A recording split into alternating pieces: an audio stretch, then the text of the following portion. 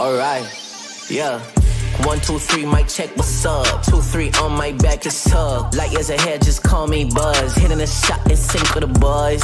I feel like Joel Embiid, the process, yeah, I trust. Accolades got them swallowing the words, cause I know that they doubted us.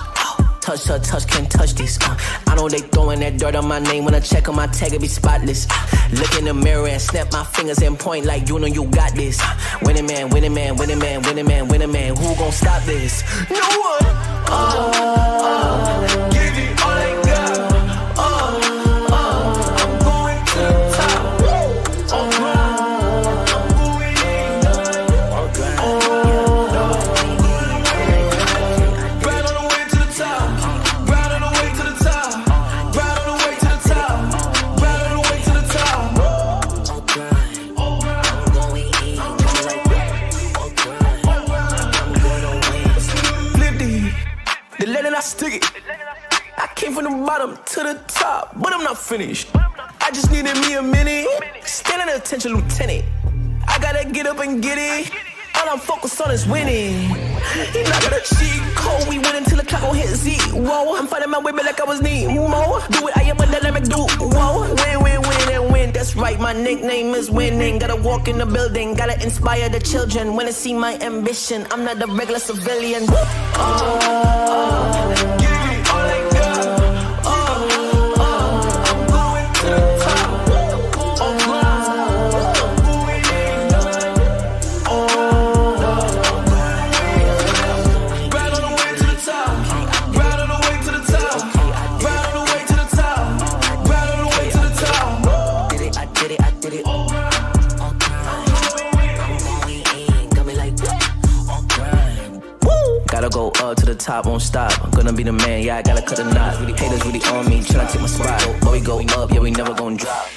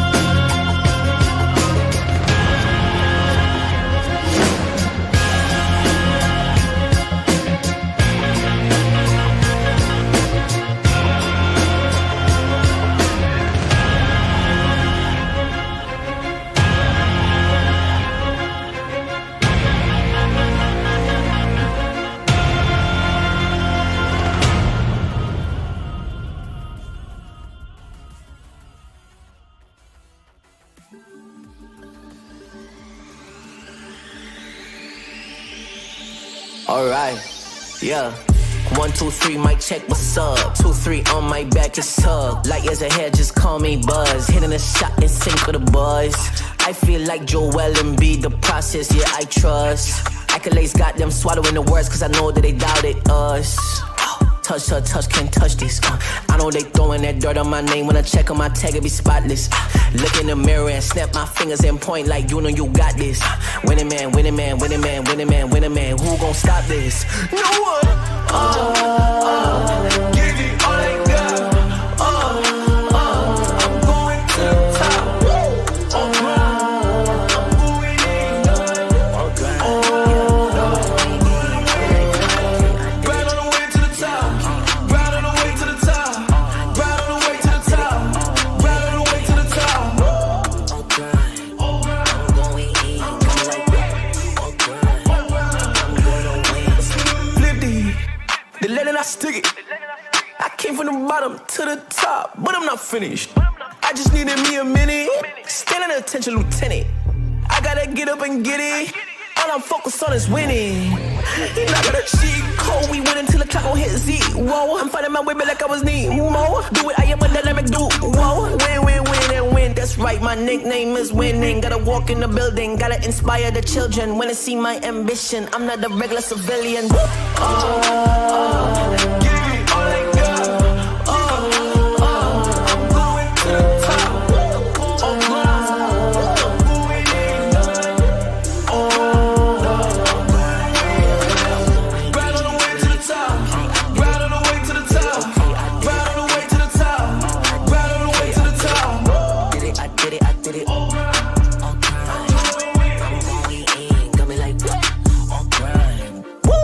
Go up to the top, won't stop. I'm gonna be the man, yeah, I gotta cut the knot. Really haters really on me, tryna take my spot. But we go up, yeah, we never gon' drop.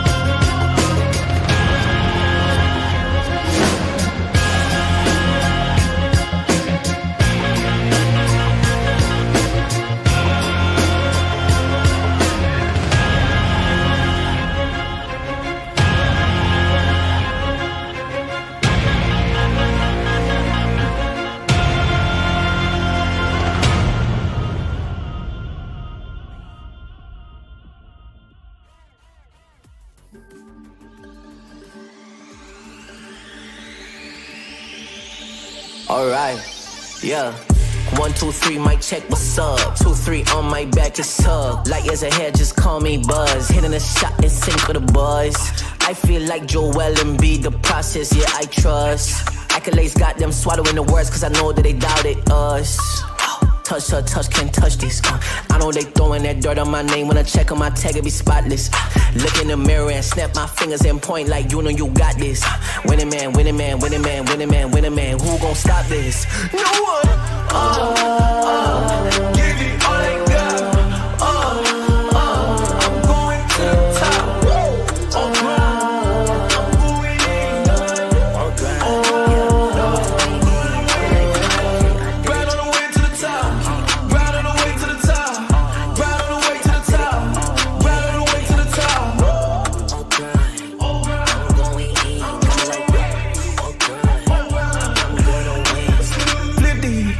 Flip the letter I stick it. I came from the bottom to the top, but I'm not finished. I just needed me a minute. Standing attention, lieutenant. I gotta get up and get it. All I'm focused on is winning. He not gonna cheat code. We win until the clock gon' hit zero. I'm finding my way back like I was Nemo. Do it, I am a dynamic duo. Win, win, win, and win. That's right, my nickname is winning. Gotta walk in the building, gotta inspire the children. Wanna see my ambition, I'm not a regular civilian. Give it all I got. I'm going to the top. I'm going in.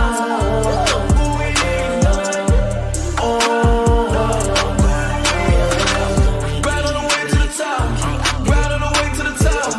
Right on the way to the top. Right on the way to the top. Did it, I did it, I did it. I'm going in. Got me like on grind. Gotta go up to the top, won't stop. I'm gonna be the man, yeah, I gotta cut the knot. Really haters really on me, tryna take my spot. go up, yeah, we never gon' drop.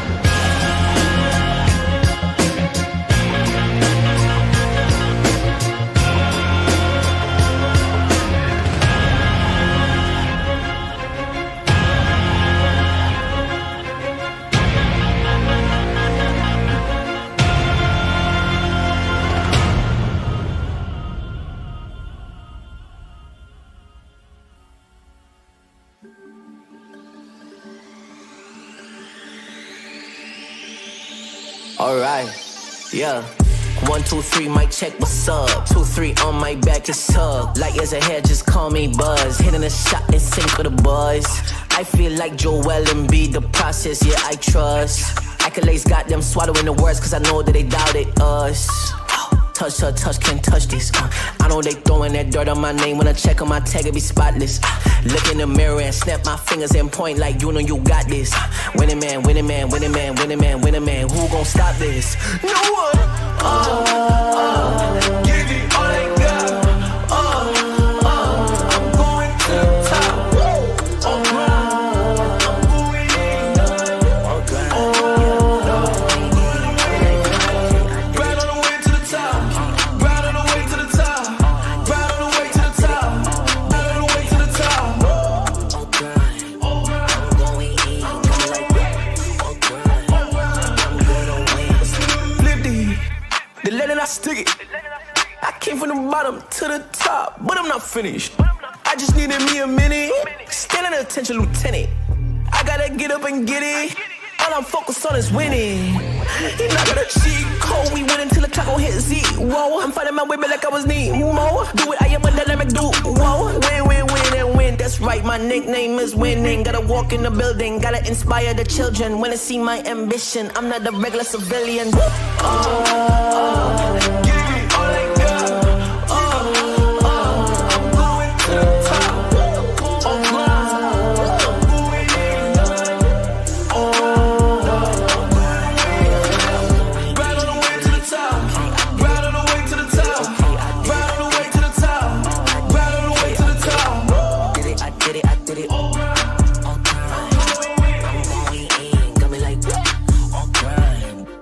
Gotta go up to the top, won't stop. I'm gonna be the man, yeah, I gotta cut a knot. Haters really on me, tryna take my spot. But we go up, yeah, we never gon' drop.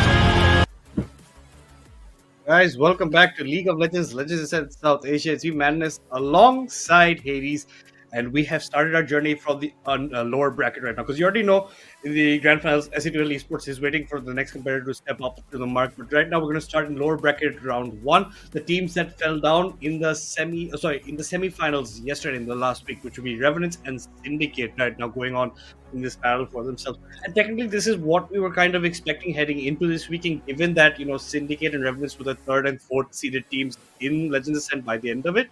So not that much of an expectation. But what do you think about this matchup, Hades?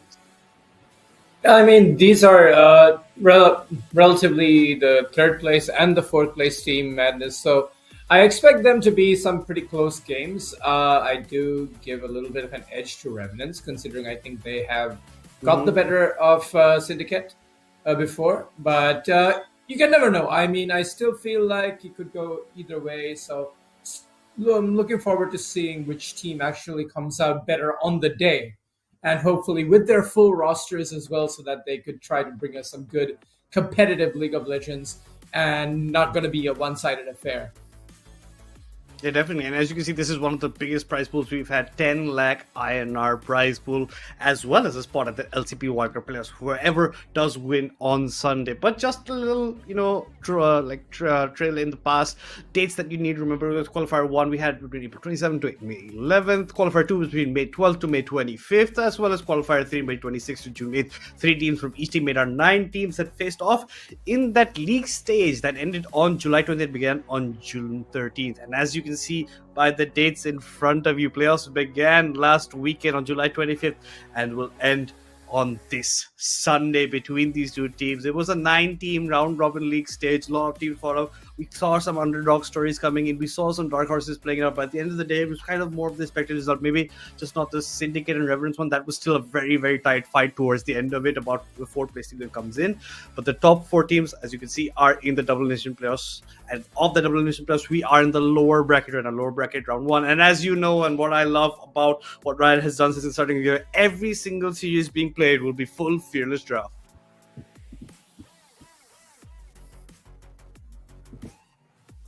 Well, yeah, I mean, considering Fearless Draft has always been something that kind of forces teams to kind of dig deeper into their champion pools, kind of come up with more compositions, and also have to respect the fact that they need to play the drafts a lot more carefully. That is why it is so important. And in today's matchup, we're probably going to see these teams try to battle it out to try to secure as many wins as fast as possible, Madness. Yes, it is going to be like that. As you can see, Syndicate versus Revenants in front of you. Syndicate's going to be on the blue side, Revenants on the red side. And as we have got the info about the roster, it seems that AK-45 and Unseen Blade will be unavailable for most of the duration of this season. We don't know if they come in a later stage, but they are not there. So it's going to be Bob and Charan Reddy going to be instead. Over on that side, I think Bob might even fill out the sun. Looks like we have a reconnect coming in over there on that side. It does look like we stopped that lobby at that point, but just hold on and let's see what actually ends up happening over here, Hades.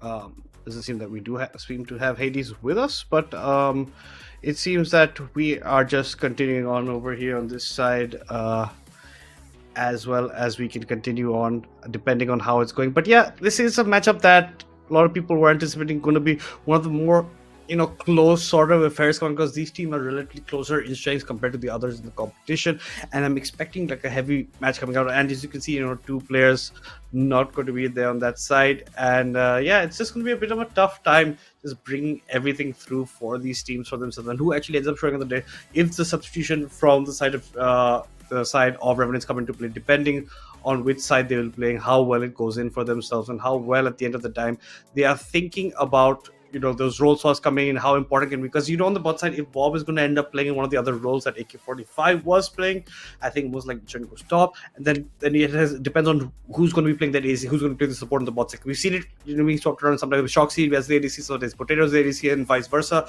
for that support role. But yeah, that's kind of what we are on the inclines. And for the side of Syndicate. I don't think there's any subs coming in as of yet.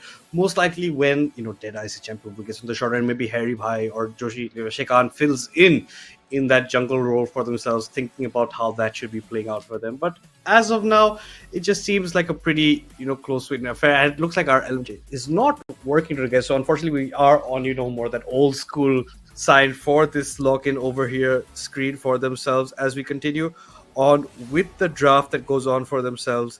And it just seemed a bit of it's going to be the Viego ban coming out SYN from the side of Syndicate, matched by the Lucian against Armament Avenger. This is a very, very good ban. Essentially, this is one of Nuggets' most played champions as an AC, and they're going to be targeting Bob this time with that Lux ban. Definitely respecting him. Maybe even get to see a Blitz ban coming out, depending on how it comes. That's two of Bob's maybe favorite champions coming on the side, and it's going to be a lot of the battle on the bot side. But I don't think they understand that Bob is not going to be in that bottom room. Maybe they know that he's playing somewhere else, but even then, if Bob is filling in mid, they don't want a Lux mid either, maybe just because how good Bob is on that champion.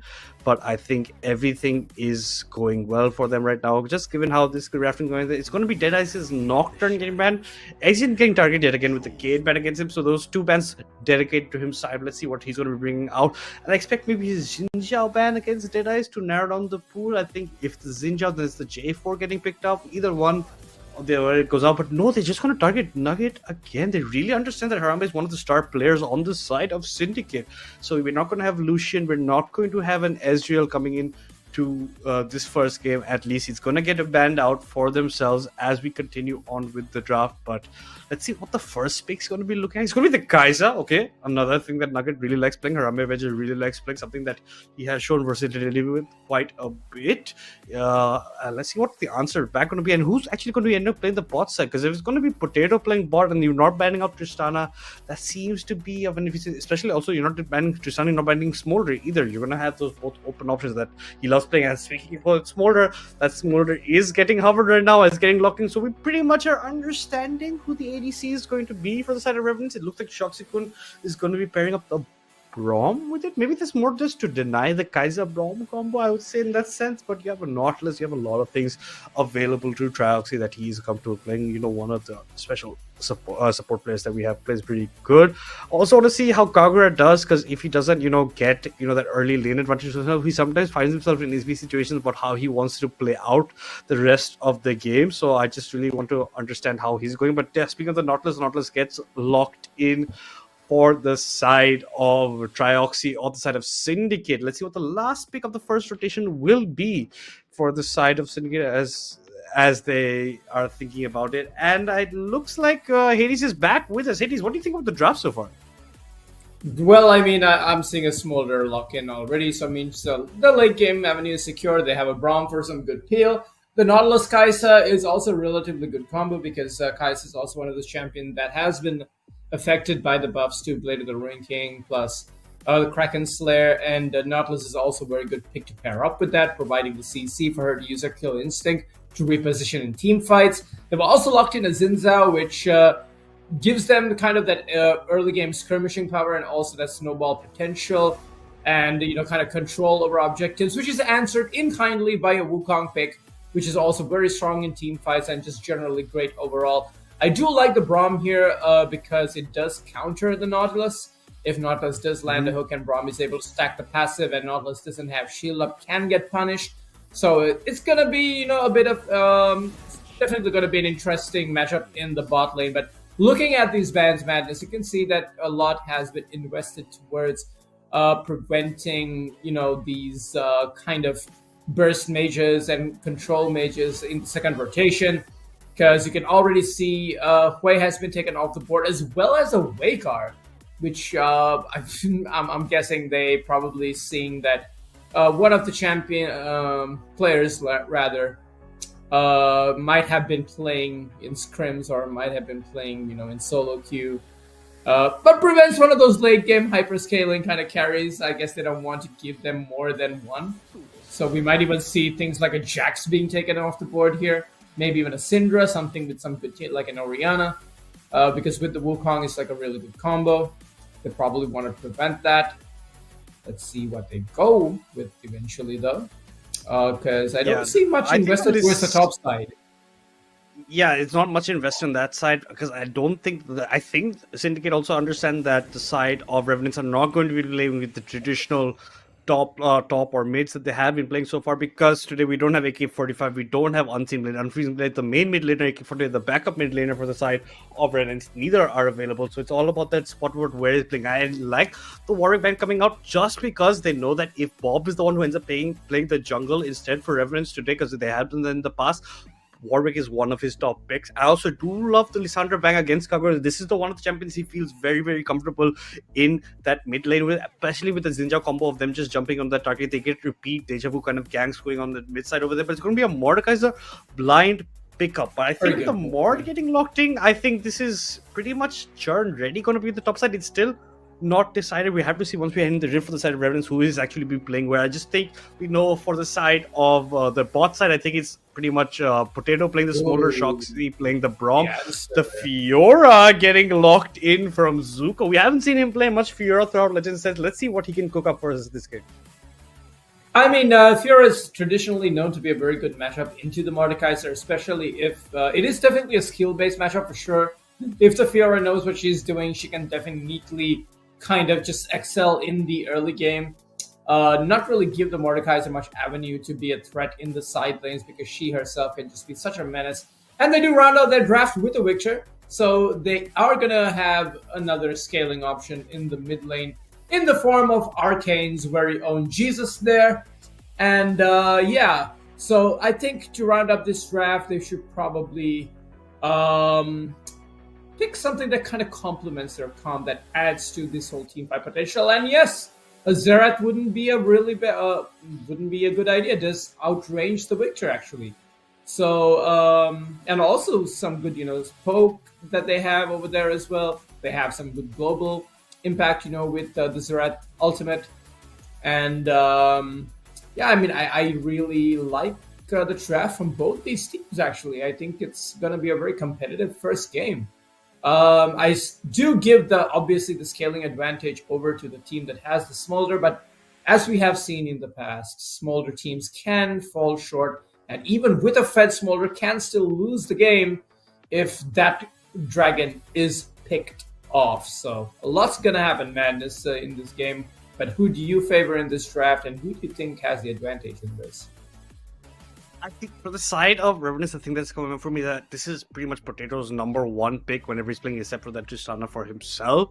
But it's also a bit of iffy how that bot side is going for them. They have been seeing a bit on and off between Potato and Shoxy, just depending on that chemistry going for them, because both of them are traditionally ADC players, and one of them is having to fill in supports here and there in both games. So it's a bit of a tough time about seeing how well it can go for them on that type. But honestly, I do like Syndicate's drafting. It's not bad whatsoever. I do like what they have got there for themselves, and it's looking pretty nicely going for them on that direction. I think Kagura is more comfortable on a Victor, and that's one of the more scaling champions in the mid lane that he is, at least of the type that he is comfortable with. If that direction goes properly, I think them being 5 men, the proper actual 5 men for their team playing out, would also be a very big factor. So I'm going to side with Syndicate for game 1 over here. Right, yeah. I mean, I do see how their draft can definitely reach the potential win conditions if they play around the early mid game very well. But also can be said to the side of Revenants as well, because they also have options that can really snowball and take control of the early mid game if given agency. So a lot is going to depend on these junglers, and usually Xin Zhao is definitely more proactive in the early game. Is a threat from level 2 onwards, basically, and whereas Wukong would probably like to have a little bit of items, maybe get the first recall, get a full clear off, then start fighting around the ultimate. So a lot's going to depend on this early game. A lot's going to depend on these junglers, and I feel like they're the ones who are going to probably dictate the pace of this game for both these teams. So I actually don't know who I favor in this. I think it's anyone's game, but I still give a slight edge to the team that has the Smolder. But you can never know. Akaisa can also just be as devastating if she's just left unchecked. So especially with all the buffs that she's got, she's really strong now. But yeah, I'm really excited Yeah, for this game. So, guys, she's got 9 buffs, and then the Kraken still's got 9 buffs. But I definitely mean, yeah, your smolder thing, Drake is completely right, and it's potato on that smolder. So if he gets those stacks, if he gets to a place, he's gonna be strong. But I think a main part is also Zera does have the range, but he doesn't have the mobility. That's one of the problems here, right? The Xinjiao and Lissandra combo coming in mid can be a lot because, like you mentioned, Wukong's trying to get power farm to get to that level 6 mark where he gets the cyclone, where he can be a factor in these team fights. But I think Xinjiao is actually going to be moving ahead because this is the few times that Deadeyes will be getting to play these champions. So this is the time that he has to make use of, because he does have the shallower end of the pool compared to SYN. So he has to make use of it in these couple of first 3 games before get to the part of feeder stuff where the champion pools actually start mattering quite a bit, and you have a very limited number of champions you can pick from. Yeah, and I think you meant to say the Victor instead of Lissandra. Lissandra was banned, I think. But yeah, it works the same way. And into a Xerath who's basically just an immobile champion. But all you have to do is just clear waves. Just sit back, throw your abilities, clear waves, and just stay under turret and hope that you don't get dove. But a lot is gonna depend, like I said, on this Xiao to really put his team on his back and kind of carry him through the early stages of the game. Maybe have that extra pressure on the map, get priority for his lanes, be able to get grubs, be able to pick up early dragons. I feel like that's going to be their avenue against this Smolder team. Like if they can stack objectives early and get the snowball really rolling in their favor, this dragon, even though is going to be able to stack up towards the late game, sometimes might not have enough time to come online to really take over. And as you said, this is Potato Monster's best champion, so I feel like if they wanted to prove that they are a force to be reckoned with, then they will have to try to take this match and to say that, hey, we can match you scaling to scaling and we can beat you at your own game. So it's going to be super exciting to see.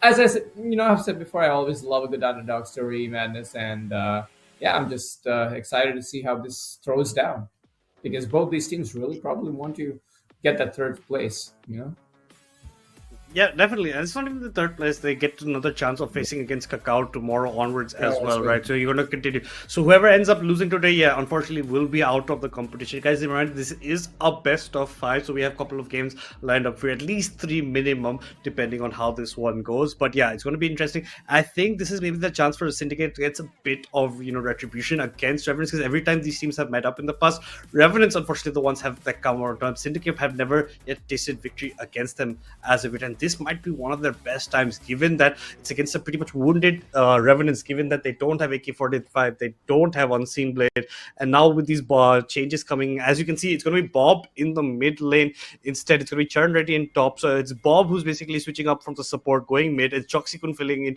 for support roles for himself on the bot side.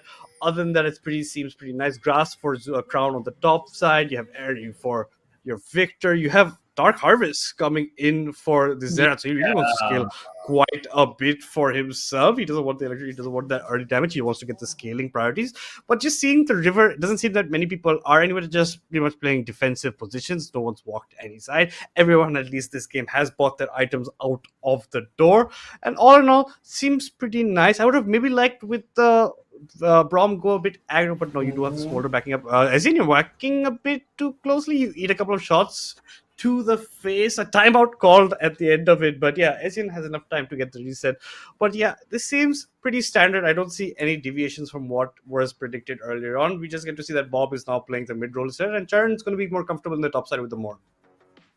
Yeah, and just the Monkey trying to be a little sneaky, maybe trying to go like get a ward down or something, but then it's immediately denied by the Victor. Hits him with a Q auto combo, takes off like 15% of his HP, but he should be fine. He's a monkey, he's okay. Monkey business, get him back to full health. Should be, but they will probably use this information that he's going to be starting on the red side, so which would give them at least some intel as to how he might be pathing, which is good for the Xinjiao, because then either way, I feel like Xinjiao should try to mirror the Wukong and try to look to invade on this monkey in the early game, not literally let him get his early game shenanigans going. So let's see how these jungles want to play it. Deadeyes versus SYN. SYN has proven before that he's one of those stable stable players in his team to help kind of carry his team towards victory, as we have seen in the past before. But now, as the minions hit the rift, we are live, ladies and gentlemen, in game one in the elimination game in the lower bracket semi-final. And this is Syndicate versus Revenants. And if you just tuned in, don't worry, because we maybe have one, maybe two, maybe 5 games of League of Legends all coming your way. And as you see some good trading across the board, you can already see that slight CS leads have been acquired by the pressure that the blue team has been putting on. Yeah, and if you don't understand that which team is which side, it's going to be on the side of the blue side, it is going to be Syndicate. Red side is going to be Revenants. We see nice exchanges going in the mid side as of now. Bob collecting some more gold. Kaiser and Nautilus getting that prio on the bot side. It's a smaller, you pretty much want to not let him go even at the end of the day. Kagura, heavy trades coming in. Bob still not able to get the Dark Harvest, not in low enough victor that you can proc that for yourselves. Wukong and Jinjao started on the top side of the map. It looks like a slight tempo advantage for the Wukong. He's moving towards his wolves just before the Zinja can move to his raid, so he's going to have slight tempo in those max. The hook lands from Traxi, but unfortunately it's onto a minion. Not going to be doing that much. Instead, he eats a Q for his troubles. But Predator Monster has lost a bit in these exchanges. He has to be a bit more on the careful side and has to keep on trying to dodge hooks like this, because it can even buffer or stagger your, fly away as a Drake if you don't do it in proper timing of that. But yeah, you have a big shield that you can hide behind, no problems whatsoever. Harambe, you have to be careful. You're going to get stunned in place. The passive comes in from the Braum, and Shoxikun just walks forward, prevents Potato Monster from getting any trades back pretty much. The door is in between. You're not hitting the dragon up. I think there's a slight misstep coming in from the Kaiser, no? Yeah, just take a little bit of unnecessary damage. But over here, Crown seems to be pretty okay with taking trades into the Mordecai. I'm not sure if he wants to do that, because he's playing on grass. He doesn't really have Conqueror or to kind of help him with the extended trades. But in the bot side, you can see that good use of the Braum passive does force Harambe to use his pot. But you can see that they are applying pressure, so they are pushing out the wave. You can see that Ishan is going to run into the Xin Zhao here, and we all know that Xin wins these for sure. The flash forward matched by Isian, knowing he does not want to get hooked. That's a flashless monkey, and he is being tracked right now as well. So recall is being channeled in the bot side, so Harambe eventually probably gonna use this little slight CS lead to pick up a call. Yes, of course, he does on his back. And you can see that Xin Zhao has picked up 2 components, the 2 components as well from the Wukong. So just about a 3 difference in CS there, but the control ward again and a sweeper that has been picked up will help the Xin Zhao perhaps stay more proactive in the early stages of this as he moves towards the top side of the map. Yeah, definitely will be putting him on those kind of scenarios for him. It looked like a nice exchange. If Trioxy hooked that is a nice flash out, but that's a jungler not without a flash for quite some time for a support. You're anyway going to take those trades any time of the day. Speaking of CS, Fiora in a comfortable spot, zoning out Churn. Ready Churn lining the bongs, but doesn't matter. The vital procs will be healing her up as well. A 10 CS lead for the Fiora on the top side. Mid side, slight CS lead in for Kagura. Ezian's around the corner. Kagura has to be aware of this, and he definitely will, because Ezian has walked over a ward. Ezian doesn't seem to be aware that he has been spotted on vision. Pings are coming in now. Maybe now they will understand. Yeah, this vision, he's not going to walk up like that. Nice W from Crown over there. Nice riposte coming in for himself. Yep. I really like the plays coming in. Both of the ADCs actually have come back with the hook does land this time onto Potato Monster, but he's going to fly away, not eat too much damage. Instead, Trioxy eats most of the brunt of that damage. He has to come to the front because the shield came out from Troxy-kun. He neglected a lot of damage come out his way. So Trioxy a bit unfavorable in that exchange. And talking about control wards, Trioxy didn't pick up one, but Troxy-kun does have one. So that's going to give Prio slightly vision if they want to clear some of these bushes later on, depending on the Drake take for their side. Because both junglers on the bot side of the map, I think that should be on the books. You can see where Deadeyes is. He's looking at, he's already starting up the Drake. The hook lands again, but it's onto Shoxikun, not the member you honestly do want. Drake has started up, but I don't think the side of Revenants know. They have an inkling. They really want to check it out. You can see where Trioxy and Ramen, that's the control ward coming in. The hook doesn't connect, hits the wall instead. Shoxikun just jumps away. Trioxy, you have to be careful. You're eating quite a bit of damage. Another auto would stack, but no, unfortunately not. And because they had to push the Braum so far back, I don't think they're actually going to end up contesting for the Drake. And the first Drake of the game should definitely be going to the side of this Xin Zhao. Yeah, and I mean, it's like I said, Jin Shao, it definitely does win out in the early trades. Does give his team that little bit of extra tempo that he's able to provide just by having some pressure on the map and being a stronger skirmishing jungler in the early stages of the game than the Wukong, who does need some items. So very good use here by the blue team to actually go ahead and use their tempo and use their priority to secure these early objectives. And this was picked at just about 6 minutes into the game, which means that the dragon stacking has officially begun. So Zinchao has relatively scored his team about a 400 gold lead, and we're only 7 minutes into the game now.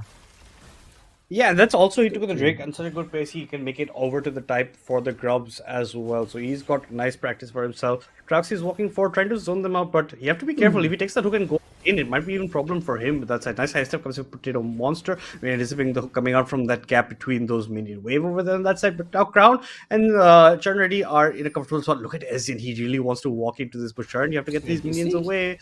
And he's going to be a sneaky monkey. He really wants to get this pry on the top side just because the grubs are definitely coming up. So Crown has to be wary. But look at where Ave is. He's not in a position where Ezin can actually go in onto. Chernedy pulls him this side. He's trying to bait Zuko to come in for a fight, and Zuko might end up falling for it. Without the E, he knows that he can go for a Prussian. Look at Ezin. He's just waiting in that bush so silently, so quietly over there. He's still biding his time. Doesn't want to go. He knows the waves can push him up. Wasting so much time, though. He does waste so much time. The ward does spot Zuko moving away. As in, you also have to make your rotation to this side. The Victor also behind a bit on tempo. The grubs have come up, but that prevents him. As he's still going to be waiting in the bush. He is, like you say, wasting a lot of time. So and it's not even going. It's not even going to come into fruition because Sharon's pushing in the wave right now. Yeah, and Harambe, he's okay. He's just being zoned out. The wave is pushing towards them. Oh, put him on side. I think he had a good, he got a good angle to kind of get a little bit of a freaks there. But instead just chooses to use his Q to explode those minions. Very good hook lengths, but on the wrong target.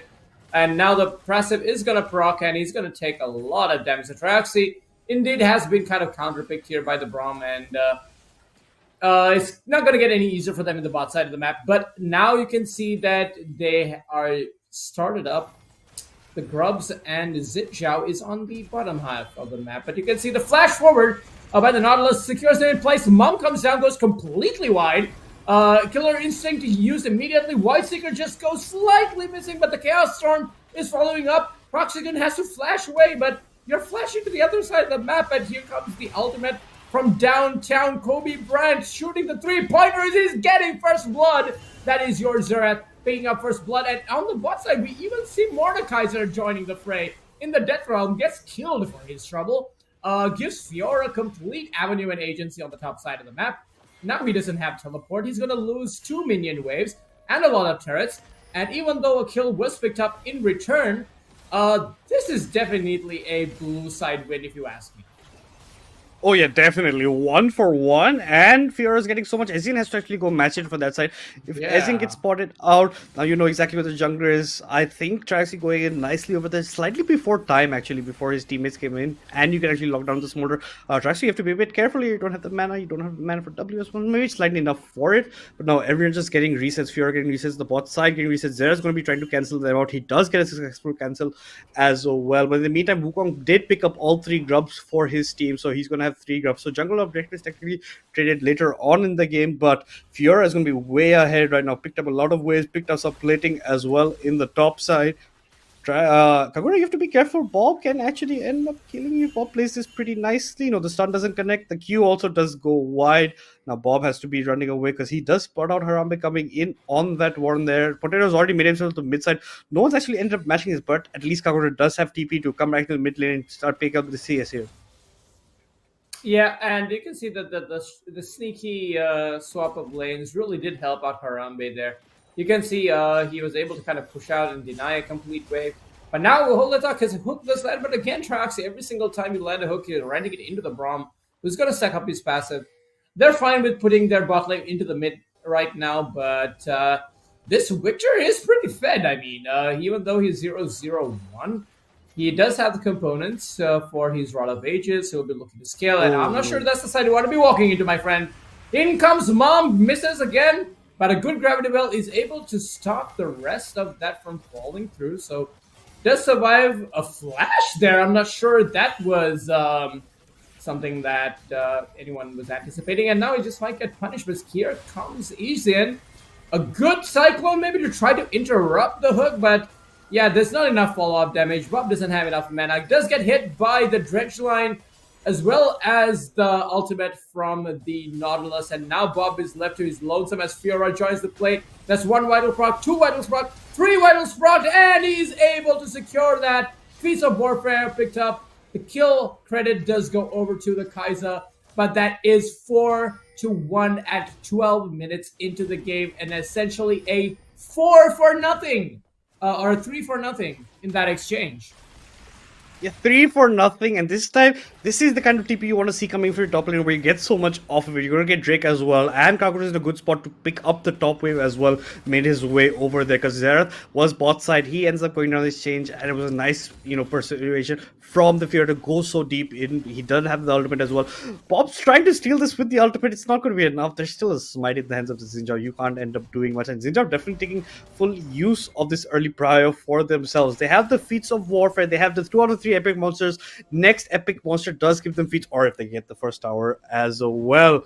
But I do love that play coming in from the bot side, and it looks like Syndicate, who were technically seated lower, the Revenants coming into this game, are picking up the pace. Like you said, Kagura does have a lot of components for his item as well, for the Rod of Ages, and he looks very, very strong. And Bob does have the Ludens completed. Essence Reaver for the Smolder. Kraken comes in for the Kaiser. She does a ton of damage as well right now. Everything damage does even more on that sense. On the top side, Fiora's almost completed the Hydra for herself as well. Has the Merc Treads picked up to counter it, and ready with the Steel Caps instead, but that won't save him against the Victor later on. Until his Spirit Visage, he's going to get melted by Victor lasers for that duration. And you would keep on saying that, Trioxy was counter-picked by Shoxy-kun, but Shoxy-kun picked up the Braum before, the Nautilus came in. So that might have been an error on the side of Trioxy, actually. Well, I feel like maybe they needed some kind of engage. They need some hard engage with the composition that they have, and why not pick the Nautilus? They don't want to perhaps maybe pick something like an Alistair instead and give them a Silas, basically. So maybe that was a thought, but it's okay. Sometimes you have to make compromises on this. You have to, counter pick yourself, hoping that the reverse Uno card does work, and you bamboozle your enemies into a false sense of security, which sometimes these teams can tend to do. But you can see now, because of the advantage in the mid lane, in the top lane as well as in the jungle, Thunder Sky has been picked up by the Xinjiao, who is also making his way towards his Merc Treads. You can see that the Fiora is going to be completing her Ravenous Hydra very soon as well. It is also matched even though by this Monkey 0-1 by his Triforce here. But a slight tempo advantage. Flash Hook does connect right on top of the flashless Xerath, and this is what we spoke about. Killer Instinct brings him kind of under the tower. He flashes away, but it doesn't matter because Smolder is going to die anyway. Exactly. And now He's just bonks the Nautilus on the head and picks up that kill. So they invested so much to get Bob, but end up just giving 2 kills as well as a summoner. I don't understand Harambe. He goes in fine, you get the kill, you want to trade it off, but why are you flashing away? There's no place that you can go at the end of the day. Where is that Kai'Sa going to end up going? I think that's just like a complete waste of the summoner. You went for the play, you went for the kill, you were feeling hungry for it, you wanted to finish it off, and you burnt the flash. Like you're saying, Traxxas flash burnt for the hook to connect onto that. It's still not as easy to lock it into place. You have to follow under the turret. You even burn your flash to get out. I think that's just a bit of a huge mistake coming in for Syndicate. We're in such a good pace for this game at this point. 4 kills to 1. They were looking pretty nice. 1 epic monster away from the feats of strength. They looked like in a very nice and tidy spot, but yeah, these kind of mistakes, this getting killed, this is what I keep on saying about Harambe sometimes, in these matchups. He gets a bit, on the pressure on his shoulders that he has to get those, kills, any kill opportunity he gets so that he can get ahead, so that he can end up carrying his team. And I think sometimes it just gets away from him, like you'd see in this spot over here. Yeah, and you can also clearly see that, that might have been a little bit desperation, I think. They knew that the Zerat didn't have the flash, but I guess they didn't anticipate that the rest of the team is going to collapse that quickly. But it still doesn't make sense that they would, waste their. I can understand the Nautilus wasting his flash because he have. Does he have Hex Flash? I actually don't remember if I saw that in Summers. No? Okay, well, but still, the Kai'Sa's flash, that was completely unnecessary. You got the kill, you just die under the card, it's fine. Save your summoner for another day. But like you said, sometimes the pressure is on you. You need to pick up your team. You need to kind of make the plays that win, and sometimes you do end up paying the price for that, which did seem to be the case because now this Wukong, who was 0-1, is now 1-1, and literally just picked up a freebie there. And even though the game might be, paused right now, I still think it's anyone's game to lose at this point. I feel like the pressure that the Xin Zhao has kind of just slip away a little bit now that his bot lane has kind of inted or run it down at least. But we will be back in a bit, guys. Don't go anywhere. More League of Legends actions coming right.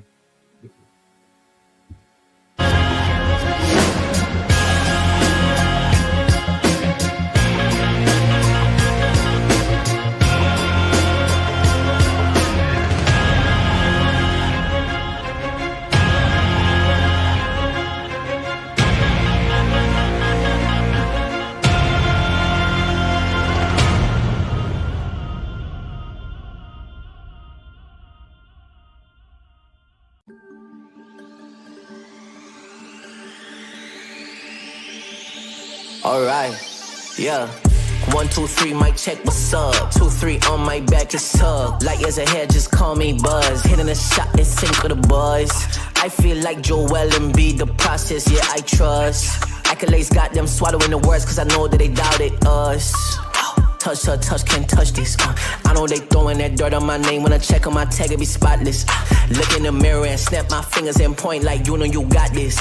Winning man, winning man, winning man, winning man, winning man. Who gon' stop this? No one. Give it all I got. I'm going to the top. I'm going in.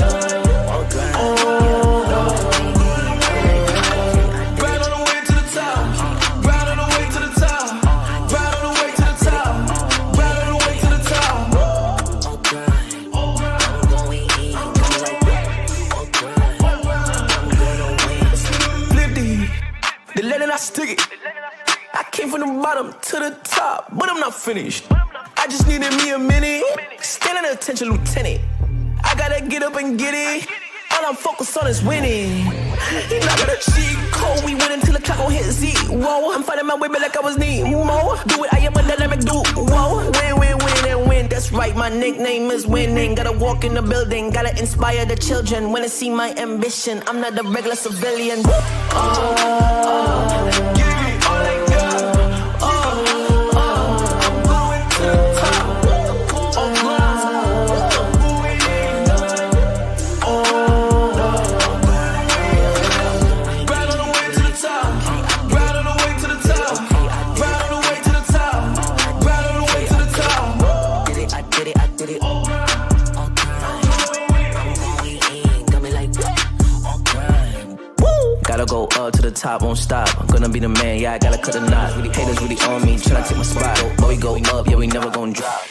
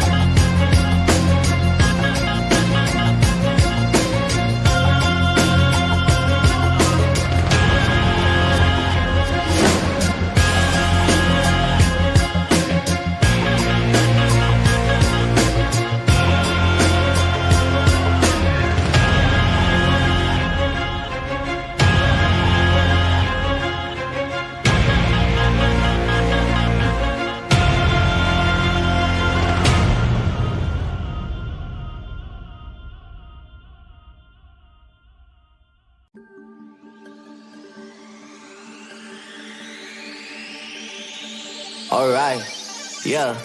1, 2, 3, mic check, what's up? 2, 3 on my back, it's tug. Light years ahead, just call me Buzz. Hitting a shot and sink with the boys. I feel like Joel Embiid, the process, yeah, I trust. Accolades got them swallowing the words, cause I know that they doubted us. Touch, touch, touch, can't touch this. I know they throwing that dirt on my name. When I check on my tag, it be spotless. Look in the mirror and snap my fingers and point like you know you got this. Winning man, winning man, winning man, winning man, winning man. Who gon' stop this? No one. Give it all I got. I'm going to the top. I'm moving in. Right on the way to the top. Right on the way to the top. Right on the way to the top. Right on the way to the top. I'm going in. I'm like that. I'm gonna win. Flip the let it, I stick it. I came from the bottom to the top, but I'm not finished. I just needed me a minute. Standing at attention, lieutenant. I gotta get up and get it. All I'm focused on is winning. He not gonna cheat code. We win until the clock gon' hit Z. Whoa, I'm fighting my way back like I was Nemo. Do it, I am a dynamic dude. Whoa, win, win, win, and win. That's right, my nickname is winning. Gotta walk in the building, gotta inspire the children. When they see my ambition, I'm not a regular civilian. Give me all I got. I'm going to the top. I'm moving in. Right on the way to the top. Right on the way to the top. Right on the way to the top. Right on the way to the top. Did it, I did it, I did it. I'm going in. Got me like, all grind. Gotta go up to the top, won't stop. I'm gonna be the man, yeah, I gotta cut the knot. Haters really on me, tryna take my spot. But we go up, yeah, we never gon' drop.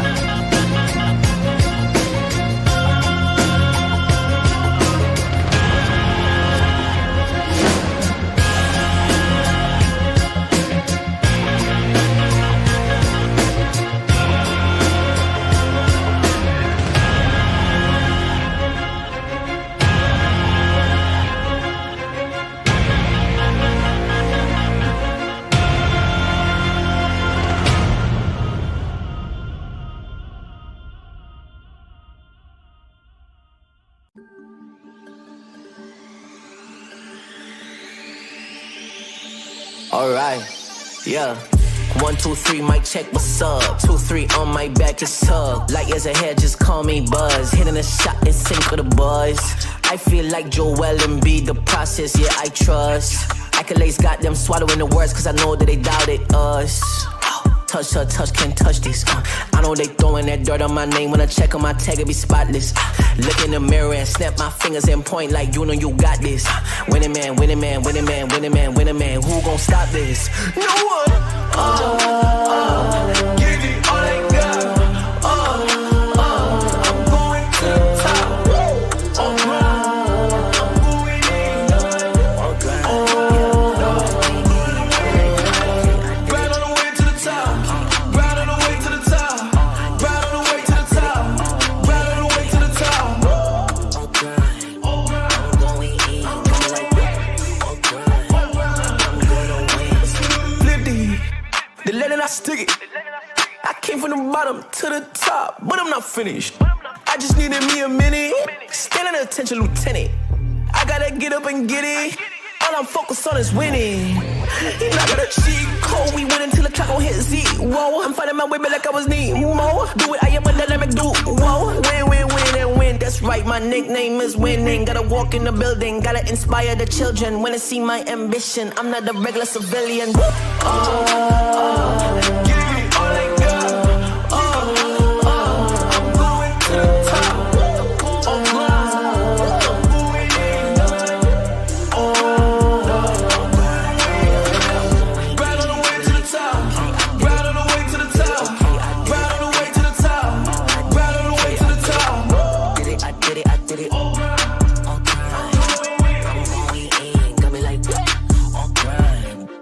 Gotta go up to the top, won't stop. I'm gonna be the man, yeah, I gotta cut a knot. Haters really on me, tryna take my spot. But we go up, yeah, we never gon' drop.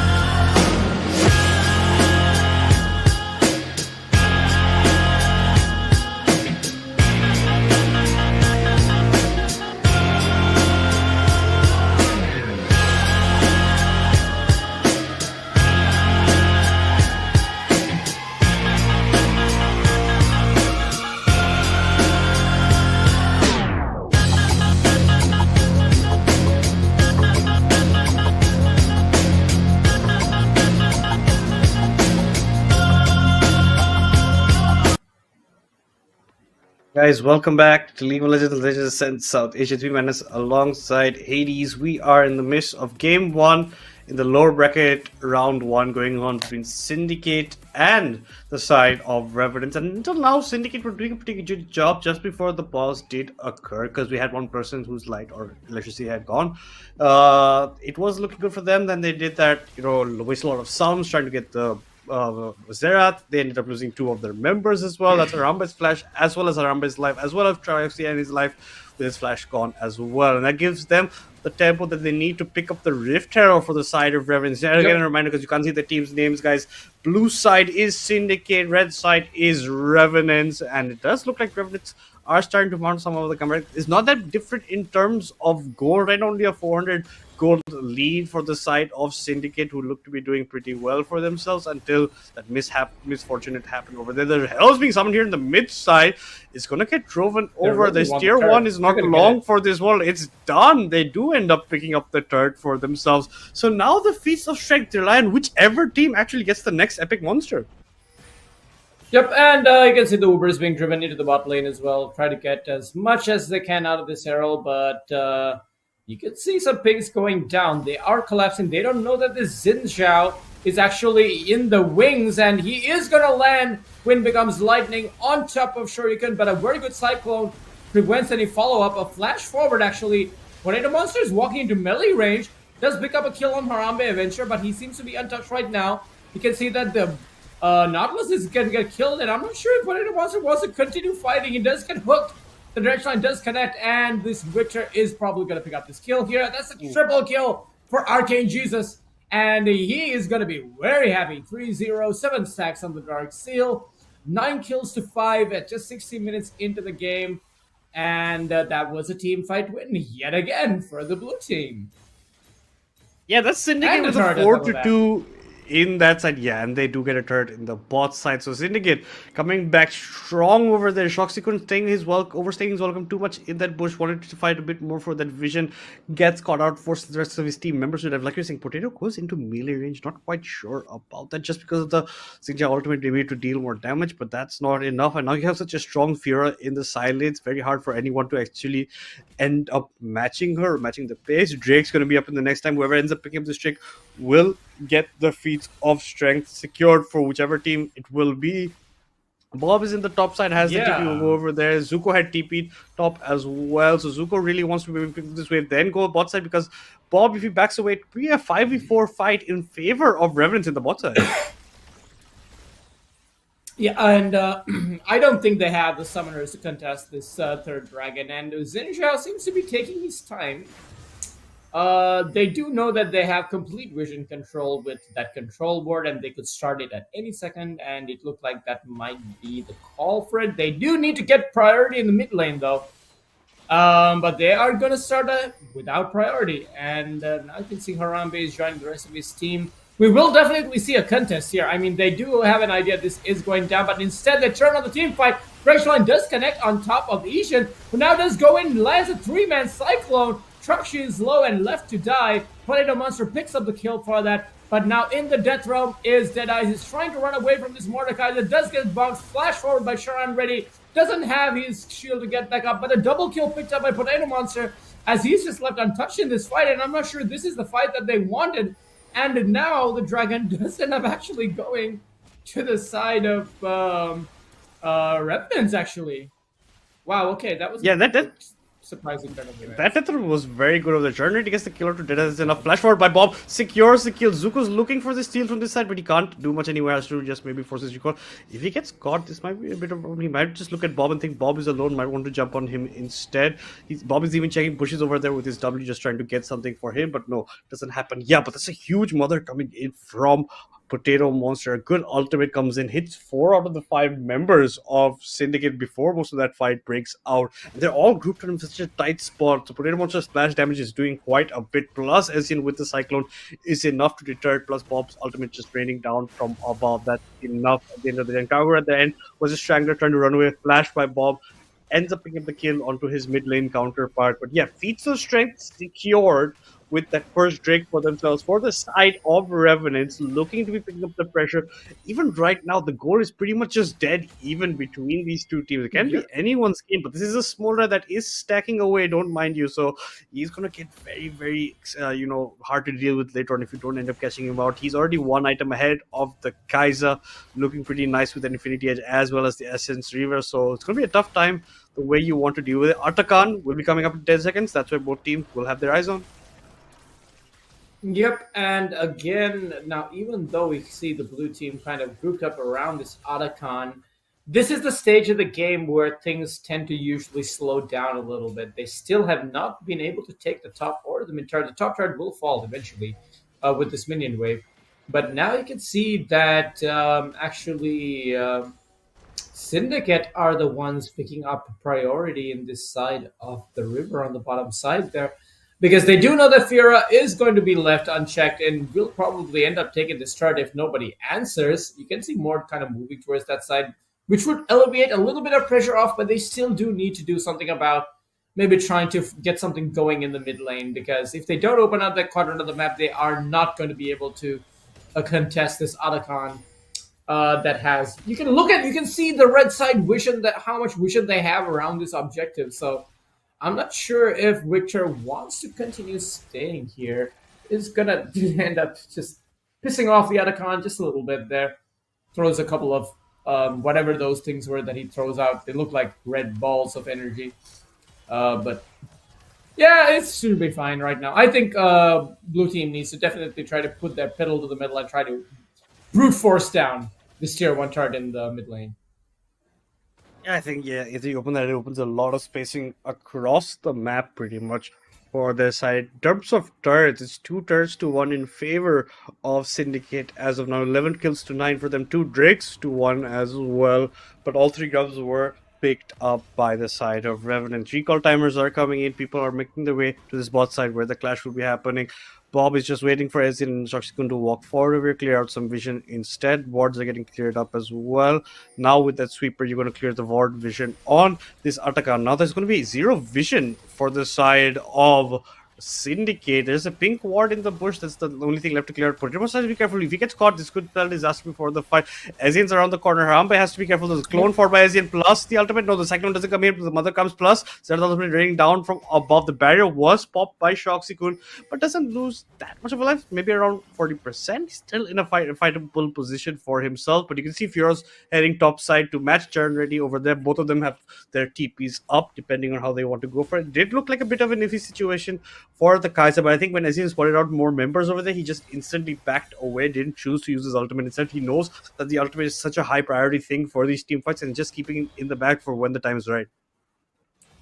Yeah, that's 2 ultimates down, which means this does give a window of opportunity for a Syndicate actually to try to maybe go for this Arakan, because there's 2 use, really good ultimates that have been used there. 3 ultimates actually, if you also counted the Wukong. But Wukong didn't use his Cyclone there, so I guess they are respecting that.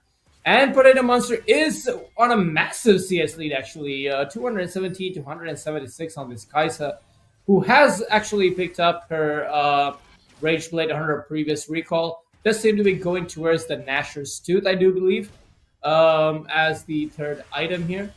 And at this point, it is going to be the 4th dragon of the game also spawning.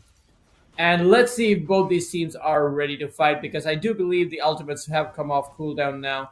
And you can see summoner spells across the board on both teams, apart from the barrier on the Kai'Sa that was used in the previous fight, seem to be up and ready. So this is going to be the next point of contention on the map. So I think right now that this Braum is out of words. He does have 3 charges, but does seem to be a little bit behind in terms of his recall. Not sure if there's going to be any other fights that are going to break out immediately unless a hook or something lands. Let's see which team wants to actually pull the trigger and go for the play first. It looks like they just want to secure vision before doing anything. Make sure that they have the priority in the mid side. You can see Fiora just being a nuisance in the top side. Yep, but I don't understand why Churn is not there to match the Fiora on the top side. Like, Churn has to be there to match the They turret. want the Waste too much objective, time that's for why. this day. No, but they want the objective. There's a TP that will come in. Churn has TP up as well. No, Churn has to base over here instead. Turret ends up falling down. They want the objective, but Fiora's getting so much for himself on the other side. He's going towards the tier 3. The recall still hasn't even come in for the Mordekaiser. They're looking for a return fight. The hook lands on Ezien. Yes. Ezien gets deleted in this team fight, and now it's just an all-out brawl that's erupting between them. Shoxikun was there 1 second ago. The TP now comes in for Zuko. This is a huge fight that they didn't actually need to take from the side of Revenants. They're still going deep. You have the Death Realm onto Deadeyes. Is it enough to get the kill? No, you don't even get that kill. Deadeyes comes out of that with his life intact. That's a 3-0 in favor for the side of Syndicate, and that's even going to be an Atakan. So all they actually got for the side of Revenants was 1 trick. They gave up a tier 2 top side. They lose 3 of their lives. They lose Atakan, and might as well be losing this mid tier 1 as well. Yeah, they're going to lose the mid tier 1. And also, look at the summoners that were blown. Smolder lost the barrier, the flash at least. You can see that I'm not sure Shoxikun had both the summoners. He had the exhaust. I'm not sure why they didn't try to maybe save Wukong, but the hook on the Wukong, I don't think that was something that they expected to happen. And I think his positioning, he was positioning aggressively, is probably not. He got the Drake. Your team secured the objective. Back off. Don't fight. Run! Instead, they choose to just get engaged on and end up forfeiting the lead that they gained by getting that dragon. So now you can see that at 26 minutes into the game, it's already a 3,200 goal lead for the blue team. And this Fiora 104 has completed the Titanic Hydra Mercury Treads Triforce, as well as the Revenants Hydra, as well as the Hex Drinker. Whereas it's still a component for the 3rd item on Sharan Reddy, who seems to be going for the Thorn Mail after he's realized Crystal Scepter. But yeah, I think right now, blue team is in a very comfortable position to even start threatening the Baron at this point, because they will delete this Baron with this Kai'Sa and, the Kai'Sa Fiora and this also extremely fed Victor. But hold that thought, because now Sharan Reddy is in a little bit of trouble. It seems to be okay. The ultimate does land. He might have to use his death throw here to keep himself alive, and that's exactly what he does. He turns on Troxy, who's trying to bob and weave his way, trying to escape, ends up using his shields as well. But here comes Kobe from downtown. The Arcane Comet, the Victor Ultimate, I forgot what it's called, is able to secure the kill, but now this is easy and in a really bad spot, which means a double kill to Harambe Venture, who is shut down by Bob, who just slaps him in the face, and that's 4 for 2. But this time going in favor of Syndicate. Yeah, but they're pushing so hard onto a Morgan. Like you said, he's just going to take someone to the death realm, be happy about it. He's not going to have any problems with that. And they're fighting without Crown at the end of the day, without Zuko at that side. That Fiora, who's going to be so strong on the sidelines, was on the sidelines, but you're forcing a fight that you don't honestly need to be taking. Now, Crown could maybe try to go for a turn, but he has to be careful of Shoxy-kun as well as Potato 2 versus 1 for themselves. And you can see that Potato Monster is pretty much the same level as Crown as well. So he's picked up quite a few levels for himself. Or Crown is behind, but Treasury is still level 14 at the end of the day. So that's just Potato Monster being ahead in terms of XP. He's always been picking up these mid waves as well. So he's been farming that XP for himself, farming these items. He has 3 items completed, but so does Arambe. He's now got, the trifecta that we like on a Kaiser back in the good old days with the Ginsus, the Kraken, the Nashers. Crown's going to come here to try and interrupt the recall, but look at the damage being dished out by this Smolder already. I think the stacks are now starting to manifest for him. So he's always been in that farming pretty much state. Deadice has cleared vision, but he's not the way to fight for the mid tier 1 still hasn't fallen for the side of Revenants. It doesn't look to be falling anytime soon. Their waves just being perma pushed towards the side of Syndicate. I mean, they could use a recall window to maybe try to barrel it down. Just 2 auto attacks. You throw a boot at that turret, it's gonna probably drop at this point, Madness. But you can see Sharon ready, level 14 to this level 15 Fiora, who is definitely going to be a menace the later the game goes, because I don't think anyone else could be able to match him unless the Mordekaiser is able to try to match in terms of items, but he is behind so much. He's behind 60 CS essentially at this point. 1-5 and 6, 1-5 and 6 also. So the top and jungle duo of Red Team just not really living up to their expectations. So but now Troxy actually goes in, finds 4 members, is going to get punished for this, is probably going to lose his life, and Potato Monster will gladly pick up that kill. And this is, why are you face checking alone? Like, yes, you do have a few members around you, but now this leaves this dragon completely uncontested. Even Mom comes in to try to snipe down Harambe Venture, is having to do everything to try to dodge, but is just essentially out of the fight, and this objective is definitely going to go to Red Team now, who are now on Dragon Soul. But Smolder, what? Buddy, that is a very fed Witcher that you're going into. It's a 3-item Witcher, and on top of that, now Fiora comes in. These are the types of mistakes that can cost you the game, and I don't think the Cyclone is going to be enough, because you can see, oh yes, it actually might just be. Victor barely survives, but he ends up going down. But what is the cost? The rest of his team, Deadeyes, you are fighting alone. Here comes Troxy, but you're not going to be able to do anything. You're just poor Nautilus with no ADC to really back you up. But very messy fight. It was a 2-for-2 at the end of the day, but I don't think any objectives can be taken. And look at the top side, look at the bot side. These are waves that are pushing in, but they are not done yet. They're going to chase on the top. Yeah. They are chasing him. They could have maybe even tried to go for it, but they're not aware where Xinjiao and the Kaisers. There were pings coming in for the Bam, but I think just can clear vision and back away at this time. They don't have the damage rate now to actually whittle it down fast enough on those space. And you can see Drive will come in, put down some more wards as well into that pit. It's also going to get spotted out. But yeah, messy fights coming out. Now you have Revenants on soul point for themselves. They're in a very good spot at the end of the day. Gold wise, they are still a bit slightly behind around that 1.2k margin in favor right now of Syndicate. And you can see vision is getting cleared, but I don't think it's going to match Harambe Adventure against Potato Monster. Maybe not the fight you want to take. Potato Monster is really strong right now. You can even see the last whisper has come into the component and need to see Raj Rod for the Kaisa instead.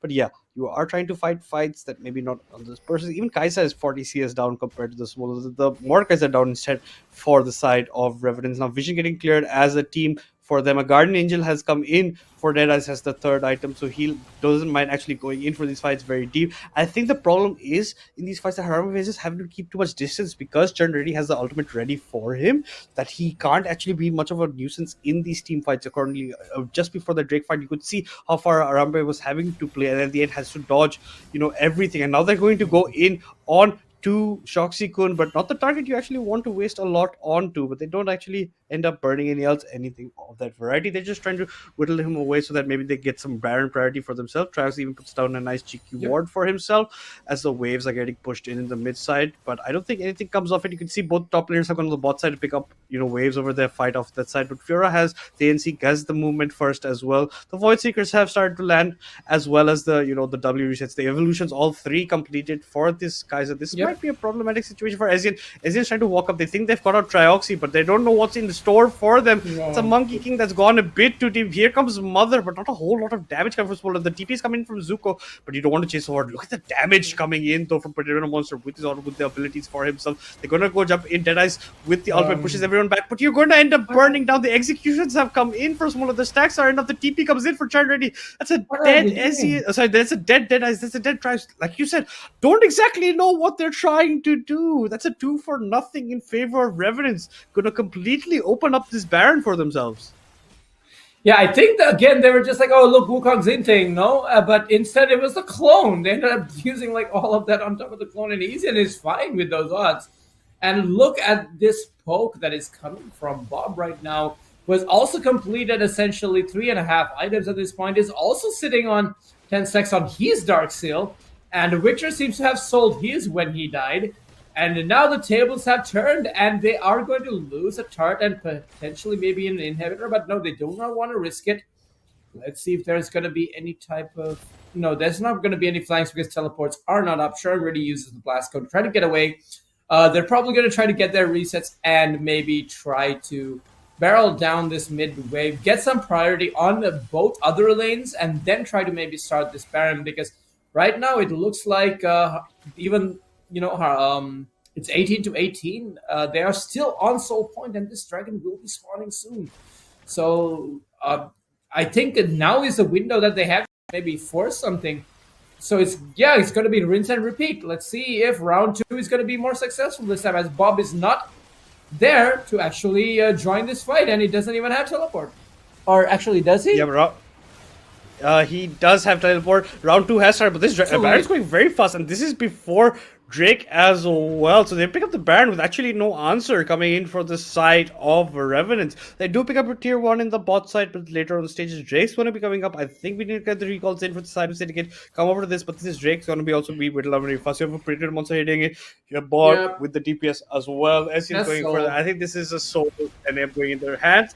It is still at the 5k HP mark. Deadeyes might go for Miraculous Heal. He doesn't have vision though. Void Seeker's coming in, but no, it gets smited away. Soul gets picked up for the side of Revenants. Yeah, but push comes in. This is Baron power. But Monster's pathing towards after these objectives have been a bit questionable with this Smolder. He's going to at least this time fly away across the wall. Going to be fine. But this tier 2 in the mid lane is not long for this World Crown goes in, but it's on a clone.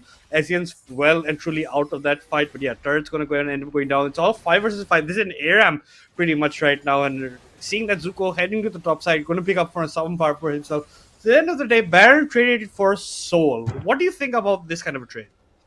Oh, you're giving a smaller team a Soul, man. That's not essentially what you want. But then again, there is a Fiora who could use this Baron buff to their advantage. Look at the HP on that top turret. It's literally a few attacks from being destroyed. So now what they need to do is they need to brute force and 4-1.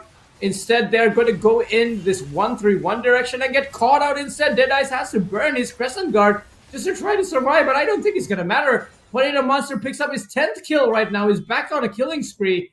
Has also completed 4 items, by the way. Also seems to be going for a Guardian Angel by the looks of it, because that... or even could be going for a Spear of Sojin. Not really sure which one it could be. I feel like the Guardian Angel is definitely 100% better. They are trying to maybe end the game on this push because Fiora is not going to get contested. There's nothing that Sharon really can do against this Fiora right now, who has built 2 survived the 1v1 specifically against Sharon Riddy here. Now let's see if they can hold the base, and does seem to be the case. Oh no, Potato Monster! Oh, he has to flash away. In comes another White Seeker. It's kind of blocked by Soxicon. Everything is fine. Nobody dies. Nobody dies, yeah, but you get the flash away from Potato Monster at the end of the day. Could be crucial in the next team fight. But yeah, I want Fiora to start going for Definitely. the split pushes coming in right now with the TP for herself available. The split pushes, I think, one of the options left to Syndicate to try and mount their way back, given that the 5v5s are just definitely not going in their favor no matter where you look at it. And Jefto is, yeah, it's a Ocean Soul on the side of Revenants. They will be looking for that kind of fights going on. I think this is the last 3-4 minutes of the game, depending on which way the next team fight ends up for either this side, because you can see all the way down both sides, the tier 3s will be going down as well. I don't think we see much of a problem. SYN's going to be walking in over here, picking up his blue buff. But yeah, this fight has to be crucial for these teammates, and I think we need to look at who ends up getting caught out. Harambe is walking up quite a bit. He has to be careful of that as well, but he does have his ultimates come back up. He does have a Zhonya's as well. Could be crucial in the next team fight for himself. Horizon focus for Xerath right now. But yeah, you see a bit of trap player coming up. They want to be camping this bush. They want to actually jump onto anyone else. But Fiora's alone by herself bot side. She's trying to go for split push, but look at where SYN is standing. He's trying to go in instead onto this Fiora. And look at this. You can see SYN is looking pretty nicely on to Crown, and Zuko is gonna get caught out. Do you have enough to get away from this fight? Here comes the ultimate from the Xerath that's raining down, but it's completely whiffing onto Zuko. Nice movement coming in for himself. It's 3 versus 1. Crown not aware that Shoxy couldn't be close by, and you can see Syndicate's walking down in the mid side. They're going to be looking to pick up this tier 3 for themselves. That's exactly what they will be doing. There's only a Mordekaiser left alone. Deadeye goes very deep in over here. You guys taking it away to Brazil, but the damage is coming in. Is it enough? Deadeyes, you are just a silver of HP, but no. Guardian Angel's coming in, but he's going to be spawning up to his death essentially over here. That's going to be a dead Xin Zhao. Here comes the TP from Zuko, but it might be a bit too late. The members are getting separated. Flash from Karu to run away. Even Harambe is trying to run at that side, but no, he has to jump in with his ultimate. Last-ish effort. The hero play coming in, just not enough. At least in this story, the hero ends up going down. That's 2 members down for the side of Syndicate, as it looks like Revenants want to march all the way down mid over here. I don't think there's much that could stop them. Yeah, and now this is what happens when you end up giving an Ocean Soul to a Smolder team, man. Grand Challenge has been issued though, and the Death Realm does come down, but look at the damage on the Smolder, just one shot Arcane Jesus. Witcher hits the Death Realm, goes back to the fountain, but yeah, I don't see how Mordekaiser wins those, but Fiora, buddy, your base. I understand, yes, you won that fight, but you should be recalling not staying back for minion waves because you're losing 1 turret, you're losing 2 turrets, you're probably gonna lose your Nexus unless Deadeyes could try to do something. But look at the damage that he's taking from this Smolder. He can't even look for an avenue to engage. He Crescent Guts, after taking half his HP bar, goes back in and dies. Potato Monster is godlike, is going to pick up Harambe Avenger as well. A double kill for Braum actually at the end of that, picks up 2 kills for himself. And even though it was an ace at the very end, the Nexus does fall. And like we predicted, the Smolder team does come out on top on a very close game. And as we walk through that, you can see this fight is kind of broken up here. Witcher having to flash away, leaves Harambe Avenger all alone to fend for himself. It doesn't matter if you have a Zhonya's Hourglass, it's not going to save you. And at that point, Potato Monster is just already way too fed. He has a soul, he has his team backing him up as well. And this just goes to show how one small error, one small team fight can just turn into disaster in a game that they were winning and in control of from the early to mid stages of the game. So yeah, I just feel like Revenants just played it a little bit better their macro was a little bit better towards the end. I think that's just a little bit quite greatly better from their side, as well as the way the team fights were coming in for them. I think the isolation of targets was looking good from their side, and the way they were starting, the way they were defending, they gave up Baron, they take Soul for themselves. They're pretty happy with that as well at the end of the day. Smaller stacks come in, they're just pretty much playing for that. And I really like how Putin just kept on catching those mid waves to later parts where his teams have that objective.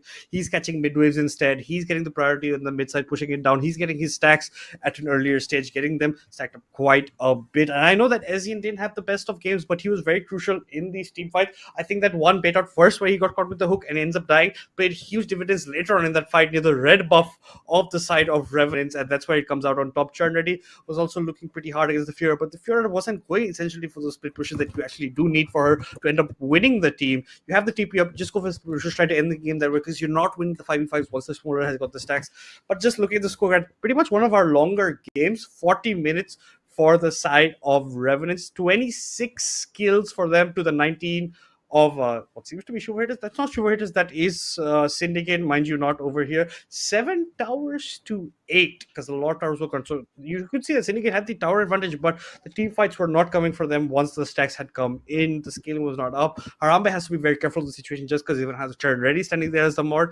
But yeah, they had a nice 2 Drakes picked up for Syndicate earlier on, but after that they picked up nothing. Revenants took 4 back-to-back Drakes to secure the soul for themselves, as well as the Baron goes over to Syndicate, but they couldn't honestly do much with it. They pushed, they get tier 2, they try to get tier 3, they end up giving their lives also as well, because Deadeyes gets caught out trying to go deep onto the turret. He's guarding the pop, he gets popped after it. It just was all bad for themselves. Atakan is picked up for themselves. So like you said, it's not a very clean game coming out from Reverence, but I think this is the man on your screen that means a lot. The MVP of game 1, Potato Monster over here. 14, 2, and 7 on his, what he call it OTP at this point with his Tristana, because he just loves playing this champion. Does so good. There's a reason it's almost always banned out against it. 9.6 CS per minute in such a bloody game just tells you how much he was doing in the mid game of his farming. 1,144 damage per minute and 21k gold acquired. This Smolder was huge in this game, and I completely understand why people just definitely banned this champion against him.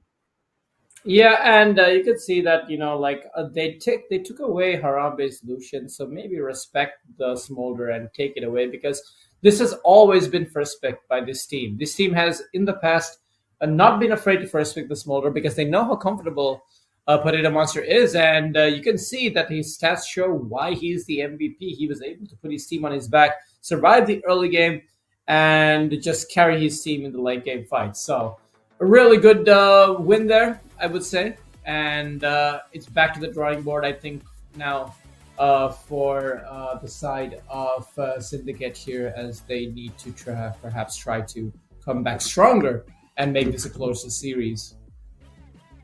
Yeah, they do have to come back stronger, as well as you can see that, some things don't work out. You give Deadeyes his Zinjao, he does early game, but if you throw it like you did with that one fight in the mid lane, where Triaxi flashes forward, you have Harambe going into deep, I think that's where the turnaround starts happening slightly. Momentum starts shifting more again in favor of Revenants, and it's a lot for them. But guys, that is game 1. Revenants end up taking it 1-0 up into game 2. But before we jump into game 2, we're going to be taking a very short break.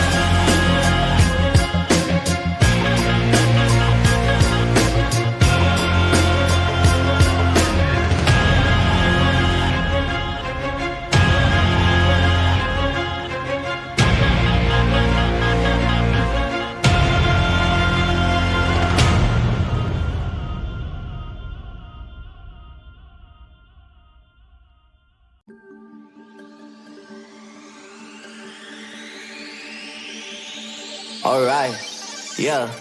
1, 2, 3, mic check, what's up? 2, 3 on my back, just hug. Light years ahead, just call me Buzz. Hitting a shot and sink with the boys. I feel like Joel Embiid, the process, yeah, I trust. Accolades got them swallowing the words, cause I know that they doubted us. Touch her, touch, can't touch this. I know they throwing that dirt on my name. When I check on my tag, it be spotless. Look in the mirror and snap my fingers and point like you know you got this. Winning man, winning man, winning man, winning man, winning man. Who gon' stop this? No one. Give it all I got. I'm going to the top. I'm going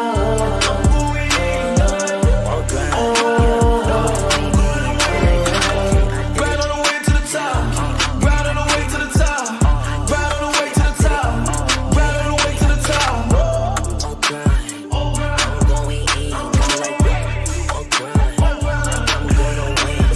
Flip the letter I stick it. I came from the bottom to the top, but I'm not finished. I just needed me a minute. Standing attention, lieutenant.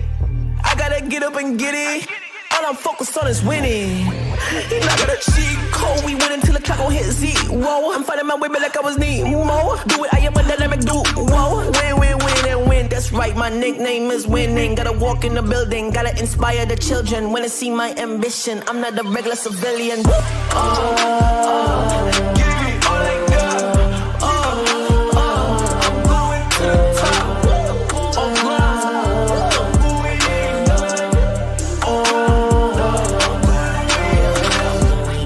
to the top. Right on the way to the top. Right on the way to the top. Right on the way to the top. Did it, I did it, I did it. Ladies and gentlemen, welcome back to Legends of SYN South Asia. This is Hades alongside Kaka, and we are in the lower bracket semi-final for game number 2. After a very close matchup in the first game, Revenants were actually able to come out on top. And Kaka, glad that you could join me, my friend. It's going to be some more exciting League of Legends action. And what do you think of this matchup, and who do you think is going to be taking the second match of this best of 5 that we have? Based on what I would lean against the guys who won the game 1, right? Revenants doing well in the last game. I did hear it was a close match. Unfortunately, I couldn't watch it. But yeah, I do expect them to win the series, whether it's a 3-0 or it's a 3-1. That's left to be seen. I just think these guys are very closely matched, and Syndicate as well. Actually, they have taken one game off as well, the only team to do so. So I guess that's a huge thing in itself for now. But yeah, in this matchup specifically, I do think Revenants can get the better of Syndicate. Yeah, and also they have the momentum going into this. So Revenants actually don't even have Unseen Blade in the mid lane. Bob had to fill in and play the Zerath, actually. Played it pretty well too. So they are not even playing with their full 100% potential unlocked. But let's save that for later as we enter the pick and ban phase. And you can see Viego has been taken off the board. Harambe Avenger is probably not going to get his Lucian throughout this entire series. Well, Tristana being taken away from Potato Monster now that Smolder has been already picked. You can see Ezreal also saw a lot of, bot side bans being thrown out at Harambe Avenger because they know this man's quite actually dangerous on these ADCs if he is given enough agency and room to maneuver. But let's see how they want to kind of round out the draft. They take away the Gwen, which is a very good flexible pick into the top and mid lane as well. And let's see how the answer is going to be. Yeah, and jungle as well. And these are all just banning out SYN sort of a, ban strategy coming out here. The Nocturne does see the deck as well. Deadeyes does a good job on that. And I like the drafting strategy from the side of Revenant, just banning out the Lucian and Ezreal, making Harambe a bit uncomfortable because we have seen his Lucian. He is pretty good at that champion, and it does enable Trioxy as well to pick up the Nami or the Millie or Blue, Braum or something like that to pair up with it. So that is quite smart as the Jarvan actually gets logged in for the side of Deadeyes. Again, a good champion, especially in our region. I do believe Jarvan is one of the stronger champions because you can, just spam gank at level 2, 3, 4, all of these things. So I do think it works quite well in our region specifically. And the On is going to come in blind, actually. So that is very interesting. Crown does play that champion himself. So sort of a denial as well from the side of Revenants. Yeah, and it's a good blind pick because it gives them those ornaments. Actually, help out tons, Oh, the King. especially if you're playing into and a Kane. Yeah, this is a champion that's kind of been banned against this player, if I'm not mistaken, but now he's actually getting avenue on this. Yeah, okay, so now let's see how they're gonna answer. Probably gonna answer with a top lane pick here, maybe something to try to bully out this Ornn. Something like a Gnar we might see. We might even see them go for like maybe a Camille here, maybe even a Jax to match the scaling. But instead, they're gonna lock in the Jinx for the type of scaling. So let's see how they want to pair this Jinx up. Maybe try to pick up a strong like a Milio here, or like even a Lulu is really good here. Yeah. And yeah, they're definitely gonna go ahead with something like that just to keep that added safety. And Lulu's actually really good into like champions like Kane, who can just attack you from anywhere if you're left unchecked. So with the polymorph, and they're gonna lock that in for themselves. We're probably gonna see maybe an ADC match here. Something like a Sivir would be kind of okay to Jinx also, and also with a team comp that has an Ornn, kind of an underrated champion if they want to go in that direction, or they could maybe even go towards something a little bit more scaly. And this Lux pickup is probably gonna. Do you think it's gonna be a mid lane Lux, because they can remove the Caitlyn on the second ban phase? Yeah, it could be. If Bob is playing that champion, and if Bob is still the mid laner, we still have to get word on that. Then yeah, I do think that goes into the mid lane. But if it doesn't and Bob is playing support, then yeah, as you said, the Caitlyn should warrant a ban from the side of Syndicate, because it's such a strong lane, and against Jinx and Lulu, you are going to shove them in quite deep as well. So that's not a matchup you would want to play against if you are the Jinx and Lulu. You want to farm out, you want to go even in lane at worst and just scale into the late game. So facing a Caitlyn and Lux could just be a recipe for disaster, as the Ziggs gets banned now. The Camille came in from the side of Revenants, and that's really smart as well. Crown does play that champion, and against On, it can do quite well in the side lane once she starts getting a few items and levels. So good ban coming from them. Speaking of the Kayn, yeah, it is almost always banned against Azan. He does play a very mean Viego and Kayn, and then the other champs come in. So, getting one of those champions for himself, it is going to be a big boost for him specifically, and of course all eyes on him to perform. Yeah, and the Lissandra ban, it was banned in the first game as well, and you can understand why they would ban the Camille. Like I said, it's also a very good matchup into the Ornn, good scaling, good side lane pressure, and can easily pick off squishies, if she just lands that ultimate and just lock them down. But they had to ban this, because otherwise, just to deny the combo, just in case this Lux could be flexed here. But now this would ideally mean that the Lux will most likely be going into the mid lane, which gives the side of Syndicate actually counterpick potential in the mid lane here. Let's see how they want to round out their ADC. Maybe pick up something like something range, something that can match the Jinx in terms of scaling. Yunara, I'm not sure if they have a lot of practice on this champion. And I don't see a lot of CC in this setup. I mean, there is with the Ornn, and if Kayn goes red form, then yes. And given enough uptime, Yunara with full items can just absolutely devastate teams. But Aurora being hovered here, but instead the Orianna is also open, and the Jarvan Orianna combo would actually be really good here, especially paired with the Lulu. Yeah, it could be for the top laner though. The Crown does play that champion quite a lot, so it would make sense. But now they are quite AP heavy if they do decide to go for the Orianna or the Hue, as you said. Kagura does play that in the mid lane, so one of those champions could come in. But it looks like the Ambessa actually is going to be the pick of the litter right here. Again, a good champion, but against On, I don't think you're gonna do too much to him once he gets those items rolling in. And it looks like the Yuumi might come in, so that does indicate the Lux was picked for the mid lane. Should have quite a decent matchup into the Aurora, honestly, with the range that she has. But the Renata now comes in, and there you go. There's the CC that they needed, especially with the ultimate in these sort of team fights. So I do like the draft from Revenants, but having said that, Syndicate have gotten themselves a really solid team fighting draft that does scale very well into the late game as well. Yeah, and when I'm looking at this comp, I think the overall front to back on the side of Syndicate seems to be a little bit better than Revenants have right now. Whereas Revenants have kind of this, let's just hope to scale into the late game and play our cards in that direction. Because if this Yumi and Yunara lane falls behind, they are not gonna.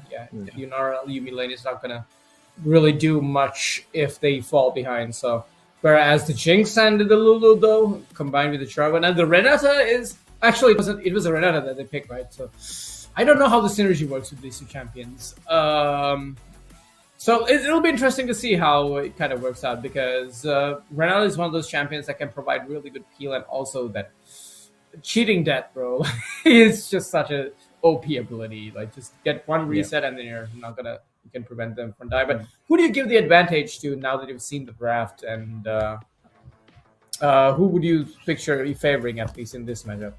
Now that you've seen I mean, I would say Syndicate have drafted quite well.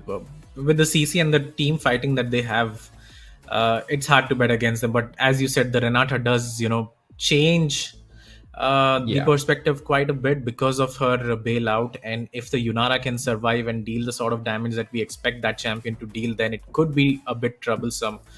But if it goes to late game, I do favor Syndicate quite heavily. And it is going to come down to how they play it out, right? But just based on the draft, I like what Syndicate have for themselves. But on the other side, for Revenants, they have picked up quite a lot of comfort champions. But the bottom lane, Bob playing his Lux, he is quite well versed with it, confident with it. He does play it in the support role quite a lot as well, so it shouldn't be a problem for him to take that into the mid lane. The jungler as well plays a lot of Kayn in his solo queue games, and these teams are 5v5 games, so I think he's going to be quite comfortable as well. And then Charan as well in the top lane playing Beyond.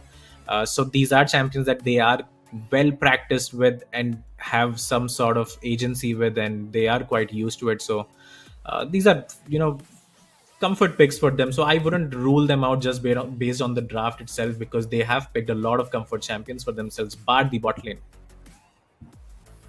Yeah, and again, I feel like the Ornn is deceptive because if it does go into the late game and late game Yunara with, Ornn upgrades and the rest of his team also getting Ornn upgrades, could kind of balance out the scaling. But a lot is going to depend on this early game, and I'm just going to be keeping my eye on this Kayn and this Jarvan, because Jarvan definitely excels in the early levels and should be looking to put his team on his back and carry them through the mid quadrant of the game, get the priority from his team, secure early objectives, and that's going to help his team kind of pick up the pace, keep up the momentum, because they do have to make a comeback at some point in this matchup. And I feel like it's going to be a super close game yet again, and hopefully we won't see some of those crucial mistakes that were made in the previous match coming to fruition, like, making indecisive calls or just like tunneling on one target when there isn't enough backup. These types of things could really cost you. So I really hope it doesn't come to that, and we do get to see a more competitive game in the second match.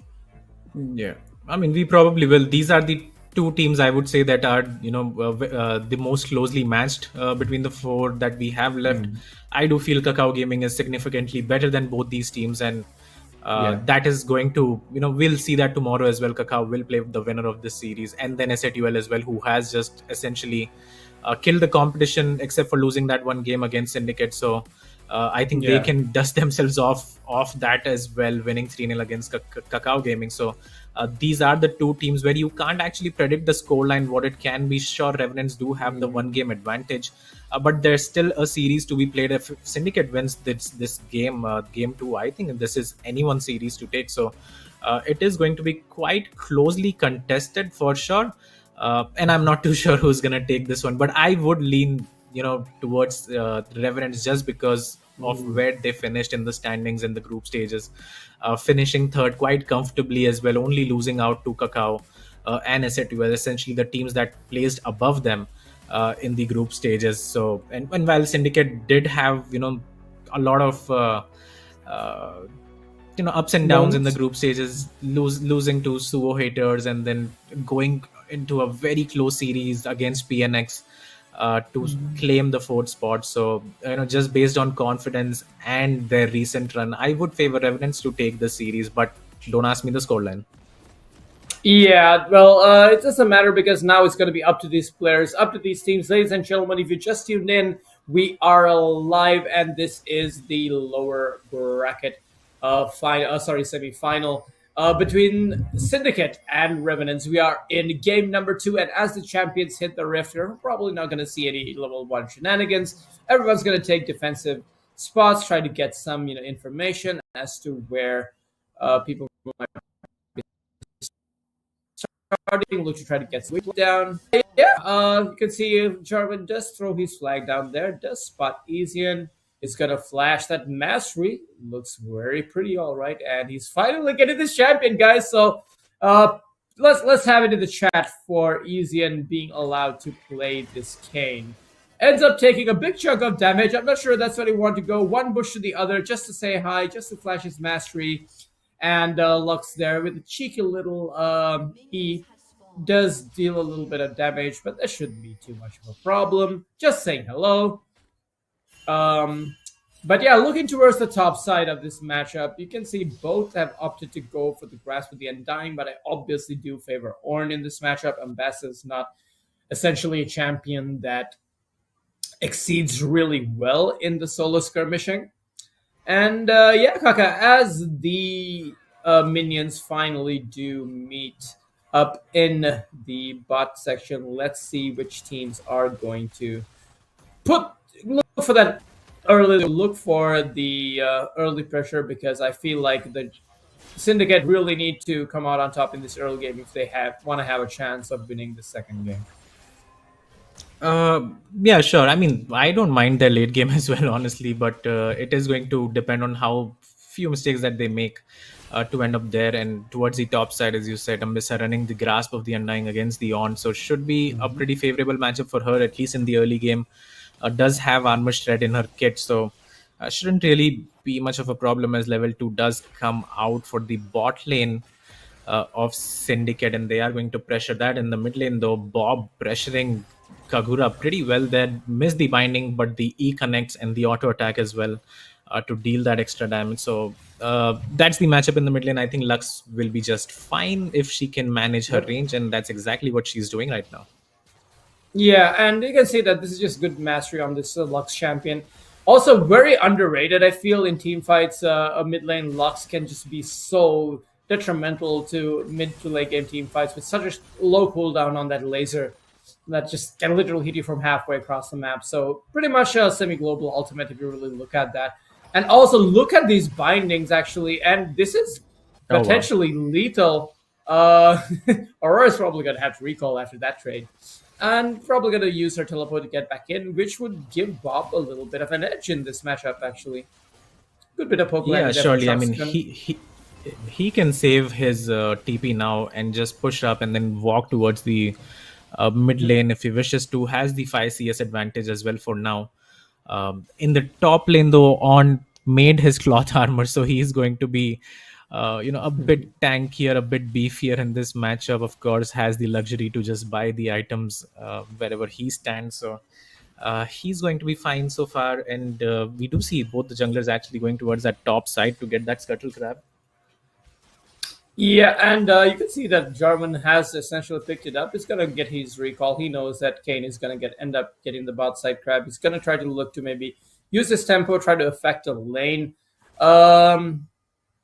But looking at the state of the lanes, it doesn't look like any of the lanes are actually gankable, save for the mid lane. I mean, top lane is kind of pushing into him, but he doesn't seem to be pathing that way, as his Krugs seem to be spawning on the bottom quadrant of the map. But Crown would probably have to need to invest into something like a Black Cleaver to be able to at least, try to win in this matchup against this Ornn. We'll just be fine sitting under his start. It's an Ornn. Should be okay. Yeah, he should be really fine. Just going CS for CS does not really need to out CS the opponent, because he will scale better once the items start to come in. The ornaments And it is a pretty slow game for now. We haven't seen the first blood coming in. Only a 200 goal lead for the side of Syndicate. But this mid matchup, actually, Bob is doing quite a heck of a job actually at poking down the Aurora whenever he gets the chance to connect his Q and E. Has the Comet as well to poke. As we say, he misses both the skills, so a bit of a caster curse right there. Now Kane is looking towards that top side, gets spotted right there. Actually, it is warded, gets pinged quite heavily, just poking Crown to get his form Passive pretty sack there. early as soon as he can. Right, has the Conqueror, so we do predict that he's going to go for the Rast. But a gank comes towards the top side. Charan Reddy might end up going down. Does have the flash available, burns it, and Dead Eyes will try to auto him to death, but that's not going to work out. So very close call in the top lane. Yep, but he should be fine. Has his teleport to join the fight again. And oh, it comes a that laser. One more attack should do it from Bob. Oh, but Aurora actually turns it around with the ultimate bunny hop to get in the direction. Mystic, are we going to get one more attack? Observers! Okay, no, none of them have the mana to kill each other. Oh my goodness, these fights are so close in the mid lane. But Crown... Yeah, that was really close, but Crown is looking towards the mid side. Actually, burnt his ultimate, was not able to find the Lux there, so that was pretty unfortunate for him, roaming all the way towards the mid lane to secure that kill. Yeah, and ends up losing an ultimate for his trouble, but good, presence of mind there by Bob to understand that you could see, like, on the minimap, I could see that she moved just a little bit more towards the right-hand side. So maybe she suspected something was up, but good movement there. And then now, Sharon Reddy, I mean, the matchup is going to get a little bit easier for him now that he has the Bramble West, but still, he does need a few more items before he gets a bit more comfortable. Maybe get the Merc Treads, the plated steel caps also. That's when he'll be a bit more comfortable, because right now Crown is dealing pretty big chunks of damage every single time he comes forward. And yet another full combo lands onto this poor bunny rabbit who's just trying to just get some CS. Come on, man. Stop bullying me. Yeah, and that's just the Lux experience right there. You get hit by Q and the other spells come out, stacking the passive, dealing a lot of damage, and it's only going to get worse for the Aurora, come the mid game, maybe 5 minutes from now when Lux, does have the Malignance, if she decides to make that. So that is going to chunk her even more, and then it becomes a game of dodgeball, and you essentially have to dodge the Q or you end up dying. So again, Lux doing really well in this matchup. That was a pretty close 1v1 as well in the mid lane, actually. Did seem like the Aurora was going to come out on top, but the shield came in from Bob, and then he was able to, save himself right there. Still no first blood, though 8 minutes in. This is a very slow game, and especially for our region where we usually have like 15 to 20 kills by this time. It seems like these guys are just trying for their lives right now. Yeah, but you can see the priority that they had in the bot lane has resulted in this dragon they picked up by this Jarvan here. They'll be quite comfortable taking this Ocean Dragon and a little bit more sad, but SYN is back in the top side. Horn calls down the Horn, the flash away, and the Unstoppable being used. Crown might actually end up going down here, but I don't think they want to chase any further. They do have the Kane ultimate. He's probably just going to stay under the turret here. Should be fine. And I'm not sure this is what you want to do. Oh my god, he even survives the laser from Lux and has to now flash away as Aurora is on the chase. But you could see that that was not the move to take, and now they're going to lose their grubs for it on top of the dragon that they lost. This is disaster, actually, for Revenants. Yeah, that was so close. For the Ambessa, at least she was almost going down, but then ends up surviving. The Lulu now is there to help the jungler out, so they are going to get the grubs as well. And it is a disaster just losing out 2 kills in the jungler and a top laner. And Lux could have gone down as well. She was pretty low at the back end of that trade. Now burns her TP to get to lane, but Crown will be very happy with how things have gone. Has the completed Eclipse for himself and picked up 2 kills as well in this sort of a skirmish. Yeah, I mean, I think that the play was done the moment, they got the summoner out, so they should just be happy with that instead of trying to dive and giving an Ambessa 2 kills. And yeah, she's completed her Eclipse, and of course the plated seal caps had to come through. Otherwise, this Ornn is just going to have such a rough matchup. But now you can see very comfortably with an almost 10 CS lead in the top lane is this Ambessa, who's not afraid to really take some fights. But you can see now Sharan Reddy is starting to dish out a little bit more damage now that he has his more defensive items up. But you will be seeing Crown go for the Black Cleaver. And I think, you were talking about how this mid lane matchup is just going to be so difficult for the Aurora. I think if she picks up something like a Mercury Tread might really actually help her a lot in this matchup, especially considering that they do have quite a bit of CC on the side of Revenants as well, and will help her in the lane also against this Luxana, who's just going to be spamming abilities because of the range advantage that she has. So control mage versus mage, tale as old as time, a knockout this land, but round 3 fight, here we go. Easiet is back, and again Crown using the unstoppable, buffering it just in time to dodge away from getting knocked up by that Ornhorn. But more stacks coming Yeah, through, so and Easiet, yeah, go ahead. yeah, I mean, essentially that's the only lane he can gank, right, to get his form early on. Bot, Yep. both champions are ranged, mid as well. Really hard to find the jungler as well. So he has to rinse and repeat the same gank over and over till he gets his Rast completed, which he looks Mhm. like he is quite far off from still. Has picked up the volcanic cyclosword right there. So first item completed for him. Has been farming pretty well. Uh, Meanwhile, in the mid lane as well, there is some CS advantage for the side of the Lux, who we did see just connecting all of her spells and rotations whenever we watched her. So she's doing a good job as well. And in the bot lane, things are looking like they're quite even, although Yuntal has been completed for Harambe very early on. Yeah, it's just because of the slight CS advantage and also the tempo that they had. They're constantly having priority in this lane. That you can see they've taken already like 2 plates, or is that 1 plate? Looks like two, 1.5. Yeah, yeah, yeah. But yeah, because of that, that's why they were able to get a little bit of an edge in terms of this matchup. But now you can see Easy's actually hovering around the bot side of the map. If there is a play to be made here, we are yet to see that.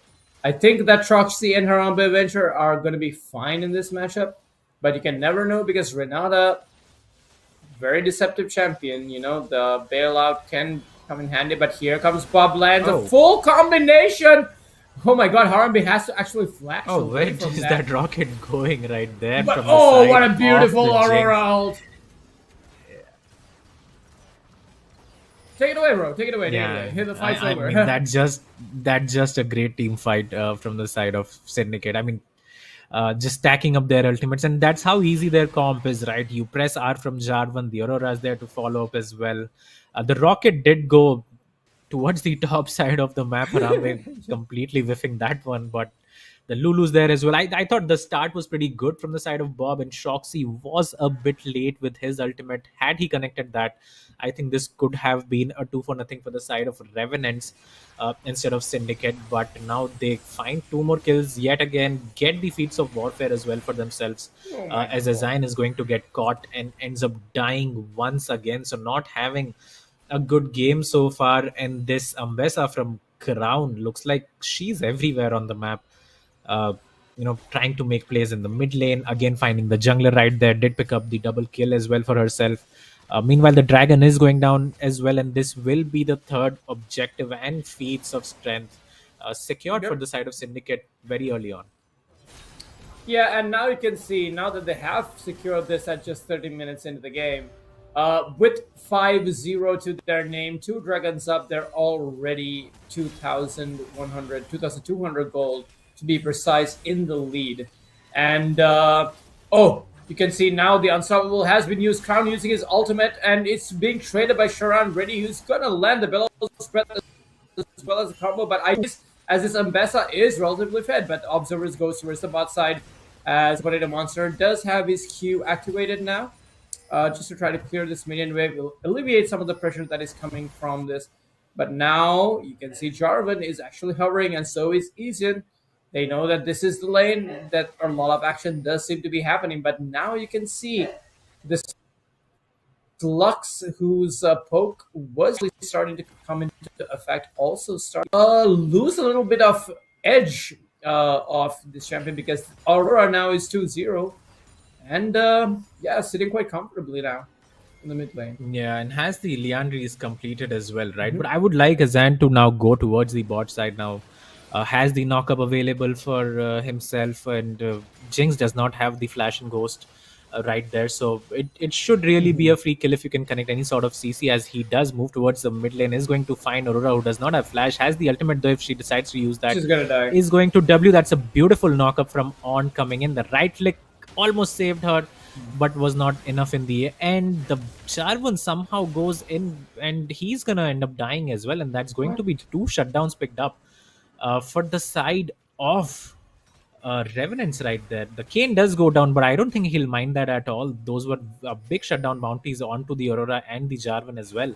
But meanwhile, in the bot side Oh. of the map, the first turret does go down to Harambe and Trioxy. So, yeah, a And lot top of side pressure too. coming out from the Jinx, and she is doing very well. And top side too, as you say, she is Ambessa taking the turret right now. Yep. Has the grubs as well, so not really under any threat. And the goal lead just keeps on increasing for the side of Syndicate. Yeah, and other than for that little mishap in the bot lane, that was a very good play actually though by Easy, and like was able to flash away from the turret race to not get the cataclysm under the turret. So yeah, you could see that Aurora was dead the moment that gang came through, and more importantly, Sharan really actually completing his Sunfire here on that recall was able to get a shutdown for himself there as well. And you can see this Yunara 000 has finally completed her Utahs along with her Berserker's Greaves, but now that's one entire component that is up on the side of the Jinx right now, who's quite comfortable. They have taken two turrets, and the pressure is going to continue mounting. You can see that Lux, I really don't like seeing Luxana towards the bottom side of the map because she's so susceptible to ganks. And against this Aurora, who could just, kind of turn up from anywhere, can look Yeah. to try to burst her down. So she should be looking to maybe group up and play around her team now. Yeah. Yeah, this is why Luxana, I feel, is a little bit of a weird pick because when it comes to the side laning phase, she's a champion that kind of loses her identity. But now Yeah, there's I a team fight breaking 100% out. agree. Yeah, the team fight comes in. Charan actually goes in. The knockup is huge from the side of Dead Eyes, who will connect his ultimate as well. 3-man Cataclysm coming in right there, followed up with the Aurora ultimate, and that's going to be the first kill of this fight, going over to the Jinx, who gets the reset now. She's excited, and that's it. 3-for-1 coming in for the side of Syndicate. Bob does connect his combo right there, but Trioxy's shield is quite big as of now. Zayn is coming, but gets spotted by the ward, so he's not going to get any sort of agency right there. The Jarvan again is fishing for something, not going to find it, and I'm not sure what Zayn is trying to do right there. Gets hit Oh by my the god, zap, look at his HP. barely survives there, and it does look like they are going to pick up the Rift Herald as well. So essentially, all 4 objectives that have spawned so far have gone to Syndicate. Yeah, and I mean, Bob is just trying to be a little bit of a nuisance here. Doesn't really have the ultimate for a few more seconds, but might use it now to get the steal, but very patient there from the Jarvan, was able to smite it down. They pick up that objective for themselves as well. And now this Jinx snowball composition is legitimately alive and well, and is going pretty well for the side of Syndicate actually now. Yeah, it's going really well for them. Bot lane still hasn't died. Everyone else has 1 death each.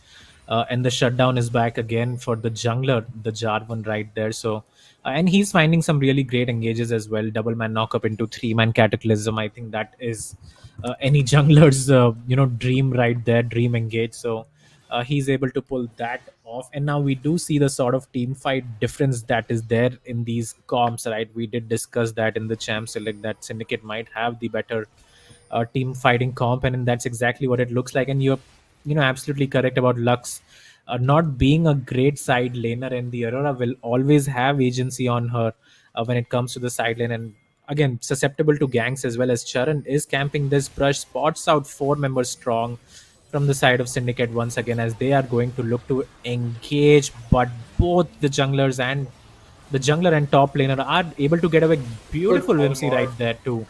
Yeah, just stop the on.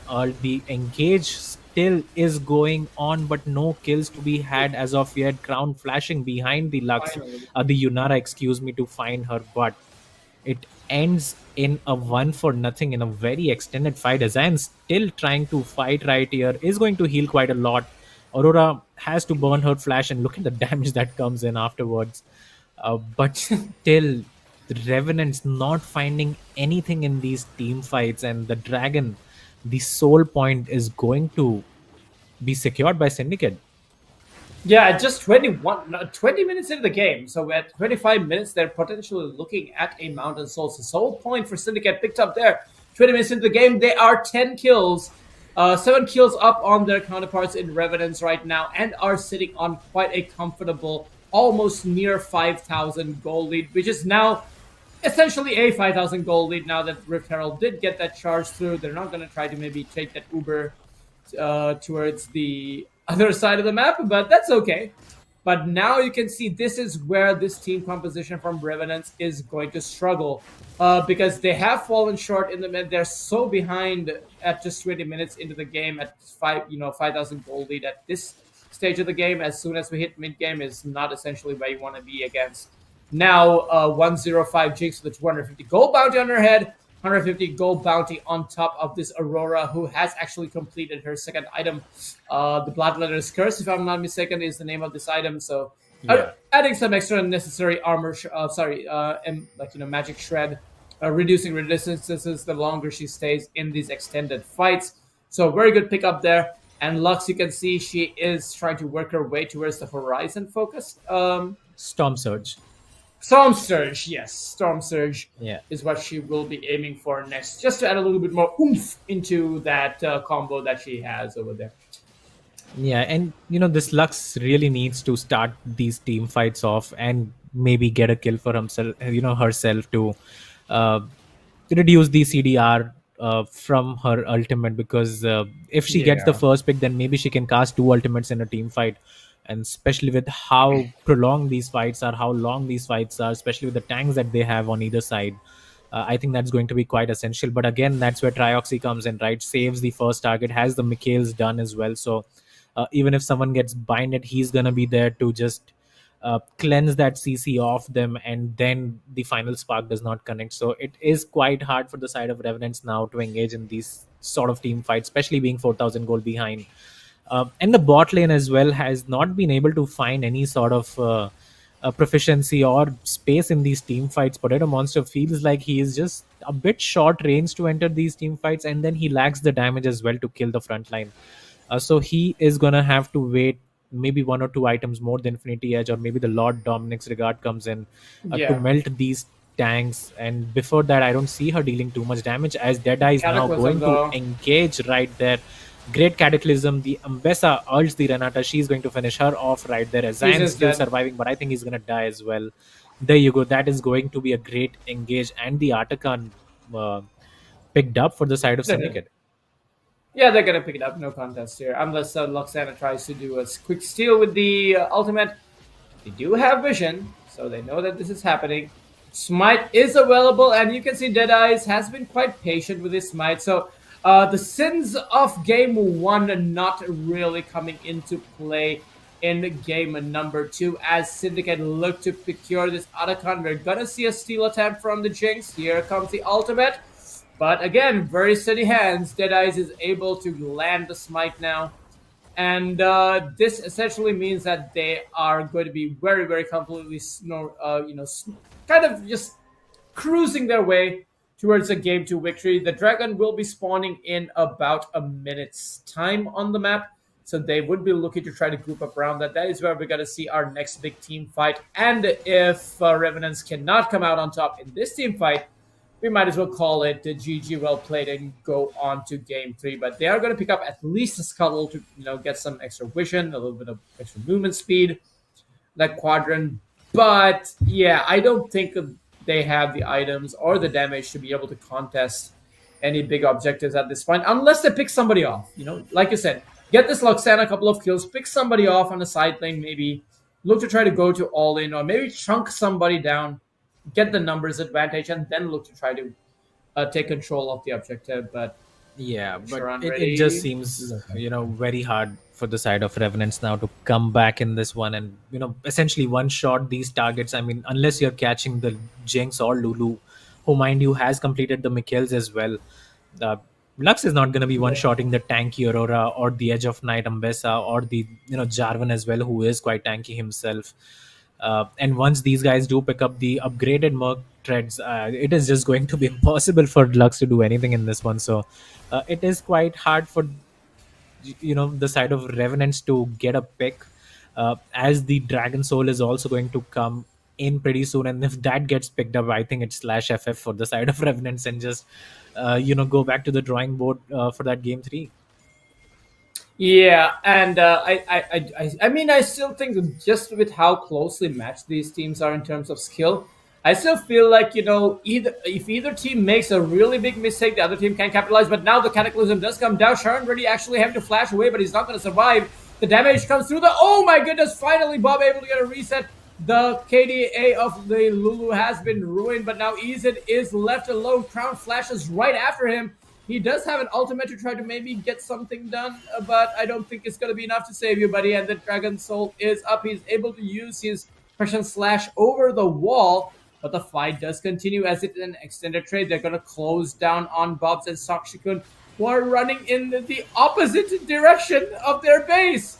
But Isian is going to go in with his ultimate. The flash out, but he's able to secure the kill. But now they're turning the fight around. The bailout does come in, but leave the Jinx untouched, and she is going to eliminate them. A very good movement there. Flashes forward for the auto attacks, gets a triple kill, is going to pick up her quadra kill over here. The only thing missing is the pentakill on her name. And ladies and gentlemen, that is a almost clean ace at 26 minutes into the game, and a massive team fight win plus Dragon Soul picked up there by Syndicate Gaming.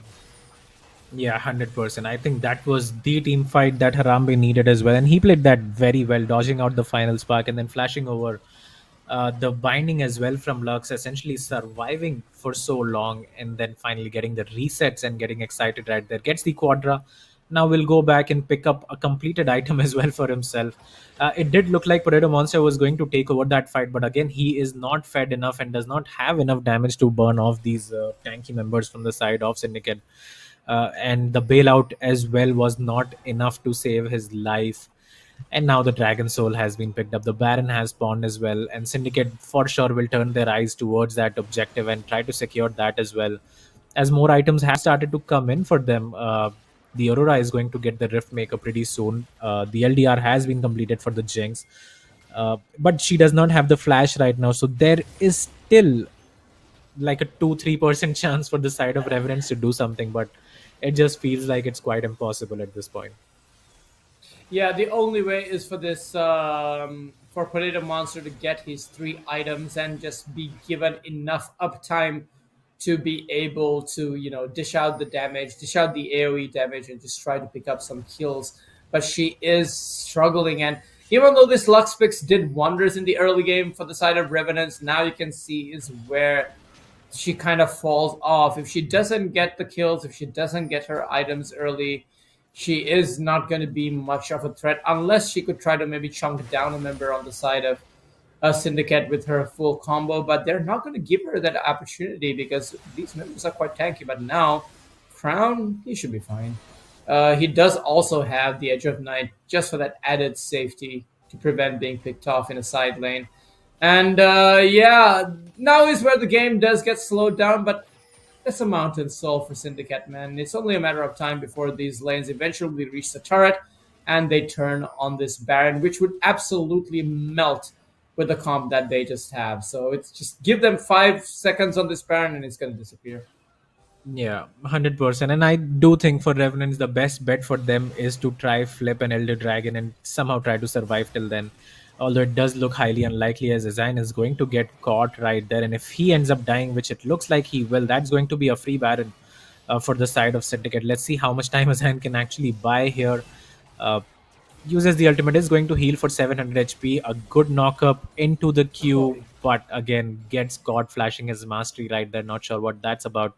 But that is going to be the jungler going down from the side of Revenants. And this has been a very Oh, one-sided but a very measured game from the side of Syndicate, as Potato Monster takes a lot of damage, has to burn his barrier and ultimate as well to get out.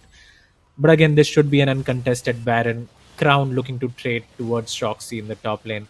And once this goes down, I think that will shut off any sort of comeback. The final spark did come in, but not enough, as Deadeye is on point with his smite right there. yep. And now look at the goal lead. It's almost 7,000 for Syndicate, and they should be looking to end this game with this Baron buff.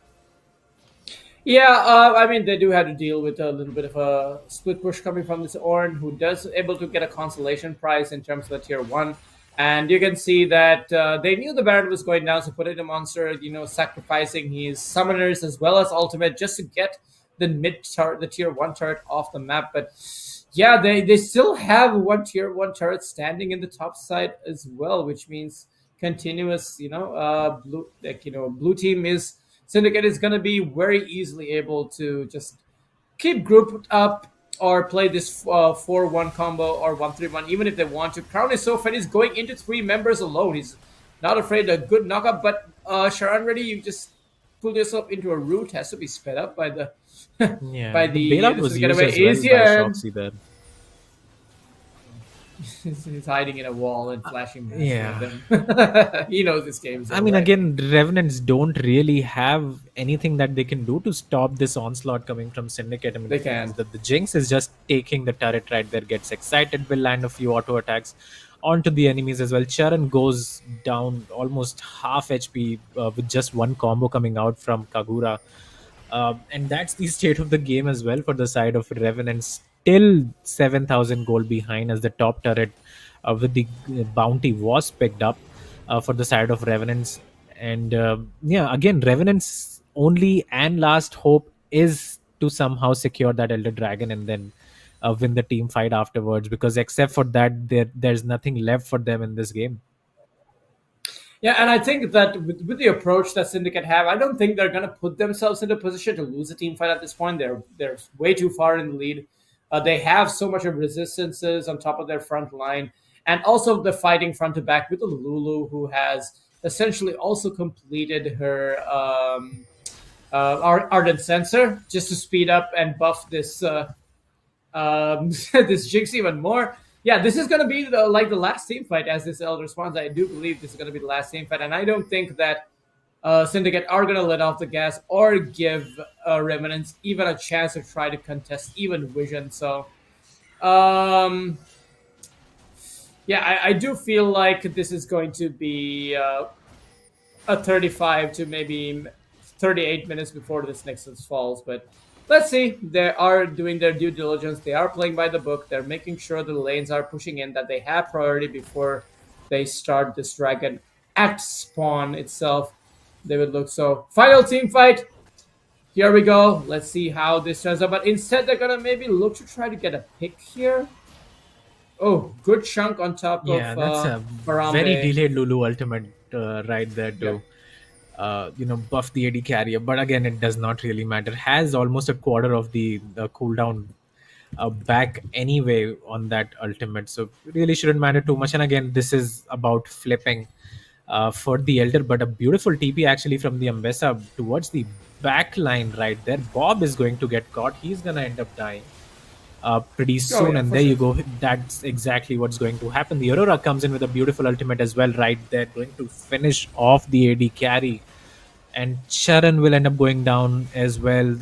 We did say their only avenue to get back into the game was to fight for the Elder Dragon, but that really has not worked out for the side of Revenants, as this looks like it's going to be game two secured for the side of Syndicate. And heading into the third game, we are tied 1-1.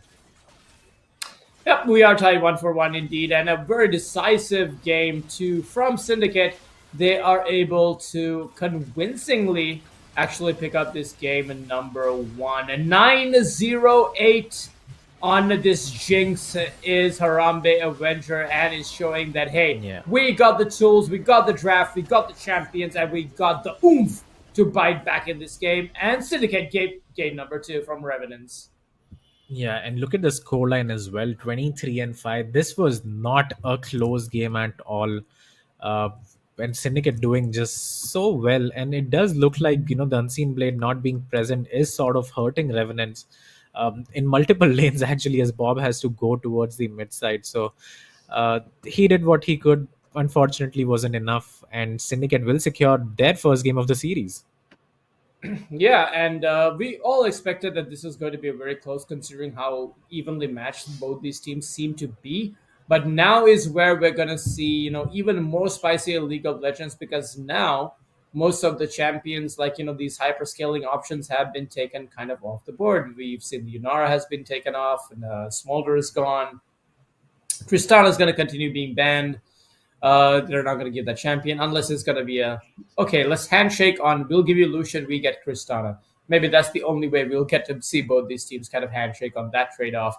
But a very deserving victory from Syndicate, showing that when the pressure is on, that they can actually adapt and fix their mistakes, come back even stronger, and take a very convincing game 2 victory. It almost seemed like they were just dominating from start to finish.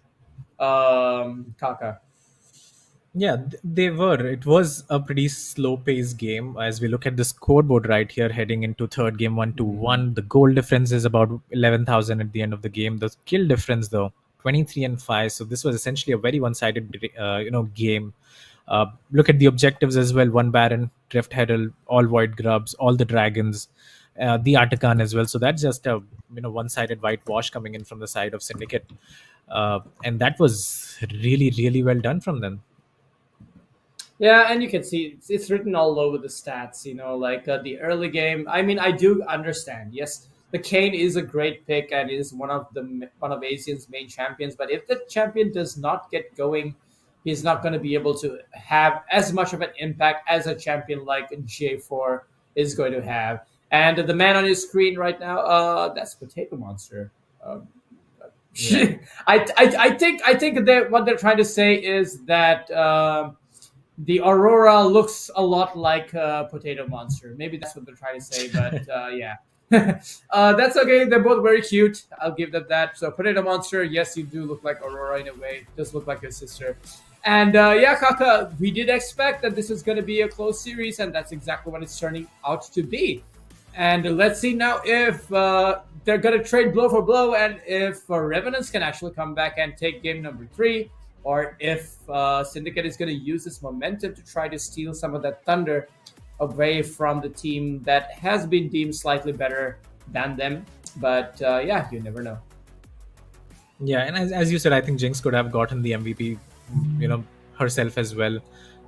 Pretty close call, I would say. I would say that the Jinx deserved it as well. Looking at the end of the game, so shout out to him for performing as well as he did with the 0 deaths. And doing so well as we go into the scorecard once again. Again, just a very one-sided scorecard right here. I don't think it was close in terms of objectives or kills, just the game timer. But Syndicate took their sweet time to finish this one.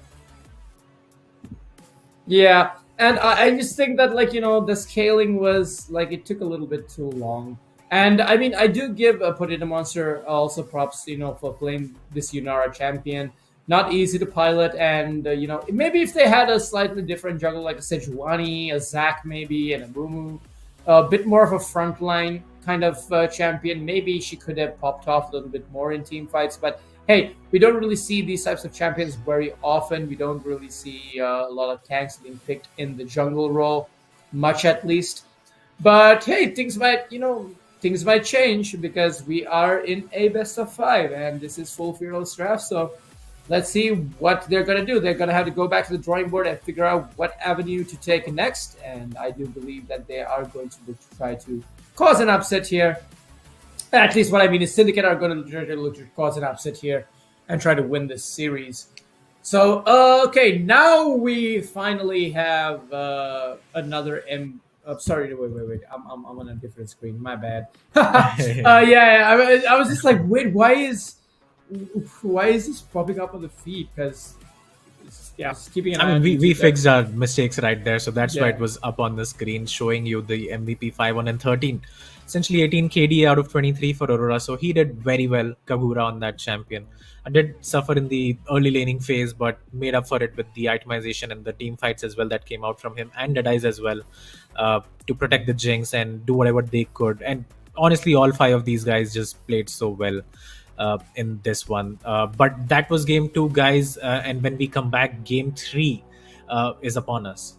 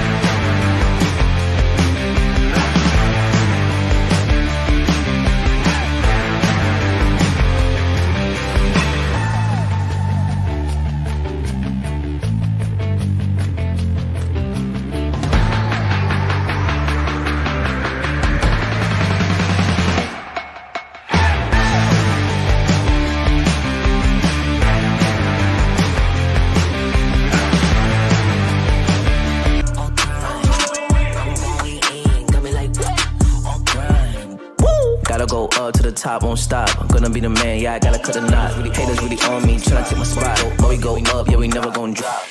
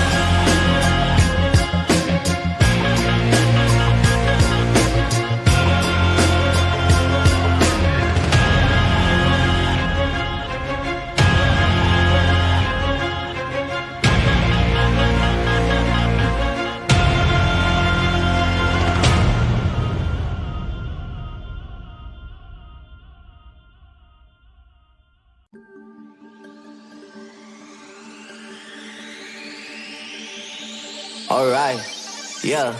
1, 2, 3, mic check, what's up? 2, 3 on my back, just tug. Light years ahead, just call me Buzz. Hitting a shot in sync with the buzz. I feel like Joel Embiid, the process, yeah, I trust. Accolades got them swallowing the words, cause I know that they doubted us. Touch her, touch, can't touch this. I know they throwing that dirt on my name. When I check on my tag, it be spotless. Look in the mirror and snap my fingers and point like you know you got this. Winning man, winning man, winning man, winning man, winning man. Who gon' stop this? No one. Give it all I got. I'm going to the top. I'm going in. Right on the way to the top.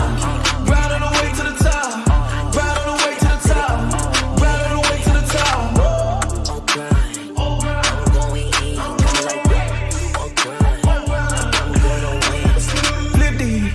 Flip the letter I stick it. I came from the bottom to the top, but I'm not finished. I just needed me a minute. Still an attention, lieutenant. I gotta get up and get it. All I'm focused on is winning. You're not gonna cheat code. We win until the clock gon' hit zero. I'm finding my way back like I was Nemo. Do it, I am a dynamic duo. Win, win, win, and win. That's right, my nickname is winning. Gotta walk in the building, gotta inspire the children. Wanna see my ambition, I'm not a regular civilian. Give me all I got. I'm going to the top.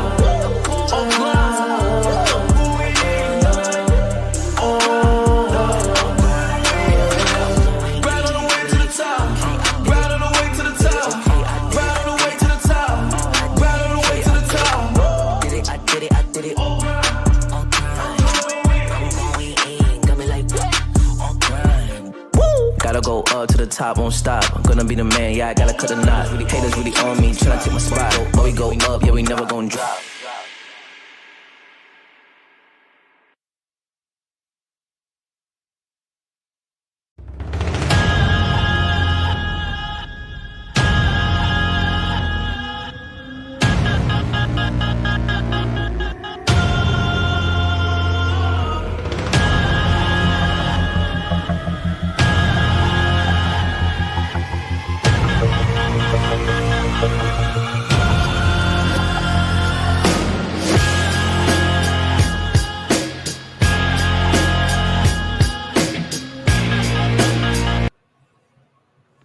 Guys, welcome back to League of Legends Legends and South Asia. It's me, Madness, alongside Kaka. And Game 2 was pretty much a nice domination coming in for Syndicate. They're making the series pretty spicy coming up into it. It's already 1-1 coming in. Most people maybe anticipate maybe 3-1 coming in the series, maybe Revenants favored. Revenants had slight hiccups game 1, but game 2 looked completely Syndicate's number going in. I don't think the coordination was coming in for Revenants. They did not look like we were on the same page, and they paid for their mistakes going into it. Looks like Syndicate for a third game in a row will be on the blue side. So that's also going to be interesting to see how they draft now. And I think now it's a lot of time that this is where Deadeye's shampoo is going to get pinched quite a bit. Yeah, that definitely could happen. And as you said, Syndicate with a very one-sided second game coming in, 23-5 kills. Really solid team fights as well. Did win at 34 minutes, but they did not give up anything in this game except for a few turrets. So they'll be very happy with that. And it looks like the bans are going to be all the same. So the Viego goes out, the Tristana goes out once again, along with the Ezreal and Lucian coming in from the side of Revenants. Mm-hmm. And yeah, we do see a Veigar ban coming in from that side. They really don't want to Bob playing the Veigar in mid lane. He did play the Lux last time, so they don't have to be worrying about that for the rest of the series. The Nocturne ban against Deadeye, same as game 1, as game 2, game 3. Going on over to this side. Let's see the first pick. The Ashe coming in for Rambe, something that he does prefer a lot of time. He is talking about this as a champ. It is a nice hyper carry. You have the enchanted arrows as well, do help out in these team fights. Braum not available for the pair up, but we get to see some interesting things coming out over on that side. Also want to see what Potato ends up playing, because now we don't have Tristana, we don't have his Smolder.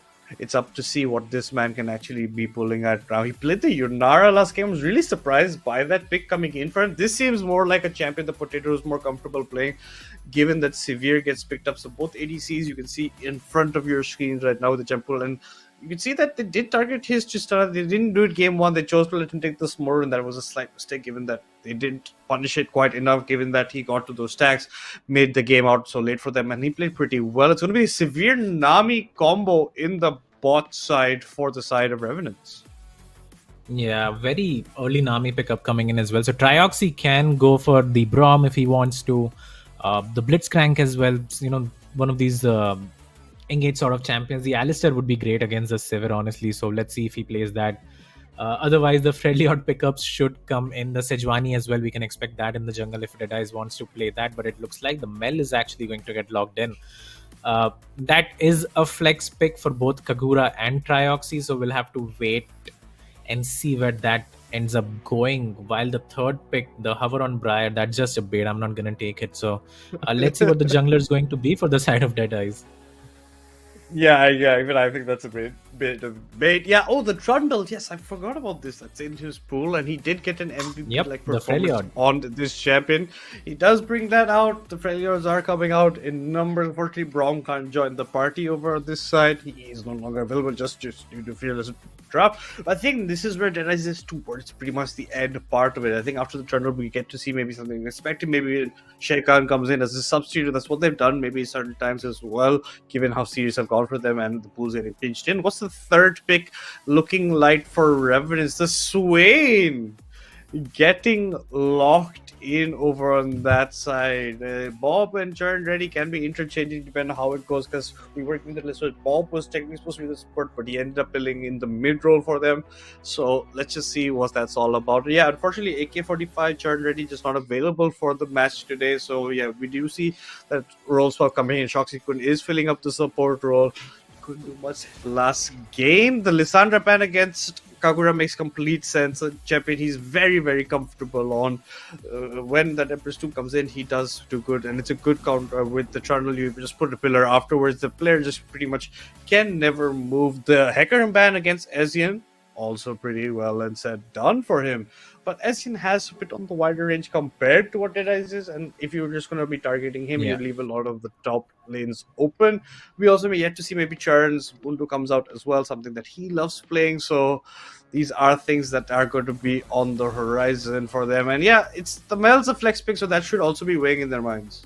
Yeah, 100%. The way, again, all of these bans could be just, a non-factor should they decide to take the Mel towards the mid side. The Orianna is still open as well, so if he wants to pick that one up, I don't think that should be a problem for him. As the Warwick now gets banned against Bob, it seems like, so they are anticipating some sort of lane swaps shenanigans coming in. from the side of Revenant. So let's see if that happens. And the SYN as well for the mid lane. Again, I do think that's a Bob sort of a champion, and he would be piloting that towards the mid side of the map. So picking it blind, but again, it's not a bad champion to pick up blind as well, as the Kog'Maw gets hovered, but the Gwen is going to get logged in now for the side of SYN now. So he is running short as well when it comes to his champ pool. Only the Viego left, and that has been getting banned for most of the series. So let's see what his next pickup is going to be in the next game. But for now, he picks up the Gwen for himself, and that's a lot of magic damage coming in from the side of Revenant. So their top laner has to be a tank, or it has to be an AD sort of a base champion coming out in the top lane. That Garen does not look like it was intended.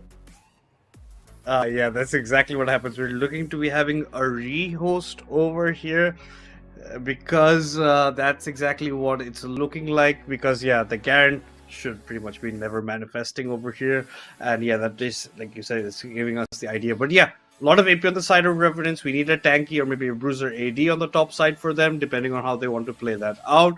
Zuko will also be playing something of the variety. Let's see what he counters. The Gnar is also open, so maybe he's thinking on those for his just blind pick, depending on what the pickups coming in. And yeah, that Mel, that Flex is going to be weighing on their minds and how they're deciding about how the draft's going. But honestly, this is a stage we didn't expect to see ourselves in, right? Just Syndicate just showing that they are on the way fighting back. They are taking advantage of, a slightly weakened, you could say, Revenants, given they don't have their two proper mids, the mid 100%. And the substitute for themselves. So they're going to be trying to abuse that. And this could be the chance where they get that vengeance on Syndicate. Until now, between these guys, Revenants have always come out on top. So let's just wait and watch to see what actually happens in this lower bracket round 1. Yeah, 100%. I think they are a bit handicapped by the mid laners missing out, basically AK-45 and the Unseen Blade. But again, I don't think Syndicate will be bothered by that one bit. It's not their fault that the main squad isn't playing. They are here to win the series, and that's exactly what they are trying to as well. So have their problems, but Syndicate don't really have to be bothered by. But for the side of Revenants, again, as you said, big loss. If the Unseen Blade is playing, or even if AK-45 is playing, I think it's just a different dynamic. Having said that, guys, we are going to take a short break as the teams fix the issue that is going on, and we'll be right back in a few minutes.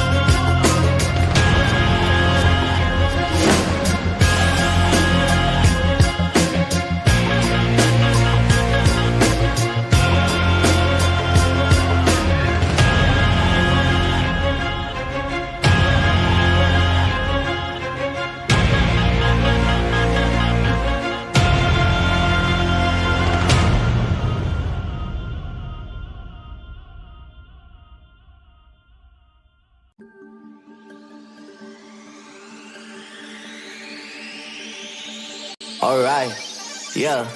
1, 2, 3, mic check, what's up? 2, 3 on my back, it's tug. Light years ahead, just call me Buzz. Hitting a shot and sink with the buzz. I feel like Joel Embiid, the process, yeah, I trust. Accolades got them swallowing the words, cause I know that they doubted us. Touch her, touch, can't touch this. I know they throwing that dirt on my name. When I check on my tag, it be spotless.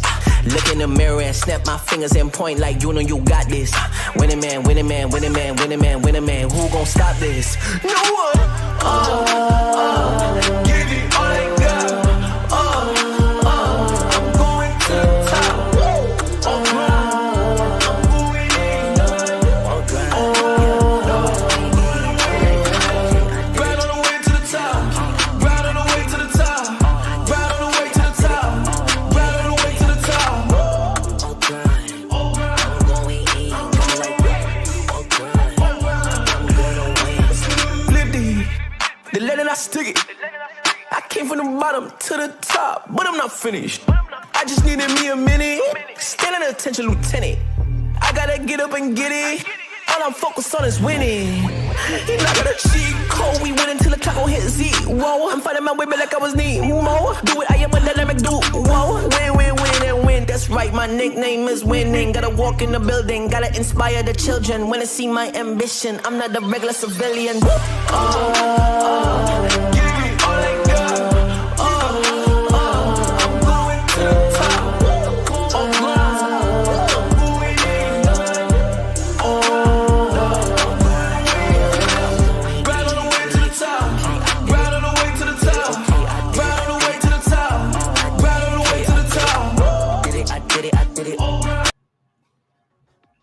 Guys, welcome back to League of Legends South HSP Madness alongside Kaka.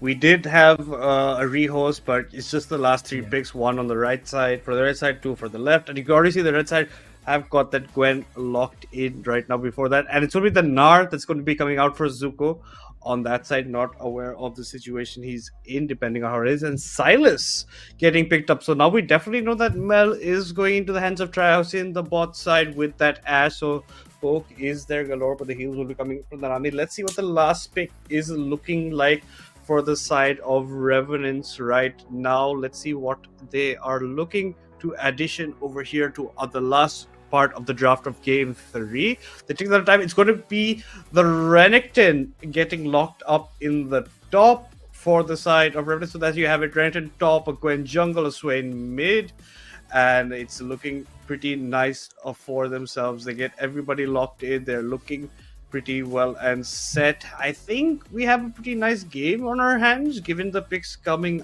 out. You don't want to get to late start where the Gwen just starts sniping everyone. That Silas has the direct ultimate to steal as well to apply a lot of damage there in the team fight. Plus a Nami wave stolen is always good to initiate a team fight as well. Definitely, and if you look at the side of Syndicate, they can actually throw out 2 Nami ultimates with the Mel and the Silas as well available to them. So I think that's going to be quite fun to watch as well. But overall, I do feel like Syndicate again have come out ahead in the draft, at least with the CC that they have. The mid-game team fighting is quite strong with the Nard and Silas.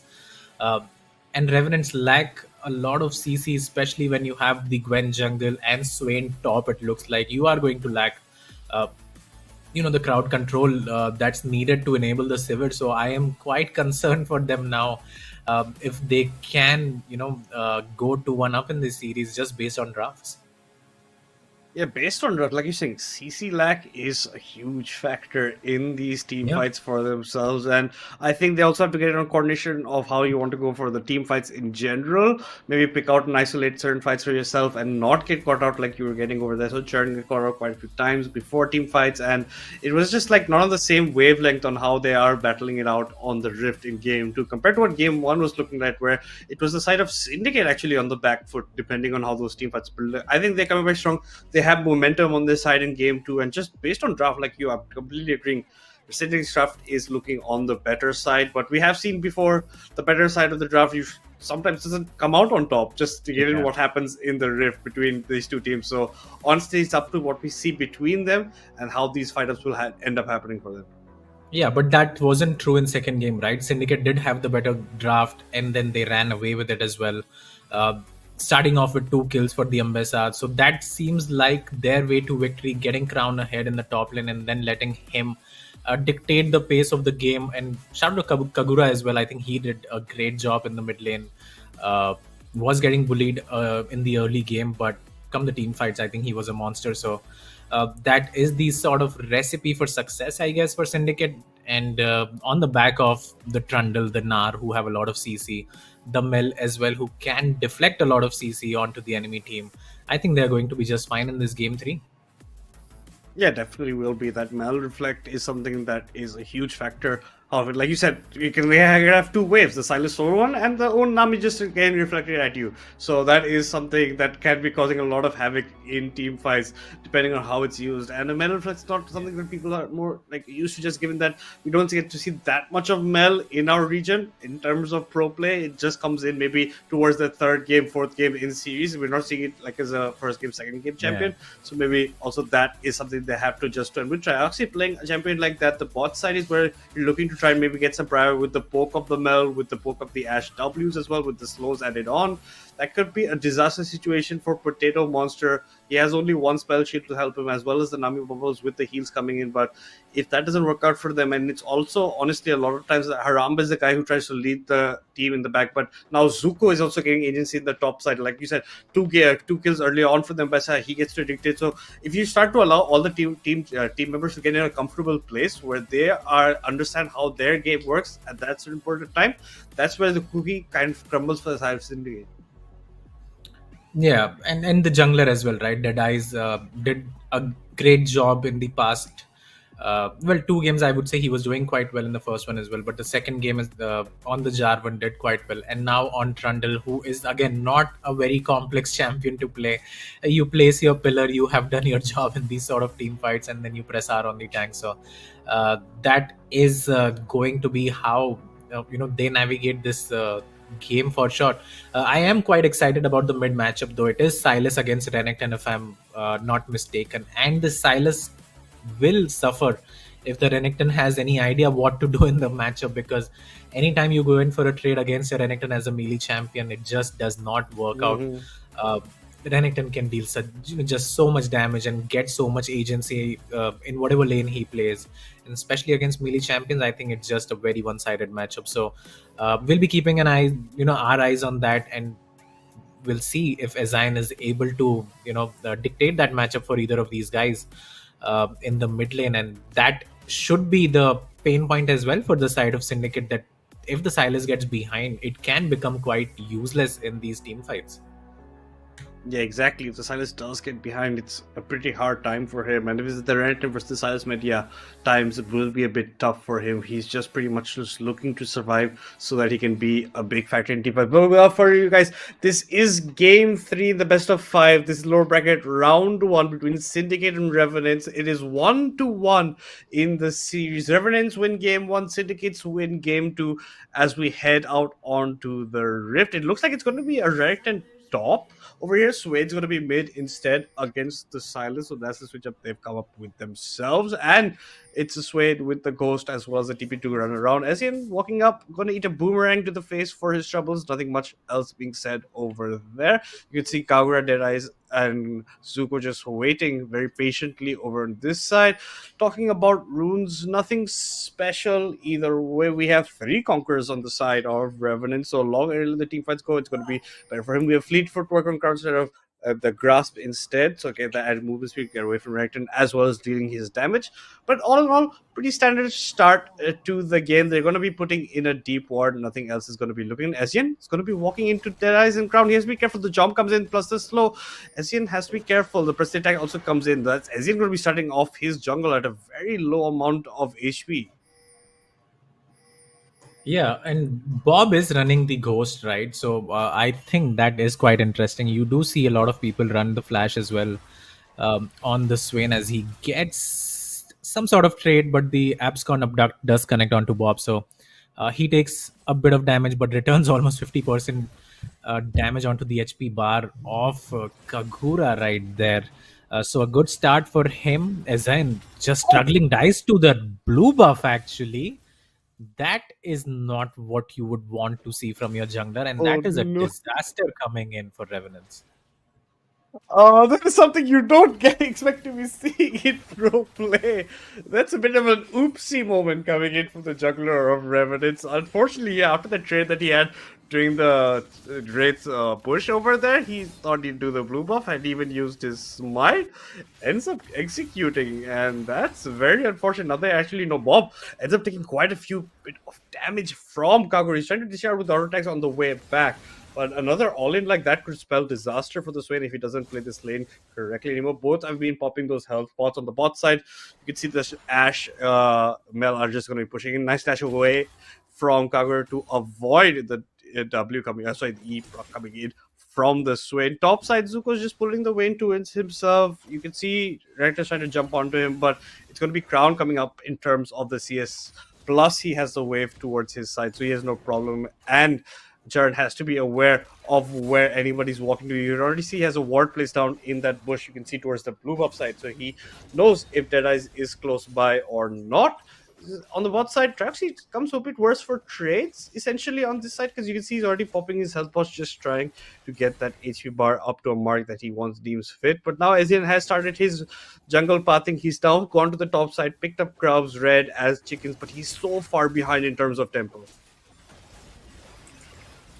Yeah, top lane winning out and wait in the bottom lane, the Potato taking so much damage. Both the summoner spells burn for Potato and Shoxy, the defensive ones at least, the heal and barrier coming out right there off a very bad trade for him.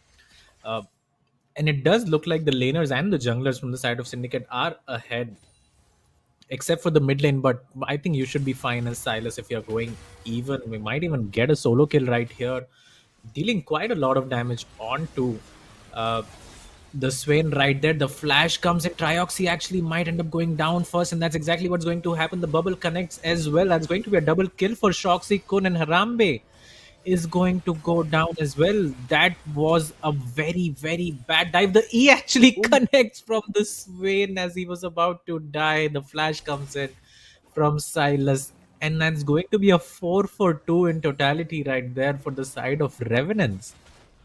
Yeah, it feeds a footwork picked up. I don't understand the dive on the bot side. They're not anticipating SYN could be close by, not anticipating that how his pathing is right now. And Kagura flashes in pretty much to that E that was coming back and catches him out. So that's a bit of a problem over there. But it's a 1-for-1 trade, but Bob doesn't burn his ghost. Flash being burned from Kagura. TP is backing from both the mid laners. Now Zuko's got a nice big wave coming into the bot, into the turret over on that side. He's pretty much 20 CS up, but now maybe Chad already picks up CS for himself. Here you can see Deadeye's going into the jungle of SYN, now trying to bullying him quite a bit out of his own jungle path over that side, because this is SYN a bit far behind, doesn't have any items to his name, while his Eternal has the longsword, the dagger, as well as the ruby health crystal as well. Chains don't connect from Kagura. I don't think he really wanted them to connect at that point as well. But yeah, CS wise, Bob is up in front of Kagura at the end of the day, but he also has a nice wave coming towards him, so not going to mess that up. Nar hasn't backed once whatsoever, so has not Churn ready. It's now just a 10 CS lead for himself, and Trax is trying to just zone as much as he can. Sun doesn't connect, but they're going to be fine with this wave whatsoever. Potatoes come back to lane with him, with a cull for himself. But now this might be a bit of a problematic situation as Potato getting locked up. Here comes the Qs as well. Harambe gets the barrier. Potato does not. Last auto with the execution gives Trioxy the kill. Shoxy has to be careful. That's Trioxy flashing forward, picks up the kill with another execution over there. Double kill for the bot side of Syndicate. Both kills going over to the Mel. Yeah, both kills going over to men right there. No summoner spells available for either Potato or Shoxy. Yeah, just very well played as we see the replay. Harambe just kiting really well right there, and Shoxy and Potato don't have anything to do. All they can do is just run. Shoxy maybe could have flashed away to save his life right there, but that's going to be the double kill. Now we see why the Mel was picked up in this bot lane. Yeah, exactly, with that pressure. And I like the Berserker is coming in from the air. She has the movement 3% attack speed over the bot side. SYN is trying to maybe come in for a steal. Is that advice? He's trying to go in. Traxy has a reflect, but Harambe is too low. He can't actually do anything. The Harambe goes out, so does Nami, but here comes Kagura on the backside. He has the Swain stolen ultimate as well, trying to dish out damage. Nice stun comes in from Trioxy. SYN has to run a bit away. Potato is still dealing his DPS. But here comes Zuko. He's actually TP'd into this fight. Picks up the kill onto SYN, not turning his sights onto Potato Monster. The spell shield not enough, but it is actually enough to pick up Trioxy. He picks up the kill for himself. Jordan is actually just walked down instead of TPing for this fight. So he's gonna have his TP for later fights if he wants, for the next when Drake's gonna be started up again. But choosing to recall now, get the reset going top side. But that's definitely all going in favor of Syndicate over there. Yeah, Crown just TPing there, gets the double kill for himself. And I think that has been the difference between the top laners throughout the series, is Crown being so proactive on the map as well, not going to lose out on quite a lot as well, maybe just a wave. And again, well done by him to roam towards the bot side of the map and secure the double kill for himself. It's a very good roam coming in with that TP. He does huge amount, picks up the stragglers like you're saying, picks up a double kill for himself. Now Harambe's hit that level 6 mark, has the enchanted arrow now in his arsenal added as well. And you can see grubs are going to spawn up. So maybe just a trade of objectives, but look at where Deadice is sitting. He's just taking away the red buff of SYN because he knows that SYN is behind a bit in terms of cap numbers, in terms of pacing. But yeah, it looks okay or whatsoever. They're looking to maybe pick up grubs. There are 3 members strong over there. Traxy's gone for the roam. You don't have Shoxykun joining in. It's just going to be a trade of jungle objectives instead. All 3 grubs probably going over to the side of Syndicate. First Drake of the match going over to the side of Revenants. Yeah, the grubs will be started for the side of Dead Eyes right there, and they might be able to secure that. But the dragon is traded, and Gwen is going to pick that up. So Azan is finding his feet back into the game after what was a disastrous start for him, dying to the blue buff. But now has picked up 2 kills and an assist for himself, so he is looking quite strong. Nasher's Tooth is going to come in for him. Both the mid laners are going to go for their Rod of Ages, it seems like, so they are looking towards the scaling route as well. Yeah, they are going to be color, like you said, scaling coming in. Zuko is mega enough from Charter. He's coming from behind, gets pushed back as well. Slice once in, gets pushed back. Dice is back into the fight, but it's a level advantage for Zuko in this matchup. And he is slightly behind in terms of item because it's a long sword in the pocket of Charter plus the steel caps for both of them right now. But huge waves coming in. Chern has to be able to pick these up. Ezin's gone topside to pick up his grubs instead. So now a bit more on the slower pace of things. We do have 67 stacks left in the curl for pretty much a bit more time before that is vitalized for himself. Pretty much I have to be a bit careful in this exchange. It looks like Harambe is going for the Kraken Slayer first item at the end of the day, given the hard axe that he has picked up.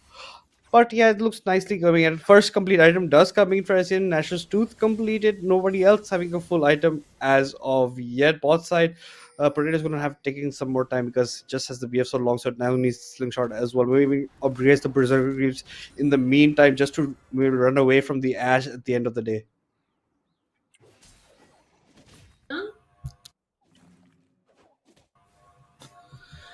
Yeah, and now Syndicate do have 1000 gold lead for themselves, have picked up 3 grubs as well. The dragon has gone to the opposite side. So it is quite an even game for now, but the Gwen will be scaling quite a lot. Rod of Age is already done for the Swain in this one, so he's looking quite comfortable. But the bot lane has been a pain point for the side of Revenants. 5 that's out of the 7 as Charan Reddy looks for a trade, but the Nar is going to go mega anytime soon, and he's going to get a very good trade. The stun comes in, the Nar is available should he decide to use that. Does not, the Dominus will be procced right there for Charan Reddy, and we see an engage 3 versus 2 actually in the bot lane. Azine with great timing, but still it's a 1-for-1. Make that a 2-for-1 coming in for the side of Revenants as they bite back. They do bite back. That was a TP used by Bob, necessary pretty much at the end of it. But yeah, he does make the TP. Now Rod of Age is complete for him. Silas still has yet to complete himself, and a lot of plates being picked up. But just take a look at this replay. They thought with the Enchanter it's enough, but here's a sneaky as he's just sitting in the bush. He's going to pretty much delete Aram Avenger off the map. I don't think Bob had to be here. He does pick up a kill for his troubles of TPing to the bot side.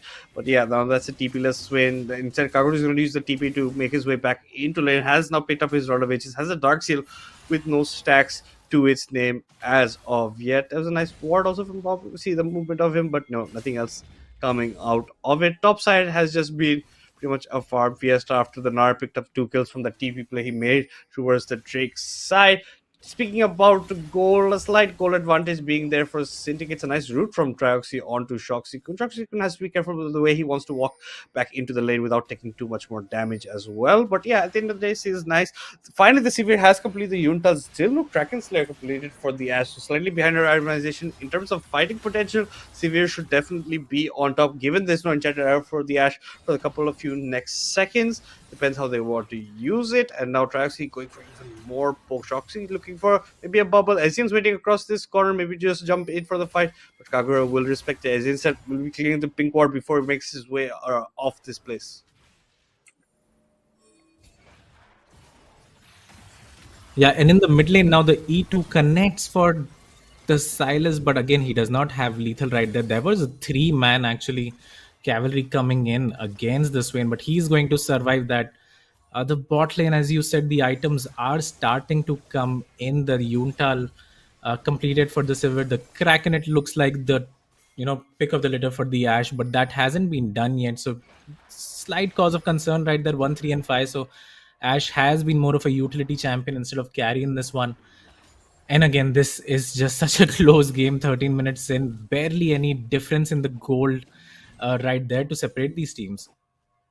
Yeah, it's like bang on in terms of goal right now. 9 kills to 9 as well. 3 goes for Syndicate to the Drake for Revenants. Trioxy is trying to come in for a flank wave, but Asian's here to spoil the charades again. Another nice tidal wave. Harappa is forced to flash away, plus the enchanted arrow, but that's not just enough to deter them. A nice bubble on the way out from Troxycun.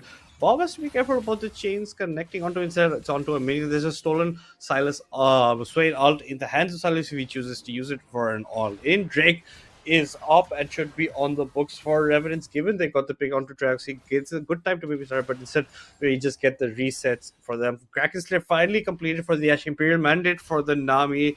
Topside items are now going to start to manifest for themselves. The Treaty Force completed for the Trundle as of now. Bob still wants to stay in the lane, doesn't have that much mana. One, maybe 3 more Qs in him if he doesn't use anything else at the end of the day. But yeah, that's how it's going to be there. Gwen's gone to the top side. It looks like Trundle's going to be taking a run that going towards the Drake instead.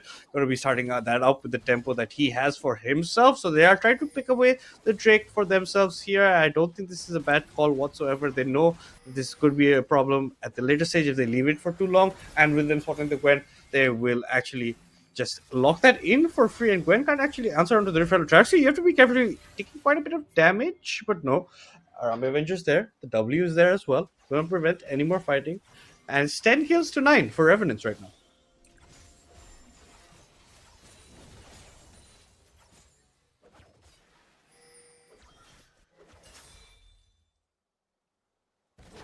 Uh, 10 kills to 9 for Revenants as of now. Herald will be spawning soon as well in the top side. That's exactly where that bad boy is right now on the map. You can see Dead Eyes is there as well, so Pathik not miss much ground. Has to be a bit careful of walking up because he's yet again taking sneaky in the bush. You see Trundle's going to be walking up. Mike is much his head, but now because of Crown going on to turn ready, Ezin turned his eyes over there, but that leaves Bob all alone. Kagura is going to be chasing him. Now Ezian's coming into the fight. The enchanted arrow doesn't actually land on anyone, but a nice route coming in from Trioxy. Dead Eyes flashes away from the fight. Kagura's trying to go back in. Ezian follows through, catches his prey, gets the Troll King for his troubles, and Turret is going to be flashing forward. Ezian ends up going down, Ground does not. So it's just a 1-for-1. Both junglers end up not seeing any more over here. They maybe want to start up the hell, but no, they don't have the thing. They don't have what they want for them. There's a TP coming for Kagura. He's coming bot side. They really want first turret for themselves. And with that TP, calls are coming in for taking the Rift Herald instead. Turret is secured for the side of Syndicate. That's a good advantage for themselves right now with the first turret. But with this Herald going into the pockets of the side of Revenants, it's going to be the next the next epic monster will secure when it's picking up. A bit of too late in terms of that spell shield from Potato Monster. He even pops the ultimate. He maybe thought the Ash is going to chase onto it, but Harambe was moving away already. Olivia are completely trying to neglect some of the healing coming in from Trundle from this Silas, but now it's just next jungle objective is feats for either of these teams. Yeah, and the next objective is going to be the dragon again, it seems like, or maybe the Rift Herald. We'll have to see which one's on the timer now. Zion is sitting on a ward right there, does dash away, so he is going to survive, it looks like, but the pillar comes in, the blast cone is there, and yeah, he's going to be safe. 4-man strong coming in from the side of Syndicate as they are invading the blue side jungle of Revenant. So the goal lead, again, very similar, not a lot to separate these guys, but it does look like Syndicate think that they are ahead and they are the ones who are more proactive on the map. Are more proactive. Syndicate are taking those first advantages. Ezion's gonna be walking Traxy. Traxy, you have to be careful. You're gonna get melted pretty easy over here. You land the root, and yeah, the R3 comes in. Ezien picks up a kill for himself, flashes the mastery as well. But Kagura is gonna go into Bob over here. Nicely set that up. The E2 connects. The chains do connect for himself. They're gonna get chunk damage. Bob is gonna walk out of the chains for too much. He also has the Oblivion Orb. Does neglect some of the damage from the side. He even steals away the Swainel if they want to continue on this exchange. It could be Swainel versus Swainel, but no. They do stop for the skirmish as of yet. Potato Monster has another BF sword in his pocket with a pickaxe. Two of the third ways up to that Infinity Edge for himself. You can see that Kagura wants the pink ward, dodges the E from Bob, dodges the W as well. But in terms of kills, this Gwen is massively ahead right now. 6-3-2. 2 stacks in the Dark Seal. Unfortunately, could have been more. But yeah, you could see what he can do if he gets an Isolate Fire. What he exactly did to Trax. He gets the kill for himself. Now Kagura might go for the ultimate. It's Swain Ult versus Swain Ult in the bot side. But Ezien is like, no, get away from my mid laner. I'm coming in to help him as well. The Blue Orb is there for reducing the healing, but it's not enough. The immune Gwen cannot be stunned by the Ash Arrow. Harambe Avenger wants to go ahead, but he sees Toxic on that side. It's not enough yet again. Another kill goes in the pockets of Ezien. They're looking to go ahead. Trioxy, you're going to go quite a bit low. Deadice comes in. The pillar does connect. Ezien is now the target over here. Harambe picks up a good amount of kills for himself that side. Yeah, flash forward. Maybe they want to get a kill for this. In the blast point is there. Potato has joined the fray. The W, the ricochets. It could be enough. Trioxy has to leave his jungler and ADC alone. A double kill coming in for Potato Monster in the end parts of that fight.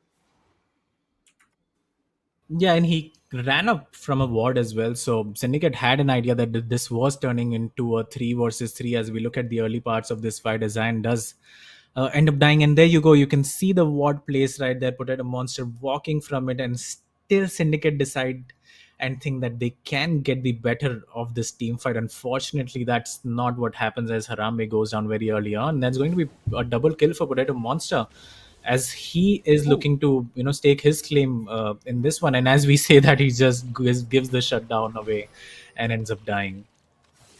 Yeah, it's a nice fadeaway boomerang coming in from Zuko, picks up the kill. Now, there's no Potato Monster for this Drake, but you have all 5 members of Syndicate coming in. They want to drag the Drake out of the pit, maybe get some priority in terms of which tracks he comes into. Bob, their flex already been used. Deadice and Crown are trying to walk into this fight alongside Harambe. He does have the enchanted arrow if he wants to use it in this fight. Nice dodge on the bubble from Zuko, from Shoxiku. Now Drake priority completely taken away by Syndicate. Revenants respecting they don't have their ADC. Give this one up. And now we'll be giving over the feats of strength to the side of Syndicate after that Drake taken from them. There are 2 Drakes to 1 for them. It is 2k gold, 2.7k gold lead for Revenants though, with 15 kills to 12.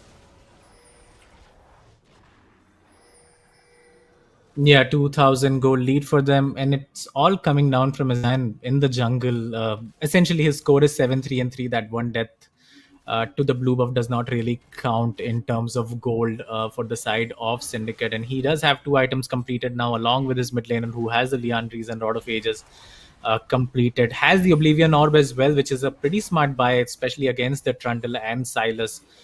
So he is looking to be doing pretty well as well. And again, we have to remember Bob is filling in for the mid laners that he's missing out today. A support main himself. So 2 and 6, 200 gold shutdown bounty, highest in the game, doing quite well in the CS department as well. So he is doing whatever he can to win the game for his team, and yeah, that just deserves a massive shout out. It does, exactly. Like you said, he's picking up the slack that his team was dishing out. 7-4-3 Asian. Unfortunately, the last few team guys not getting that many more kills for himself, but that's a 3-0-0 Zuko. That was a nice fade boomerang to get a nice shutdown onto Potato Monster. It's Bob with the trap setup this time. I would have liked the E into the W, but no, he does the W quite a bit late for himself. Maybe trying to bait in a fight, essentially this side, with the help of Shoxikun, but turn ready. It's gonna jump onto Zuko. They're trying to protect this turret as much, but you do have Deadice just waiting around the corner. If Deadice gets spotted, this could be just a free Atakan at the end of the day. Kagura does get pulled in, dashes out of it as well. But yeah, this is a very tense situation. Next person who ends next fight pretty much decides how much of this game is going into whose favor. The CC is lacking from Revenants, but the damage is definitely there with Potato Monster and Ezien in these fights. They do a lot. Plus the title with that knockup could be for themselves. Charity goes in. It's a nice power Q onto Zuko at the end of the day. But we are working a lot, 4 members towards the side of that Atakan, and you can see that Zuko really wants to deny Crown from actually getting a recall before he can maybe TP in for the fight. He's already instantly TPing over there. And no, that's actually going to be the Silas instead. Kagura goes in. Crown is still going to be sticking out with the side. He wants to catch the wave maybe before the fight. Bob has to be a bit careful. Deadice has been sitting in this bush for quite some time. This could be going unnoticed. Instead, Kagura will clear wards over here. Nothing much of importance as the teams are looking for a fight at this Hataka.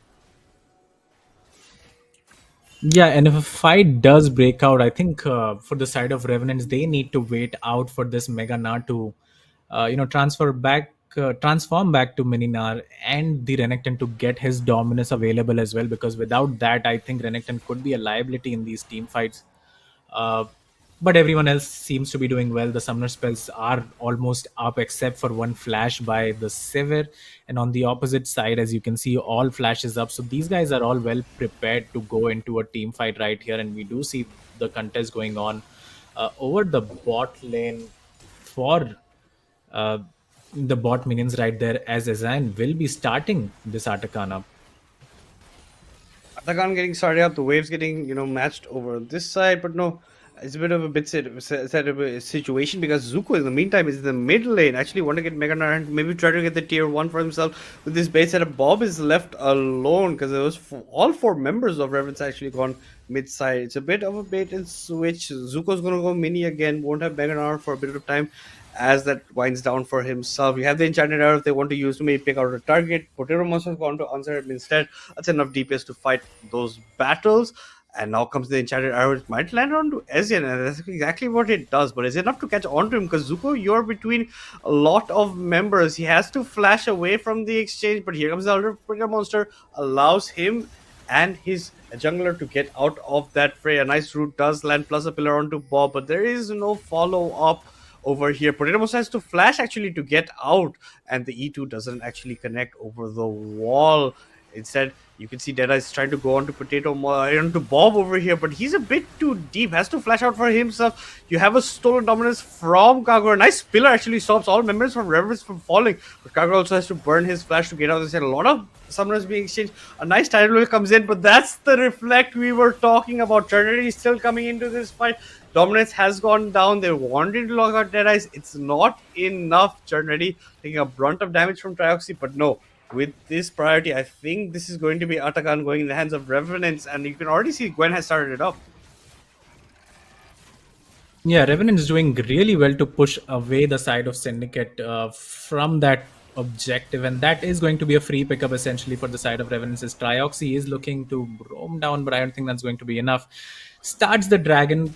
Crown does have a good flank, but he jumps into 5 people. I'm not sure what that was about, as he's gonna end up going down. The enchanted crystal arrow comes in, stuns the Gwen. Should not be enough. The ultimate is there from Mel, but again not enough damage from them.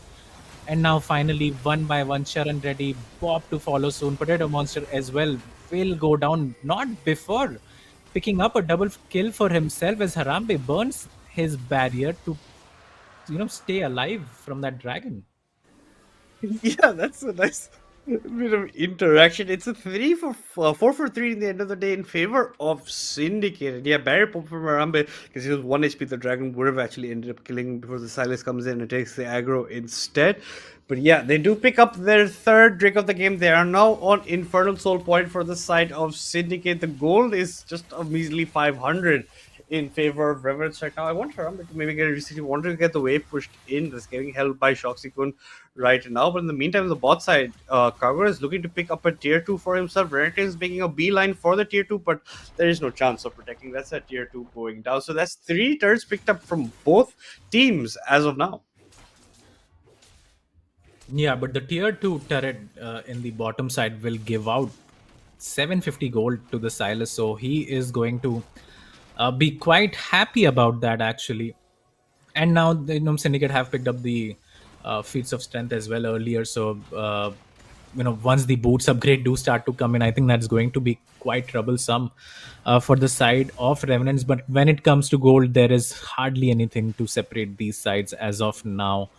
Deadeye is looking towards top. Actually, Bob does have his ultimate, so he should not be in trouble. Blows that one up, but Deadeye is just going to take that turret and just run away.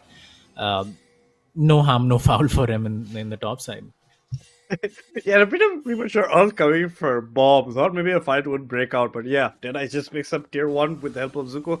Just runs away. The tier 2 also very low in the mid lane, so can end up picking that gold for themselves later on. In terms of items, we have a Kraken, a Phantom Dancer, and a Mortal Reminder for the Ashe. For the Severe, we have the Navoris, the Infinity Edge, plus the Yuntas, Essence Reaver right about here. Kagura, be a bit careful. You have a Gwen and a big crocodile close to you. Maybe not this big, but it's going to be spotted on the ward on that side, so no problem. Baron is actually now being started by the side of Syndicate. This is actually a very, very good call coming in for them. The members of Revenants a bit far away. Do they have the DPS to actually narrow this one down in time? They are looking to be on the horizon for that. You can see that Potato Monsters come in. Baron does get picked up. A nice tidal wave comes in. The reflex a bit too late from Trioxy. It looks like it might be everywhere sitting getting sweep. You can see in the Baron pit, Crown was trying for a very sneaky recall, but he ends up going down. So that's a 3-0 in favor of Revenants. Wait, maybe a 3-1 in favor of Revenants because Shoxicon oversteps his boundary, not expecting cover to be in the bush. Cover picks that up, and now tier 2s maybe in the hands for Revenants. Yeah, I think that was a very risky call coming out from Syndicate. That could have backfired massively. It still did. They lost out 3 members, but the 2 that they have still have the Baron buff. As Kagura does go in, actually is going to secure the kill onto the Renekton, who still had the Flash and Dominus up for himself. Kagura stole that one away. He's going to go down as well. So that leaves only 1 Baron buff remaining for the side of Syndicate. And Revenants, I think they'll be quite happy with that trade and how it went out. 4 for 2. Yes, they lost the Baron, but it's only on to the jungler now. And they can very well manage against that. So all in all, Revenants, do look like they came out on top after what was a very optimistic call coming out from the side of Syndicate. It was an optimistic call. I think if Trioxy's reflected come in time, the tidal wave could have been prevented from jumping onto everyone over there. I think a bit of misplay on that side from his part, but yeah, it is Revenants punishing for Syndicate, trying to make the best of their situation over on that side. Now with a 1k gold, it's just still pretty much a 1k difference at the 30-minute mark between these two teams. Harambe is very overextended, but he does have Deadeyes close by, so he doesn't mind that whatsoever. He's trying to get as much farm as possible for his next item with that BT sword that he's built up. But Potato Monster is already 4 items strong right now, has picked up a Mortal Reminder of himself. We'll be looking for maybe a BT at the end of the day, or maybe just Guardian Angel, but that's how he wants to build. Zuko, who was 3-0-0 at one point, is now unfortunately 3-2-1, has a Force of Nature, has movement speed from that as well. Now looking to maybe build that Black Cleaver, and this is maybe the fight that we are all anticipating. This is the fight that needed, because this is the Infernal Soul point for themselves, but it could get tricky if they pick up the Drake and get wiped. This could be Revenant's victory depending on how this fight actually ends up going. They're trying to walk in. Deadeye, you're walking a bit too much that side? Yes, okay. We're going to be backing out instead. Zuko is Mega Gnar, but it's going to be timing out before the fight, hopefully, but no, he's just waiting in the bush, waiting for anyone to jump in over here. Eternity is coming from that side. Zuko jumps in, gets a nice 2-man ult, but the tidal wave comes in, gets reflected, but maybe a bit too late. They're getting deleted on the scene. This is daylight murder coming in from the side of Revenants. A clean ace coming for their side, denying Infernal Soul, a triple kill coming in for Potato Monster. And what looked like a good engage from Crown, he only got 2 members essentially with his Mega Gnarl as Revenants march down, maybe taking us all the way to the game 3, 2-1 in their favor. Yeah, a premature engage from the side of Crown right there. His team was nowhere around to follow up on that. And yeah, it does look like it is going to be game 3 picked up by Revenants.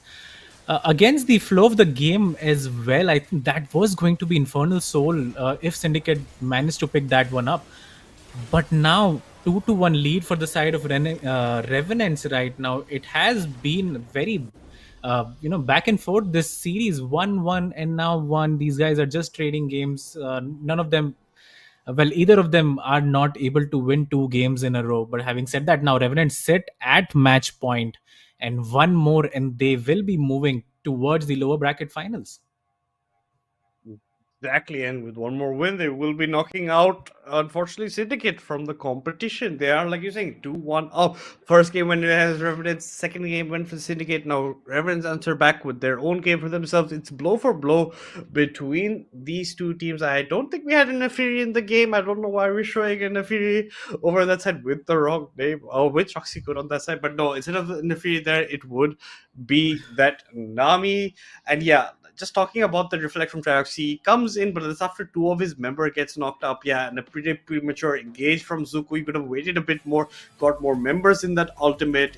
Most of your team was focused on the Drake. Instead, the turnaround came too late. You're grouped up in a single place. The AoE damage is coming in from the Swain. There's just so much being dished out to you. Plus, SYN is just a monster alongside Potato Monster. The DPS is so high. You could just see, in the matter of 3 seconds, the entire team of Syndicate pretty much just got wiped out of the map. And yeah, Revenants with that last team fight take the victory. It looked like you had a nice Drake lead coming in. You were on Infernal Soul point, but a couple of questionable decisions like that Baron call as well end up leading to the downfall of Syndicate in game 2.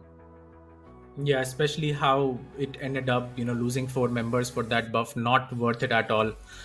So I don't think that was the play to make. But props to Revenants for punishing these mistakes in the early game as well, and especially Potato Monster. We were hoping that he would have one of these big games because he has been silent for quite a while now. Comes up huge in the bot side fight as well, comes and gets a double kill in the end of the game as well, is able to secure the game for his team. So well done to him. As we look at the scorecard for this game 3, where Revenants find themselves in the lead now in the series yet again. 27-19 in kills, 62,000 gold compared to 57, so only a 5,000 gold difference right there. 7 turrets to 4. The dragons were pretty close right there. The soul point was there for Syndicate, but unfortunately they were not able to do so. They did pick up the Baron, however, albeit after losing 4 members for it. Void Grubs picked up by Syndicate, and the Atakan was picked up for Revenant. So it was a very close game, till it wasn't. Exactly, till it wasn't. The Revenants blowing it wide open. They have a pretty nice kill lead by the end of it. Feats did go over to the hand of Syndicate. I'm not wrong about that as well. So yeah, they were looking in a very comfortable spot. And yeah, unfortunately could not capitalize it. 7 towers to 4. So you see Syndicate answering back, but just not enough. And a huge factor of this will be Potato Monster in these team fights. 11, 5, and 12 with that KDA. 8.7 CS per minute as well. Good CS numbers given just how bloody these fights were going out. 1,085 damage per minute from Sav, 17.3k gold. This is his second MVP in these series. We only had ADC MVPs so far, but that's just how important they are in how these guys build their comms and how they dish it out, right? Because you had SYN with that nice early part from his Gwen. He was doing a lot. Traxi got called out a couple of times as well. And yeah, that SYN is the guy who carried Potato to the point where he was just a monster. He was a 1 item up on the opponent ADC on Harambe, so he was dealing so much DPS, and nobody is targeting him because you have not jumping in, but you're not landing on the members you actually wanted to land on. So yeah, unfortunately, if you don't target the Civ, if you don't get the Gwen, they're just gonna out DPS you in these fights because you're not got the good prioritization, and they're just gonna be happy about how that game went for them. And yeah, right now I'm just gonna be a bit more worried for the side of Revenants as well as maybe for SYN, because like you said, both of the junglers are at the lower end of the champion pool right now, given how Fearless Draft is going. And maybe just the Viego and Hector left for SYN. If those get banned out, it's going to be a bit of a problem for him in these later stages. Yeah, he will have to dig deep into his pockets to find another pickup. I do expect the Viego to get banned in the next game as well, so he will have to think of something. But I don't think that should be a problem. It's only well, I say it's only, but it is game 4 now, and they are all going to have to dig deep into their champion pool. So even Deadeyes, for that matter, will not have a lot of available champions to him now that these Jarvans and Xin Zhaos have been gone. But we will find that out in game 4 as we take a short break, and when we come back, it is going to be game point and maybe the series for the side of Revenants.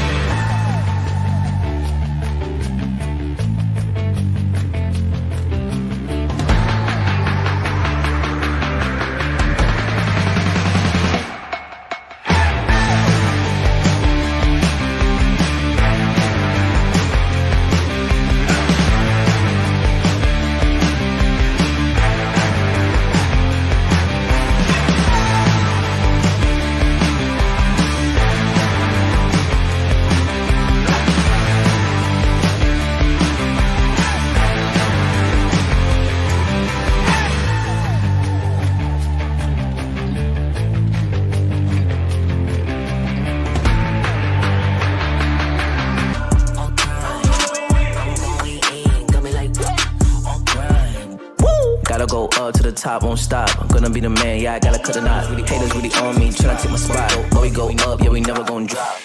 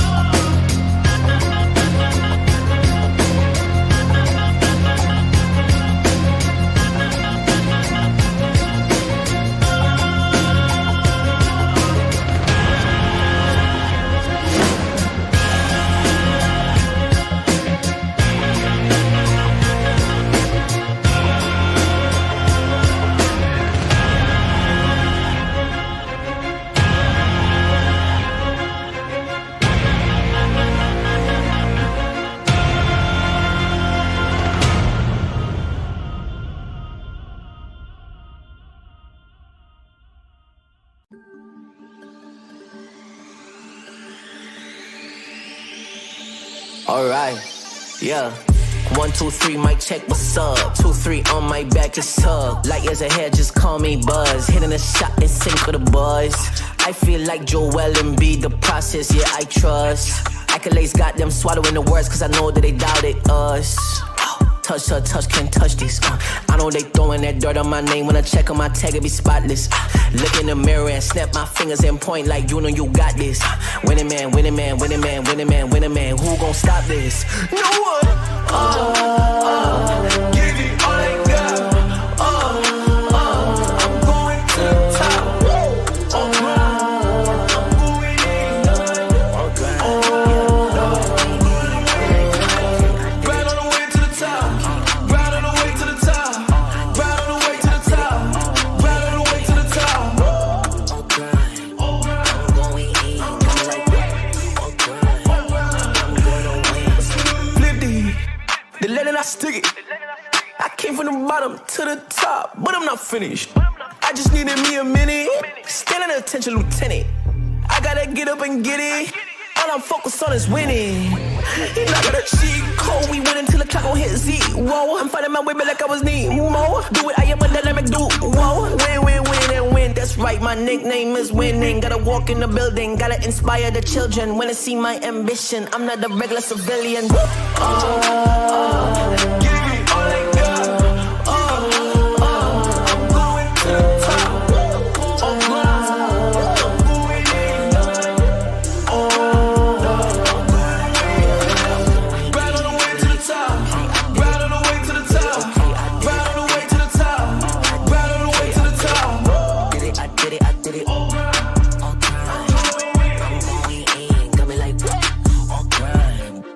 Gotta go up to the top, won't stop. I'm gonna be the man, yeah, I gotta cut the knot. Haters really on me, tryna take my spot. But we go up, yeah, we never gonna drop.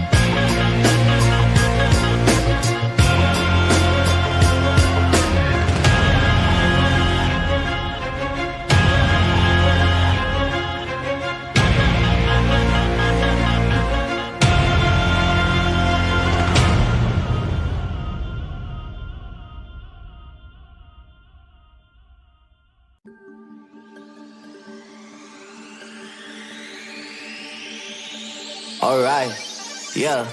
1, 2, 3, mic check, what's up? 2, 3 on my back, it's tug. Light years ahead, just call me Buzz. Hitting a shot and sink with the boys.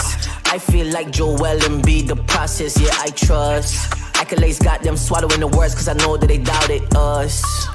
Touch her, touch, can't touch this. I know they throwing that dirt on my name. When I check on my tag, it be spotless. Look in the mirror and snap my fingers and point like you know you got this. Winning man, winning man, winning man, winning man, winning man. Who gon' stop this? No one. Give it all I got. I'm going to the top.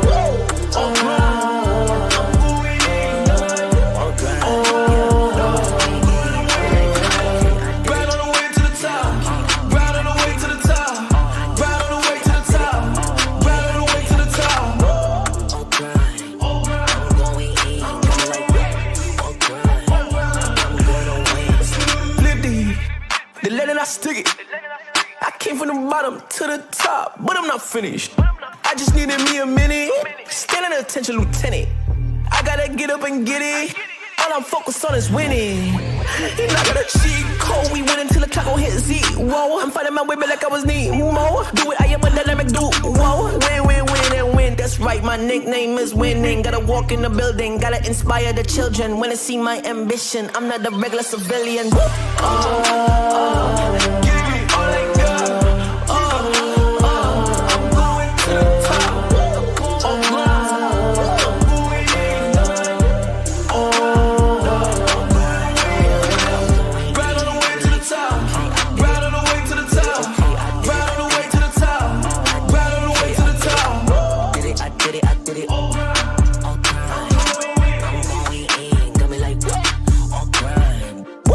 Go up to the top, won't stop. I'm gonna be the man, yeah, I gotta cut a knot. Really haters really on me, tryna take my spot. But we go up, yeah, we never gon' drop.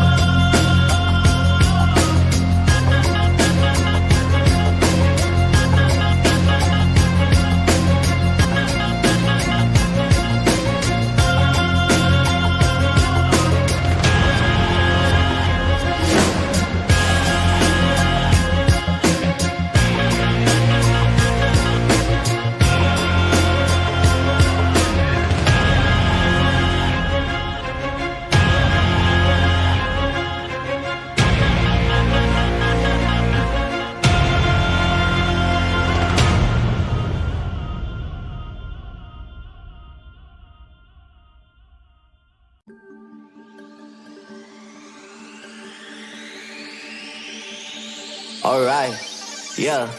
1, 2, 3, mic check, what's up? 2, 3 on my back, it's tug. Light years ahead, just call me Buzz. Hitting a shot and sink with the boys. I feel like Joel Embiid, the process, yeah, I trust. Accolades got them swallowing the words, cause I know that they doubted us. Touch her, touch, can't touch this. I know they throwing that dirt on my name. When I check on my tag, it be spotless. Look in the mirror and snap my fingers and point like you know you got this. Winning man, winning man, winning man, winning man, winning man. Who gon' stop this? No one. Give it all I got. I'm going to the top.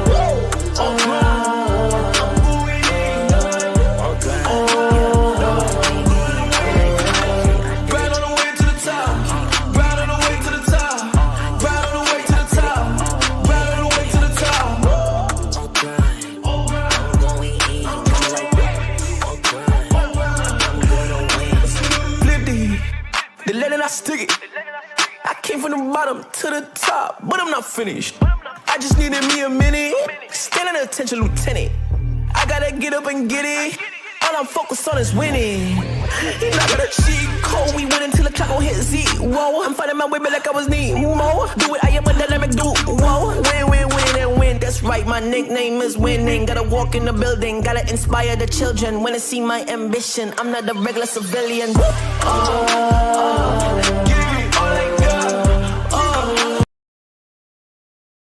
Guys, welcome back to League of Legends, Legends in South Asia. It's me, Madness, alongside apparently no one for now. It seems like I'm just going to be solo boloing this myself. But yeah, we do have a pretty spicy series now. That at least gets me excited about it as well. Because, you know, it's a 2-1 in a best of 5 with Revenants answering back. For the first time in all 3 games, the 4th game being this one, Revenants will be on the blue side. Syndicate first 3 games were always on the blue side instead. So now Revenants get first pick as well. I'm expecting the bans to be pretty much on the same page right now, at least from both teams. Maybe a Hecarim ban earlier on instead of the second phase of banning instead, just to deny SYN more champions, just without his Hecarim, without his, without his Hecarim, without his Viego is not much there. Maybe Bob switch over and takes, Warwick instead. Depends on how this is going. But yeah, it seems like a pretty good BO5 so far. If you are unfamiliar with the series, we are 2-1 into it with Revenants being 2-1 up, and they are enjoying a pretty nice lead. They did well in the last game. They took advantages of basically Syndicate not playing the later team fights that well. The question of Baron call came in as well, and from there just pretty much the downfall of their team. And yeah, pretty demonstrating a lot of TPS. The Gwen comes in as well. I don't think it was picked up. Harambe was just too far behind most of the time. The Enchant Arrows not maybe the kind of engages that they were looking for. They tried to do it like maybe twice in the bot side, and Azir was pretty much always there in a bush just waiting for them. Even this, before the Drake, they did hit the Enchant Arrow onto Azir, and he did get stunned up, but he goes immune afterwards with the help of Potato Monster's ultimate on the Severe. Just run away from that fight, and they just reset and come back in stronger than they were before. But yeah, it is seeming like maybe Revenants are looking to be looking. Mind you, they are on series point. If they do end up winning, they will be knocking out Syndicate, unfortunately, from the competition, and we'll be moving on tomorrow into the losers bracket final against Cacao Gaming, another team that they unfortunately have never got their number on and end up winning it. And guys, it looks like we are going to be taking a short break before we come back into this action.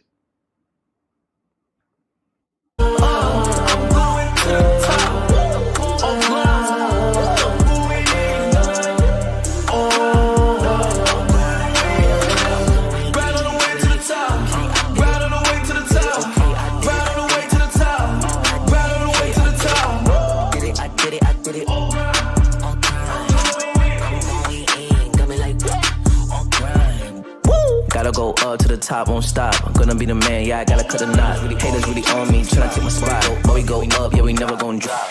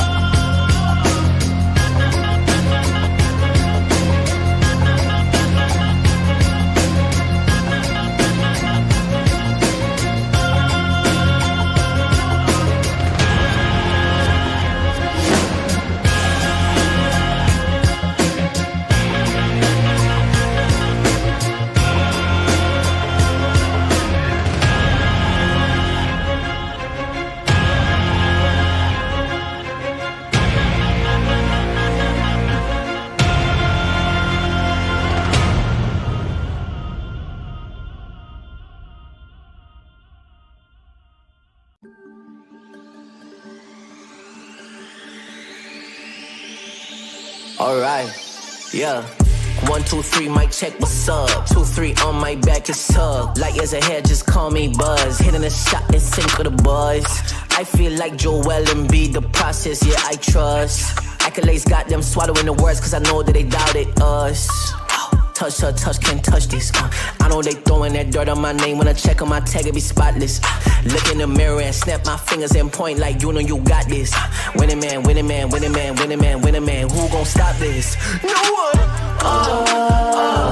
Give it all I got. I'm going to the top. I'm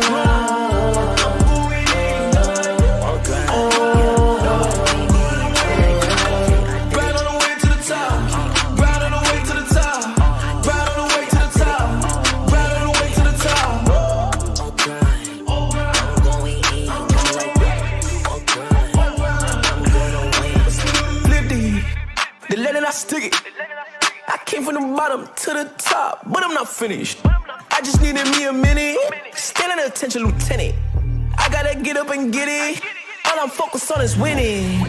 You not got a cheat code. We win until the clock gon' hit Z. Whoa, I'm fighting my way back like I was Nemo. Do it, I am a dynamic dude. Whoa, win, win, win, and win. That's right, my nickname is winning. Gotta walk in the building, gotta inspire the children. When they see my ambition, I'm not a regular civilian. Give me all I got. I'm going to the top.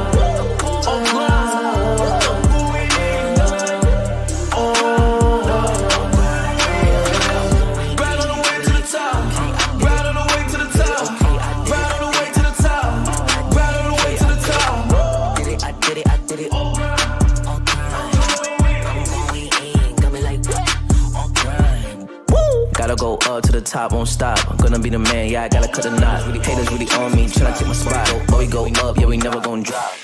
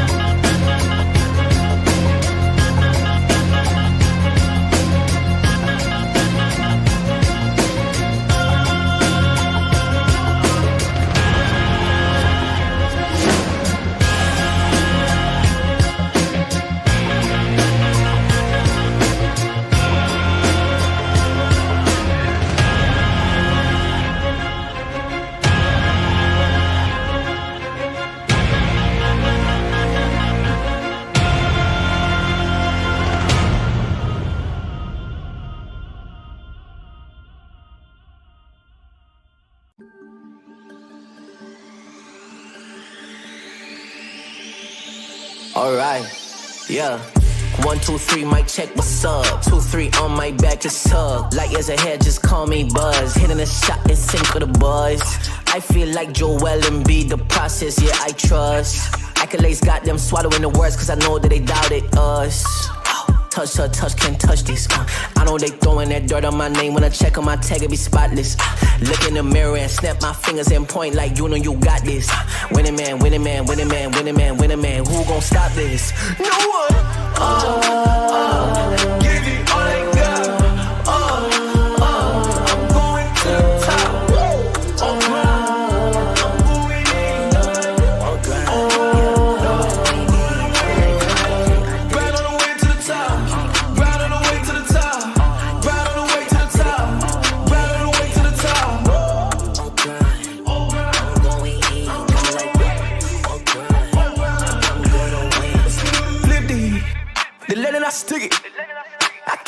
bottom to the top, but I'm not finished. I just needed me a minute.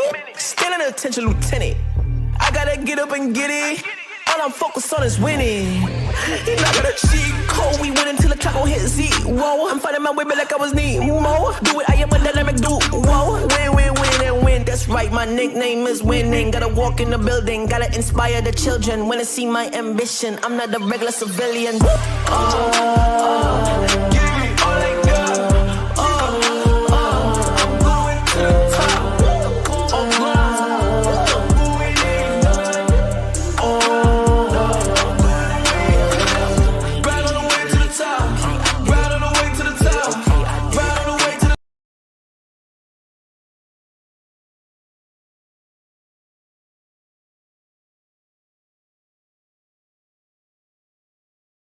What's up, guys? We are back in League of Legends in South Asia. We are back with the action. Unfortunately, we were having some disconnections happening from casters as well as players this time, so a bit of change in the scenario. SYN in chat has written, beware of his SYN, so we might get to see SYN coming on.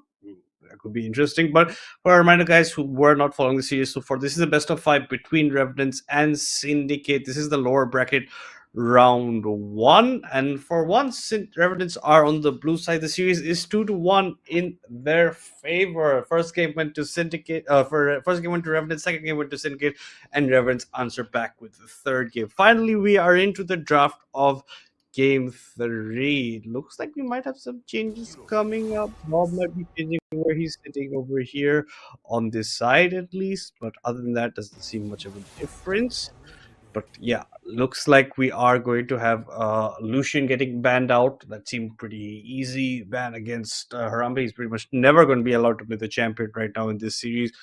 Viego follows suit as well. I'm expecting another Ezreal ban coming out, or maybe just Ezreal first pick coming in. If Potato Monster feels comfortable enough playing that champion, that would be a nice way to get a different, ban over here and just pick it for yourself. But no, the Ezreal ban will be following suit. Maybe expect Hecarim ban with the Veigar after this. The Veigar comes against. Maybe they're just not worried. Maybe they are just worried too much about Bob's Veigar instead at this point. But reminder, guys, for the people not following the series yet again, AK-45 is not available. Unseen Blade is not available. So instead, Bob, who's traditionally the support for this team, is filling in role. Shoxikun has taken up the support alongside Potato Monster in the bot side, and now maybe with Potato Monster's pool getting narrowed down a bit more, his Caitlyn is still available if he does want to end up playing that. The Nocturne ban follows suit. The Tristana comes out, so Potato Monster doesn't get to play his Tristana. The only time he got to play his preferred champion was that Smolder in game 1 for himself. As we continue on with the pick stage right now, blue side is going to be Revenant, so let's see what first picks they're going to have. So the entire series were red side, so this is why we get to see them pick out. And this is what I was talking about. You don't ban that Hecarim. I think that's exactly what SYN will be picking up for himself. I thought they would make some adjustments with their banning phase over there, like as in maybe Veigar later. But no, it's just going to be that Hecarim getting locked in for SYN, another champion he is comfortable on. So now pretty much at the end or depths of his pool, it's going to be interesting to also see what Deadeyes will be picking up for himself, because he is also not in the respect of having a very deep kind of pool from such. The Senna gets picked up. Are we going to see a bit of a Harambe Senna coming in over here? That's going to be interesting. I don't think we've seen him play Senna throughout Legends Ascent, so this could be a nice change of pace. The Volibear, okay, pretty much also a flex pick. Can go to the top side, can go to the jungle, and it's going to get locked in, so it's going to leave some gaps or thought processes in the minds of Revenants players about what's going to happen next in this scenario, as we tick on the clock and see what's going to get picked up over this side. The Lissandra isn't being banned, or I don't mind a blind Lissandra coming in, honestly, this. But I think Lissandra was picked up in a different game. No, I think throughout the season it has still not been picked up for Kagura, so maybe that is still open just due to fearless draft. Kog'Maw? Okay, Kog'Maw getting locked in for pretty much. We've seen him, I think, once, if I'm not wrong, maybe max twice before in the entirety of Legends Ascent. Let's see what else he has lined up for himself. But yeah, Senna coming in is spicy. Ooh, the Zillion?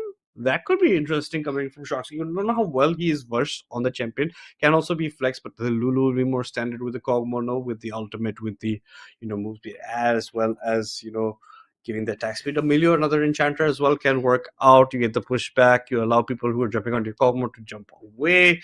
That could also end up saving his life. That's going to be matched up with the Karma maybe in the bot side.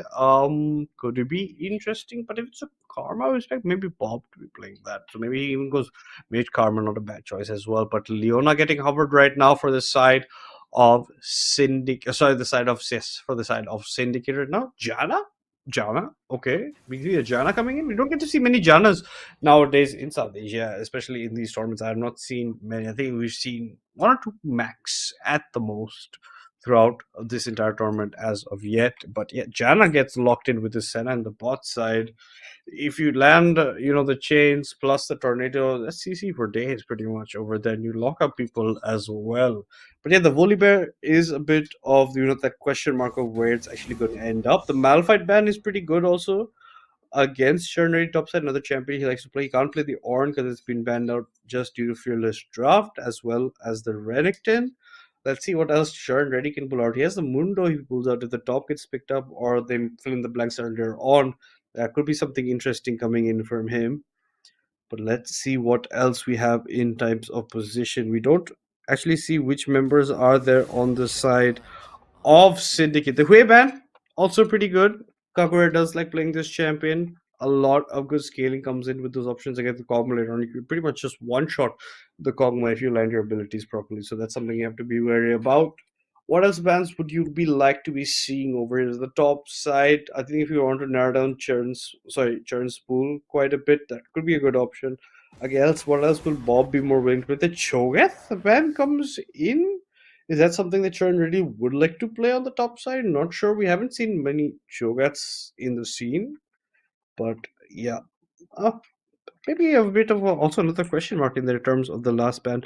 Talking about guys who are asking about the score in the chat from the last game, it is 2-1 currently in favor of Revenants between these two teams right now. Last ban now to be locked in. It's going to be that Lissandra yet again. Kagura does not get to play the champion. So it's pretty much always been the Perma, Lucian, Ezreal, and Lissandra bans coming in for the side of Revenants. So Syndicate have that mid lane and bot side that is the one that does put on the pressure in these kinds of matches between themselves.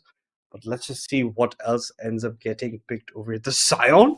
Okay. I honestly did not expect the Scion to be coming out, but the Scion does get picked up. Another huge CC coming in. That pretty much answers that. It's Deadeyes playing the Volibear in the jungle. That's going to be cool to watch. I don't think we've seen Deadeyes play Volibear. The most transition we've seen is when he was playing the Trundle, because that was a pick that before we did not see from his side. We do see a Karma getting hovered. That I'm pretty sure will be going hands of Bob in the mid lane champion. He's well versed on, so won't have a problem with that on his mid side. Now, what should be the top laner for them right now? What do you want to answer back with this Scion? What are you thinking about? Nars out of the picture, Fiora's out of the picture. It's going to be the big Dow. Do we get to see a Susan on the Rift yet again? We've seen it a couple of times throughout Legends Ascent to a variety of depends on how it's going for them, but that's a lot of good scaling on the side of Revenants, the Kog'Maw, as well as the Nasus. That's going to be huge in later team fights, and Karma keeps on shielding with the million shields. This Kog'Maw has a pretty much protect the president kind of comp already in his pocket over there. And yeah, the Rise looks to be the pickup for Kagura. We've seen him play it quite a few times. Also a bit of a hit and miss coming in for him. Couple of questionable plays also honestly coming in for this side. But this is do or die for the side of Syndicate. If they lose one more game, they are out. They will no longer be able to participate in Legends, and we will have we call Revenants moving up into the lower bracket finals against Cacao Game. But whichever of these teams do end up winning this lower bracket won't have a very tough time ahead of them facing Cacao, because Cacao pretty much is the second best team right now in the region, and they have been looking strong except for last weekend in that grand finals against the Citadel Esports. Didn't look like themselves, look like pretty much a shadow of their former selves pretty much. So I hope they have taken that meeting too hard and are improving on their movements over there. But there you have it. Both your comps have been locked in. Turner in the top side with the Nasus, Hecarim on SYN, Bob will be Karma in the mid lane, Potato Monster and Milio in the bot side, Kog'Maw for Potato Monster and Milio for Shoxicor on the red team. That's also interesting to see. It's going to be the same thing. It's going to be the same thing right now for their side. And you can see the SYN is there locked in. The Volibear has been locked in. So you have a lot of CC and a good amount of front lining coming in for your side right now. I really like the Senna with the Janna as well because it is looking pretty good from their side because you have a lot of wrong ways. That's the scaling you want to answer in for themselves. But against the Kog'Maw melee, if you don't start putting the pressure late side, Kog'Maw can just be a beast later on, especially with the shielding that's going to be provided for him. I don't think you can, do much later on, especially with Nasus going to get these stacks in. Chardati is that kind of player who will be just pretty much stacking near his start, has no problem doing that whatsoever. And Sand maybe even tries to go for proxies instead. I would like to see some proxy. We haven't seen pretty much any proxying coming out throughout Legends Ascend. Is actually very neither do we see traditional late swap earlier, but that's also just due to the grub timers moved up from 6 minutes to 8 minutes, and those kind of things have to be put in mind. But let us know in the chat which side do you think won out in the draft between these two teams right now, because looking pretty nicely played out. I think Senna has a lot on the backside. Your DPS slightly lacking there until the Rise starts scaling up. But other than that, looking fine. The SYN yet to see if he's going the tanky build or the lethality, the Bouse build, but up to them. Shoxy, don't know how much Melio he has played, but we haven't seen him play Melio as of yet in Legends Ascend. That's also a nice bit of inkling of how this team does function. But yeah, another reminder, it's 2-1 in favor of Revenants. Revenants is your blue team, Syndicate is your red team. This is lower bracket round 1. These two teams will be battling it out quite a bit in this fourth game. This is series point for Revenants, so they're just one game away from that home stretch of reaching that lower bracket final against Cacao, and I think they are doing a fine job of how the series is going. It's still going blow for blow because first game Revenants, second game Syndicate, again back to Revenants, and I think it's pretty much anyone's game right now, just depending on how these games go for them, because Syndicate looked really dominant in that game too for themselves, and I think that they can be pulling off some miracles that we are just not anticipating, because technically according to seeding, Revenants is the team seeding 1 seed ahead on third for the fourth of Syndicate, and it's going to be interesting to see how it's going. But another reminder, guys, please make sure to follow all our social media. The links in the description box below. Make sure to follow LOL, Discord, and SA week 2 of the weekend skirmish is active. Registrations are live, so please head on down there if you have a fun time playing ARAM, because it's just a fun event with an auction style situation held by yours truly, where you can get to meet fun people, enjoy your time in the Rift, enjoy how everything is going on. But yeah, I just think this is pretty much been a bloody battle between these teams, just trying to edge that step forward into that lower bracket final for themselves. And it's been a bit of a hectic journey from either of their sides, because I honestly didn't anticipate Revenants taking it this far. I thought maybe a 3-0 for them, but unfortunately not. And a bit of mistake in the draft. You're letting SYN get the haircut, which he is comfortable on. We're going to see a first-time Deadeyes on the Volibear, technically in a professional match from him. So that's also going to be interesting. But the Volibear is pretty strong in the current patch. It's yet to see if he goes the Triforce, the Navari with the Shojin kind of build, or he'll go the standard Rod of Ages at the end of the day. But we are heading into the Rift. Points have been added, so you can see that very clearly on the top of your screen, ladies and gentlemen. But this is game 4. This is series point for Team Revenants against Syndicate. They're going to be looking to lock this one in. And this is a weakened Revenants, mind you. They don't have AK-45. They don't have the Unseen Blade. So it's looking a bit dicey for themselves. But in terms of standing here on the Rift, they are pretty much just parallel across the river. No problems whatsoever between them. Kagura and Trioxy just waiting in the bushes this side. Milio waiting on there, but he's having a fine time of it. As well as you can see, nothing much. Just taking a bit look at the runes and the summoners that are coming in. We have the standard lethal double for Pretimusa plus the ghost, so he gets more kiting. The phase rush for SYN in these team fight. That's going to be a very fast horsey. Fleet for generating topside plus the grass for crown. It's going to be lethal tempo coming in for the volley, where that's pretty much the standard right now. As well as the exhaust flash for Trioxy. Bot side the heal flash for Milio. We do seem to have another pause on our hands. It's pretty much been a day of pauses at this point, but nobody seems to have forgotten their items out of the base. No problem with that whatsoever. But yeah, just look at the timer. I don't see any much difference coming in between these two teams right now. It's looking pretty nice. And I think we're just gonna have to wait before someone ends up joining back. We don't know what the pause was called for. We did see the disconnect coming in. So yeah, but that's gonna be your two teams gonna be lining up over there. I think Syndicate have a good chance of fighting back if you let your Rise get to a point he's strong enough to dealing so much AoE damage.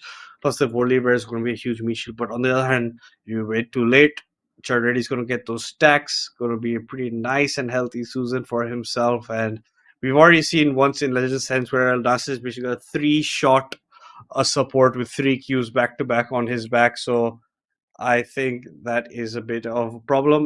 Guys, it looks like we are going to be taking yet another short break, but don't go anywhere to see how this series concludes.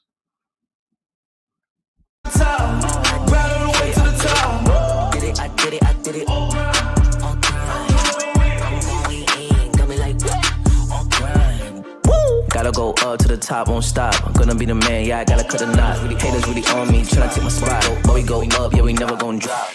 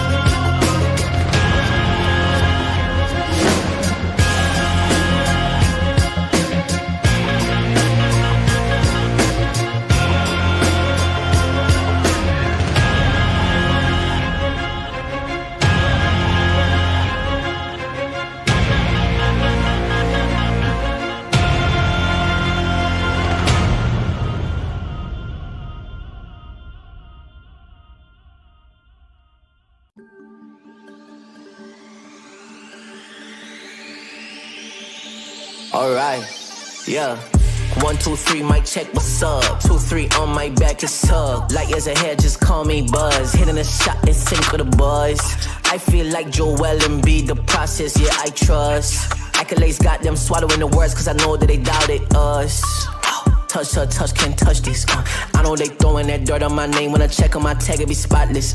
Look in the mirror and snap my fingers and point like you know you got this. Winning man, winning man, winning man, winning man, winning man. Who gon' stop this? No one. Give it all they got. I'm going to the top. I'm going in. Right on the way to the top. Right on the way to the top. Right on the way to the top. Right on the way to the top. I'm going in. Like that. I'm gonna win. Flip the heat. The letter I stick it. I came from the bottom to the top, but I'm not finished. I just needed me a minute. Standing attention, lieutenant. I gotta get up and get it. All I'm focused on is winning. You not got a cheat code. We win until the clock gon' hit zero. I'm fighting my way back like I was Nemo. Do it, I am a dynamic duo. Win, win, win, and win. That's right, my nickname is winning. Gotta walk in the building, gotta inspire the children. Wanna see my ambition. I'm not a regular civilian. Give me all I got. I'm going to the top.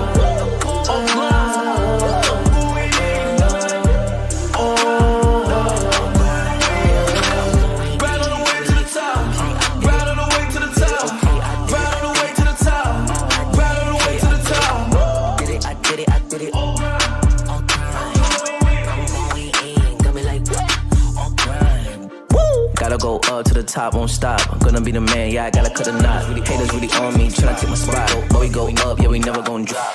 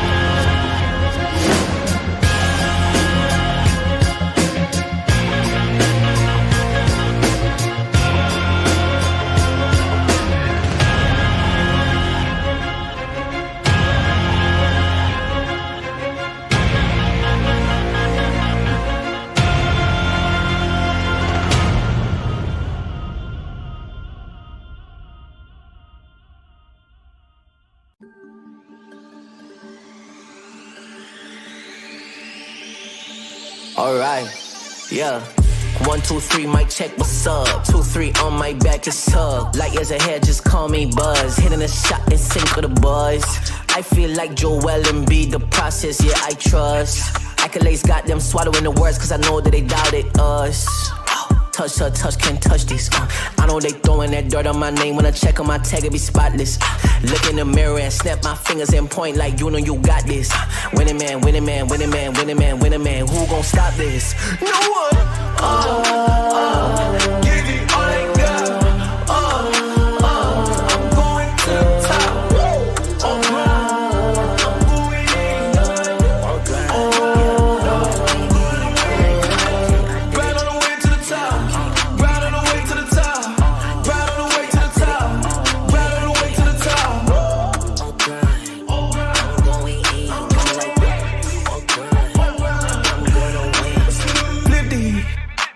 Stick it. I came from the bottom to the top, but I'm not finished. I just needed me a minute. Standing attention, lieutenant. I gotta get up and get it. All I'm focused on is winning. You not got a cheat code. We win until the clock gon' hit zero. I'm fighting my way back like I was Nemo. Do it, I am a dynamic duo. Win, win, win, and win. That's right, my nickname is winning. Gotta walk in the building, gotta inspire the children. Wanna see my ambition. I'm not a regular civilian.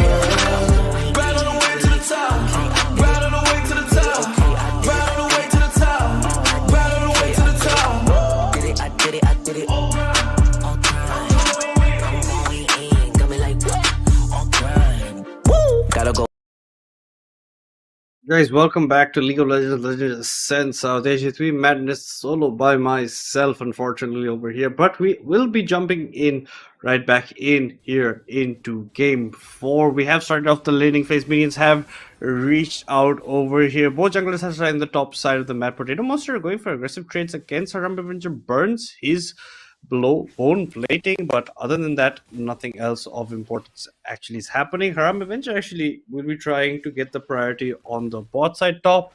It's gonna be Crown Avenger. Ready is pretty weak, level 1 as well. Has gone Q of the E, maybe to go for that with the Dorn's ring instead, but no, has gone Dorn's shield at the end of that time. Serena is trying to get the farm plus the stacks for himself from the souls. Bob versus Kagura over here. Nice Q lands. You get the bone plating from the Rise. We're talking about jungle bats. I think it's same tempo nearly for SYN as well as the Volley Bear. They're going to be walking at the same time towards their next camp. It's very, very of the minute earlier tempos than the Volley Bear reaching his camp over there on that side, as you can see on your map. But other than that, pretty standard for them. Crown's just going to get wave after wave pushed in, try to maybe go for proxies afterwards, while Sharon is just going to go farm with his stacks, with his scale. Potato Monster is trading out. Here comes the Chains Connect from the center. Trioxy is also taking a bit of a beating, has to be on the careful side, has the Ares.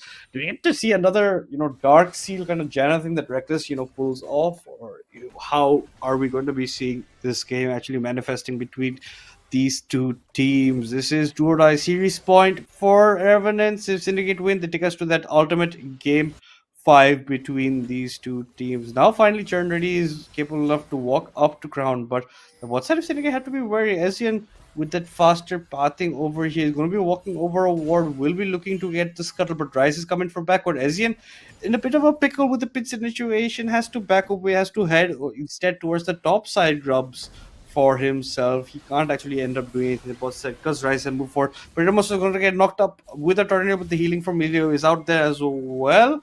The final hit from Potato with the auto does quite a bit of damage actually onto this Senna, but it's Deadeyes against SYN here. Deadeyes even wants to deny this scuttle for himself, and with the priority that Kagura has picked up for himself, he's come for this fight. It's Crown and SYN against the world, essentially. He's already triggered his Ghost Runner with the Chains Connect from Harambe on the bot side. The heal comes in from Milio. The football does miss. Bob actually has to run away from the fight. Does flash away. If the Q comes up for Deadeyes, this could be a kill onto Carbon, but no. They don't have the agency. They don't have the mana onto Rise. You rather Rise a bit too early over there. Bob ends up picking a solo kill onto Kagura. What was that? A bit of a missplit. Deadeyes had to just hover just a second longer. With the ward vision, Bob knows Deadeyes is not there. Seizes the moment, realizes that that's a 0 mana Rise. Picks up the first kill and first blood for Revenants, and that was a bit of an oopsie moment coming in from Syndicate. Not a bit of a lack of coordination between the jungler and the mid laner, who usually seem pretty coordinated at the end of things. But yeah, Rise goes back to base, picks up a tier right now with another Ruby Crystal. Top side waves are getting shoved in by Churn. He's even trying to deny the stacks from Nasus, because every time Nasus trying to walk up, the Q comes in from side, gets the delay in animation, the turret gets the kill instead. So yeah, it's not looking that well for Nasus. He's having a tough time, but Crown is out of mana pretty much after the next wave that goes in. We're looking to maybe pick up a reset for himself, and SYN has picked up a pickaxe for his trouble. Potato Monster again with Trioxy. The chains don't connect this time. Potato Monster keeps a nice movement for himself. He's going to be dodging out any chains connect, so he's going to have a fun more time all there. Pings coming in from the team of Revenants. They have an inkling of where the Volley Bear should be, and it's pretty much bang on the spot for them right here. But other than that, looking pretty dire. Potato Monster is too low on HP actually for maybe even a 3v2 if SYN does come in, because Volley Bear is close by. He wants to shadow, and there's the resets coming in from the bot lane of Syndicate. Potato Monster has to stay a bit longer over here to pick up these waves for himself. A nice RQ lands from Bob straight into Kagura's face, but Kagura always will have agency just because of how his wave clearing is. If he keeps his distance, doesn't get rooted up, dodges the Qs, he should be winning this out. Syon's actually going to use the ultimate to come into the bot side. They swap lanes. Potato has to be careful, has to flash away from the Q build up from ground. Deadeye is also coming into this picture, but I don't think you can honestly catch anybody. you could maybe look for a dive, but lanes have been swapped. And this is before Drake, honestly, the 6-minute mark. Rampe and Trioxy against Eternity gets the wither onto Trioxy, plus the ultimate comes in with the ghost. It's still not enough. The Tornado had come from the jungle, allows enough spacing to get out of that ugly exchange. I think they're okay with how the lane swaps are going for themselves right now. Looks like we have Arame going the Unitals build, has already picked up a BF sword for himself. Kagura is going to spot out Ezreal going into the jungle of Syndicate, but this could be a tricky situation. Ezreal does have ultimate if he wants to get out of it. This Volibear is running into him, so is Kagura. That's going to be the ultimate from the Hecarim, gets over the wall. So that's the ultimate down quite a few in the future right here. So a bit of a misplay. He was spotted out, had to maybe respect that Kagura will also move on to him with a pinch from Deadeyes, but yeah, just doesn't respect. Burns his ultimate at the end of the day. So that's an ultimate Hecarim if you want to go for the grubs in the next 30 seconds. That could be looking like a good opportunity. Deadeyes wants to get his ultimate. He was level 5 when that fight was happening with the Hecarim. He gets that up. Narcissus picked up a shield, so now his after Q does more damage as well. And I think this was the plan for Hermit Venture and Traxia of coming to this lane earlier on, just setting up for grubs with that pre-vision that no one's actually going to go for the Drake instead. And you can see Deadeyes is here as well. Kagura with Bob this side. Bob wants to land an RQ, does land it again into Kagura. So the RQs are landing from Bob, but unfortunately just the normal Q is not. Wait, I'm going to change that. Thought the normal Q landed also this time. Crown has a bit of a hard time against the DPS from Potato Monster with the range that the Kog'Maw has with the W is activated as well. Grubs now getting started up by Syndicate, by 3 members of them. This is going to be the bot duo plus Deadeyes going for themselves. Kagura's low on HP, low on mana, doesn't have a TP to come into lane, so this should be a change, exchange of jungle objectives. Essentially, Potato Monster, nice sidestep on the Q actually. Now raining down the artillery from the heavens. All 3 grubs picked up by Syndicate, but the Drake, first Drake of the game, looking to be going into the hands, the Cloud Drake going into the hands of that Hecarim. Nothing else of sorts happening as we're taking a much more slower approach to the game. This time it's only been 1 kill in 9 minutes between these two teams, but it's just looking pretty fine and dandy as of yet. Hecarim is close by. They might want to actually look for a dive because Bob's looking on the wings over here, but look at this. Perfect recall timers coming in. Essentially, Crown has the TP to go to the top side. You can see as in Stolen Blue does go away. Here comes him with the ghost. He's going to go on to Rise instead. He flashes away to dodge the fear that would have put him in with the ultimate from the Hecarim, but doesn't understand Hecarim's ultimate is still on cooldown or not. I'm not sure with that icon being over on that side. But yeah, it does look like he still had it available to just jump on him horsey style and push him back towards his opponent's side of the lane. Bot wise, it's looking okay right now between them. Nothing special of variety. You have the Vampire Scepter picked up for Potato Monster, looking to build that Blade of the Ruin King for himself. In terms of CS, Senna is definitely leading out after that exchange. Cherneri's a bit behind, but as an assassin, you don't mind, you're just going to be using it to stack over there. Topside Crown had gone TP, pushes back in the way. They're trying to go on to Bob, but is that the member you can actually end up picking up? A nice tornado that Trioxy had already set up. The flash from Bob gets put down over there because Deadeye jumps on ultimate, shuts down turret, picks up the kill for himself. So the answer back coming in from Syndicate. Just look at Bob with this. Maybe if he flashes the tornado, he survives, but no. He chose to hold his flash for us. Maybe not even anticipating a tornado coming in because Trioxy had maybe done it in the fog of war, and it does accelerate the more it moves as well. So nice pickup coming in. There's a 4-man group up over in the mid side to pick up the kill onto Bob, and Bob going to be questioning what happened with him over there. Kill goes into Deadeye's hands, and he doesn't have a problem with that whatsoever. He looks to be going the standard Cosmic Drive build right now, not the Trinity Force that I've personally come to know and love right now. Chains connect from RVN, but that's a lot of damage the Potato Monster does, especially the artillery raining from above. So that's the set I have to be careful. If Jana Shield had come in before the R from Kog'Maw hit, maybe he's okay in these trades. Arame does not care. He's going to be walking into the face of the Kog'Maw. Now both level 7 for the bot side of Revenants. Traxy yet to hit that level 7 marker. They're going to be dealing exchange of damage. The shields don't enough. The chains do connect this time, but Harambe Avenger is coming up. It's slightly worse. The tornado a bit late from Trioxy's side. but I still think it's a good enough lane. They're going to survive. The sustain's there. Without anyone interfering sideways, I don't think there's going to be kills on the bot side. Top side, Crown has to be careful because SYN is close by.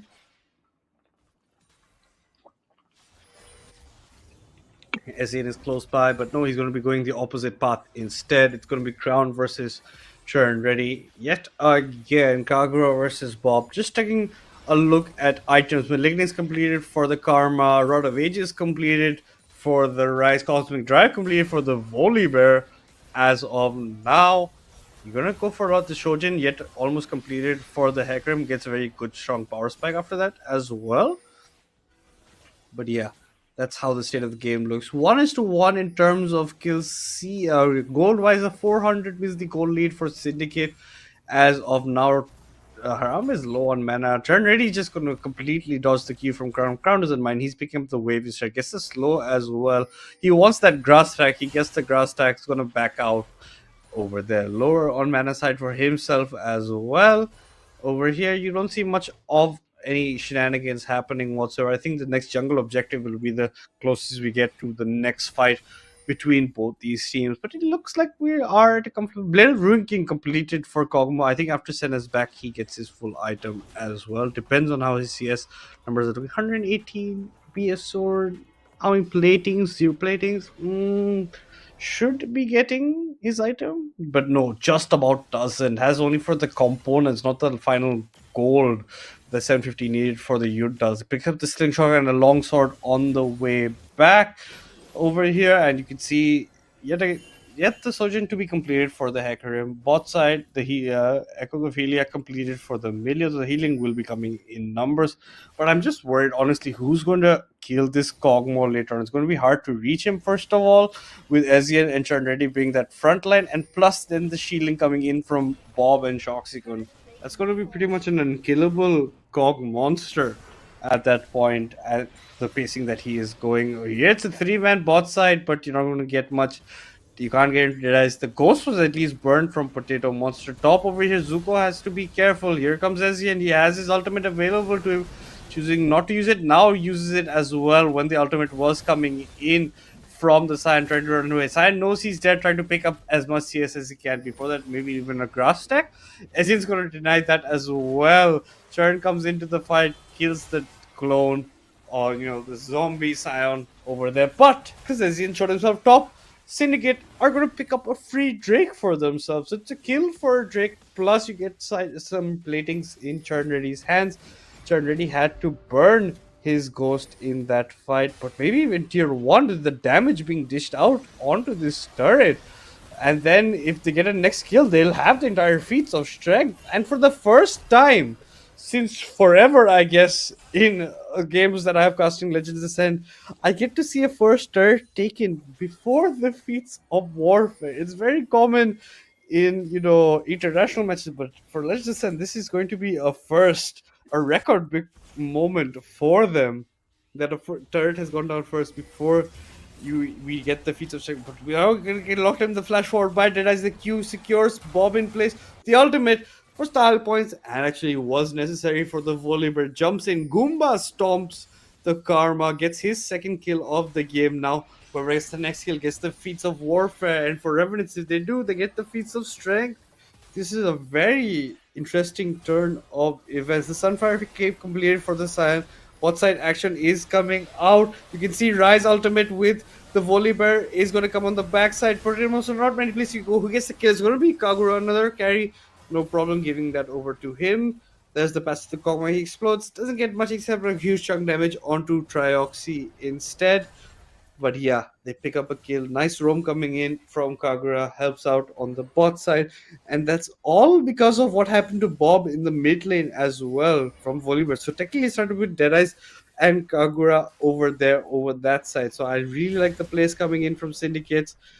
Revenants, on the other hand, are going to be picking up their first jungle objective, which are going to be the Rift Herald for themselves. So now, even if they get the next epic monster, they lock in their feats of strength. So they have so many conditions or so many variables that will allow them to even pick up the feats of strength. So that's definitely going to be weighing on the minds of the players of Syndicate. and how they are going to proceed. Tornado comes in from Draxi, gonna lock up Potato Monster. Not enough, no follow up, just pretty much just being annoying at this point, as every Janna is in every single game. Tornado comes in again, it's gonna get spotted out, but no, actually, he was just aware that maybe as a Tornado was coming in. Harambe tries to go for chunk damage, but the shielding is there from the Milio. Maybe even get to see a Serpent. If it was a Lethality sign, I would have liked a Serpent's Fang coming out from him essentially over there. This is a fight at the red buff of Revenants. It gets smited away by Izin, but can he get away with his life? Has to ult to run away, but Deadeyes, you're running into a stack of Potato Monster and Shoxikun. That should be a very dead Volibear as well as a dead Rise. He has to flash the root that was just about to connect from the Karma with that binding for himself.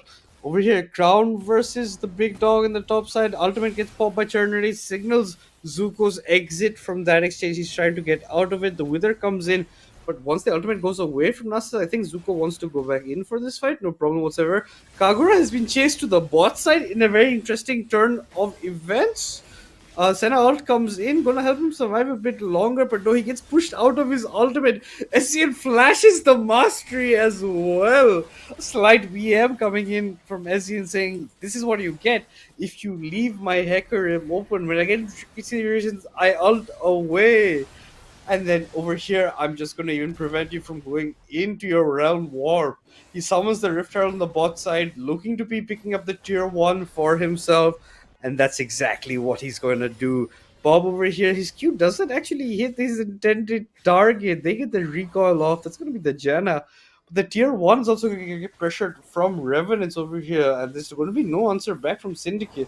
They might even look to pick it up with enough minion rate they have. And yeah, that's exactly what they're going to be. So by the 18-minute mark, all tier 1s from the side of Syndicate have fallen. And Syndicate have yet to claim any towers for themselves in this matchup. So that is a bit problematic for them.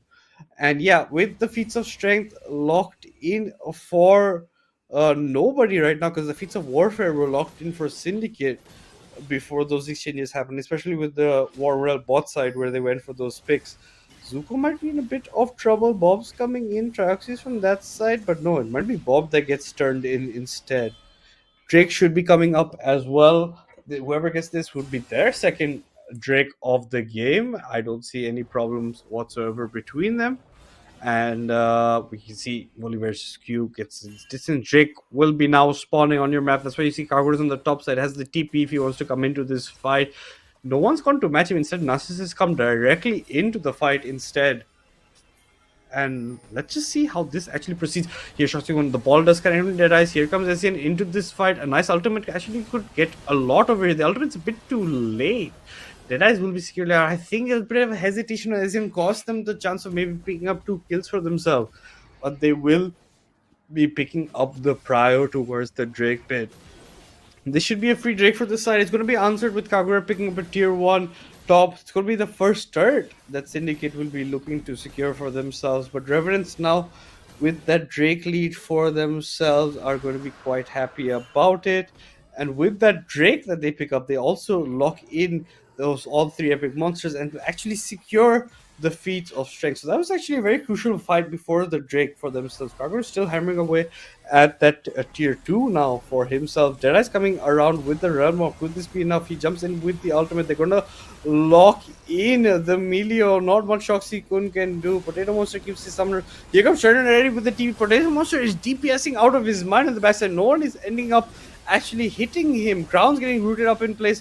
He might be a chunky sign, but how chunky can he be? Same can be said for Churn Red. He has to back away. Here comes the shielding.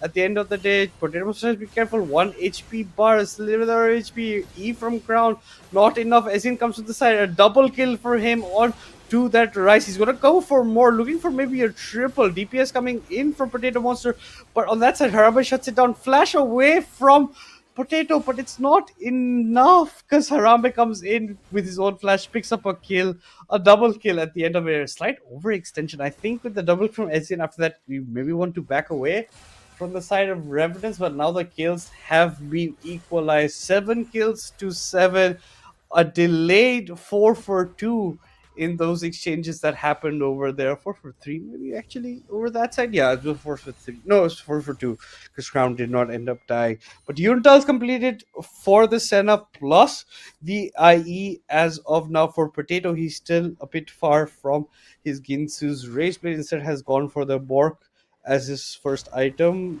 Some people argue that Ginsu's give you more damage in the beginning, but for Hecarim, you have the Sojourn completed, you have the Black Cleaver completed. For the Nasus is a Trinity as well as a Frozen Heart.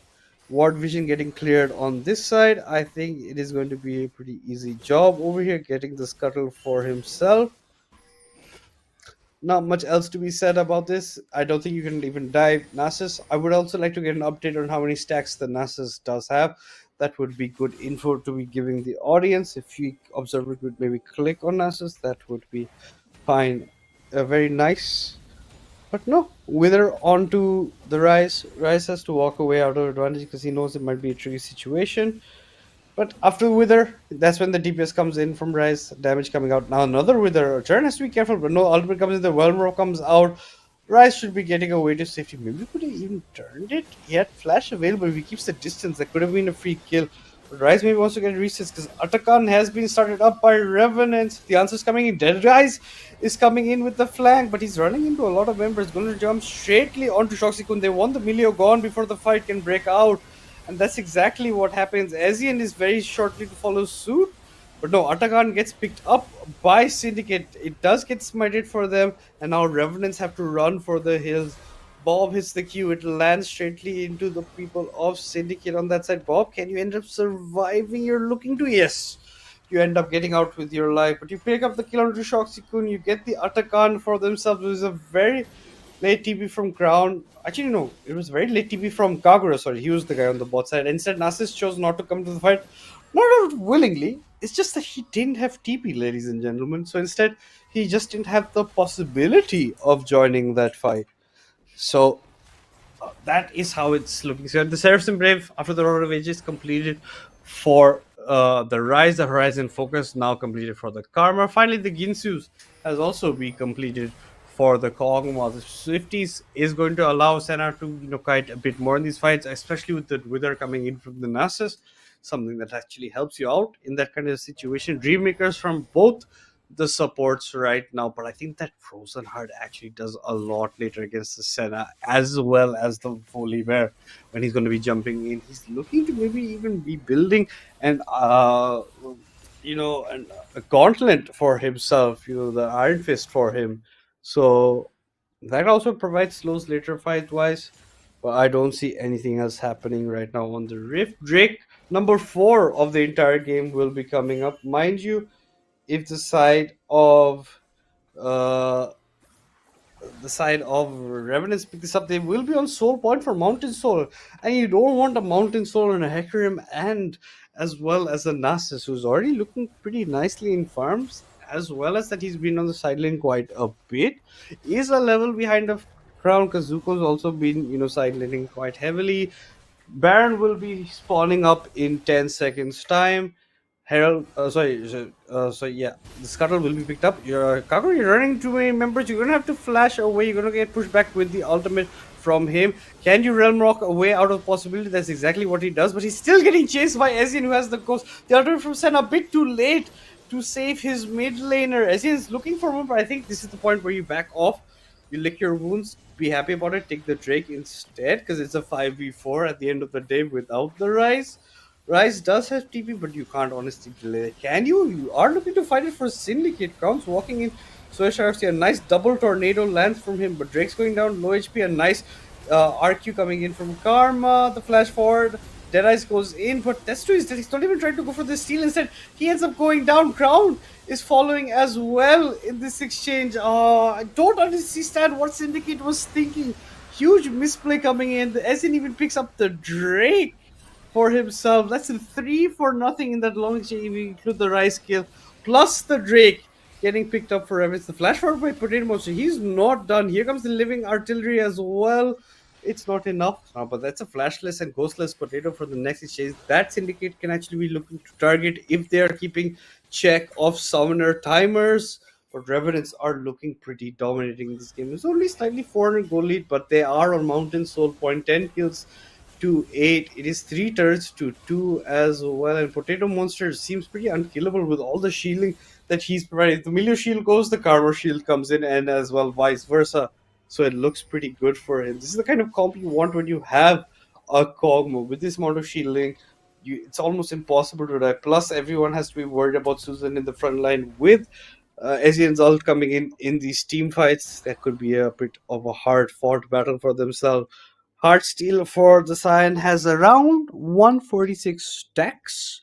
Looking okay. The Navori's flicker blade soon to be built by Deadice has bought 3 daggers in the build up to it. Attack speed galore for him. A Rabadon seems to be on the books for the Rise with the 2 Nilsi large rods in his inventory, as well as a Terminus coming in from the Kog'Maw pretty soon, and that's pretty well done. You get your resistance, plus you start shredding the tanky members like the Volibear, like the Scion as well. Again, Crown versus Churn Ready on the bot side. Churn Ready doesn't mind with the Wither, is getting Q knocks up. I don't know what happened here. Kagura is getting caught out. Kagura has to be careful. This should be a very dead Rise. One more Q is enough for SYN to pick up the kill for himself.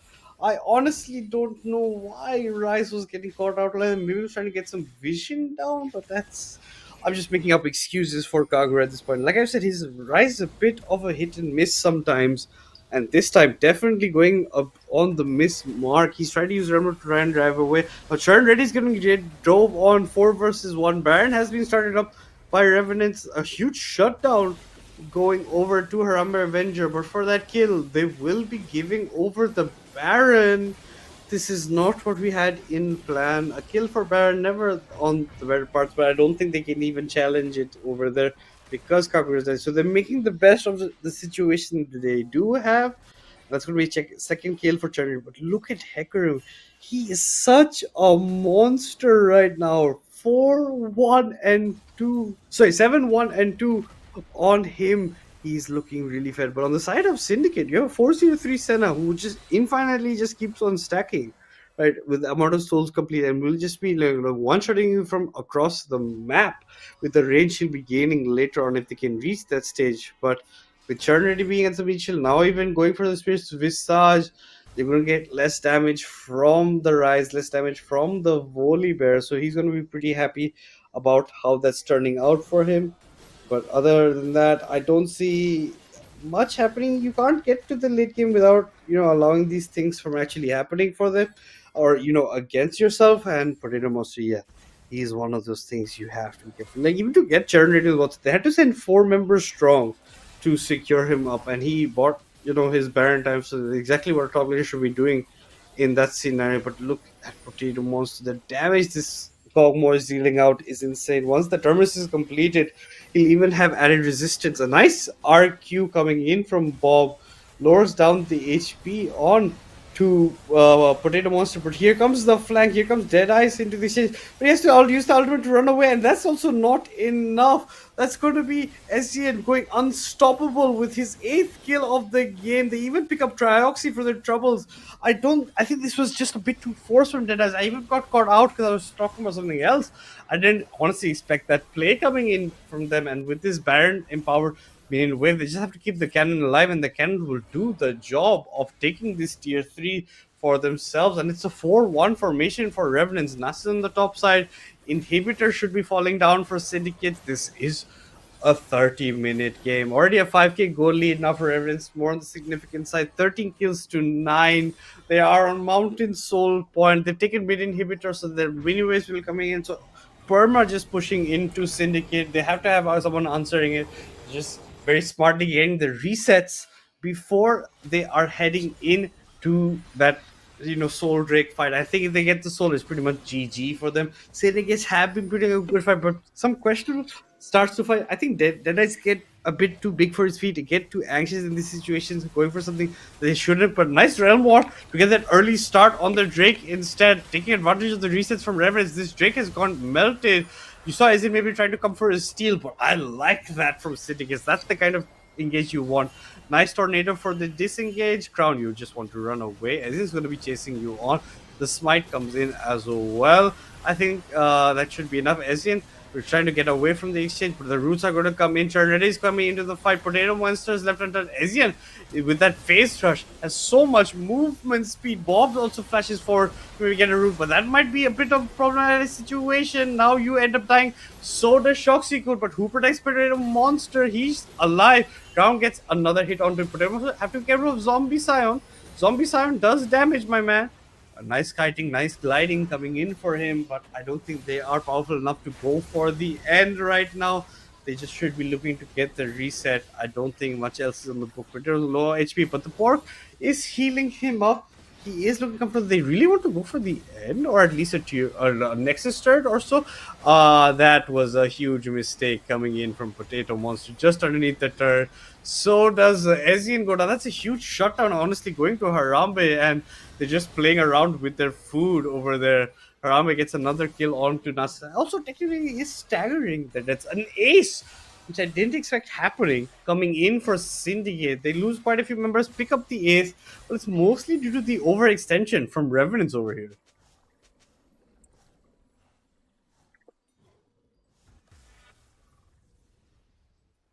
Sorry about that, guys. Took a slight water break, but I am back. Talking about items. Meta is completed for Bob, but after that overextension, only 6 stacks into it. And yeah, Millie and Bob dying early in the fight did pretty much ensure that they can't go for the end over there.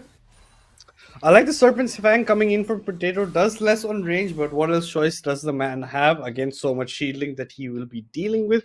Even less effective, you're still neglecting a lot of shields for yourself. It looks like you also have a Randuin's coming in for this Nasus, and look at Hecarim. He's got his own what do you call Serpent's Fang as well as a Death Dance. He's a monster in these fights, but it's just set at 6-0 and 6. Harambe Avenger just has not died this game. Has got a couple of times close to it, but did not end up going down.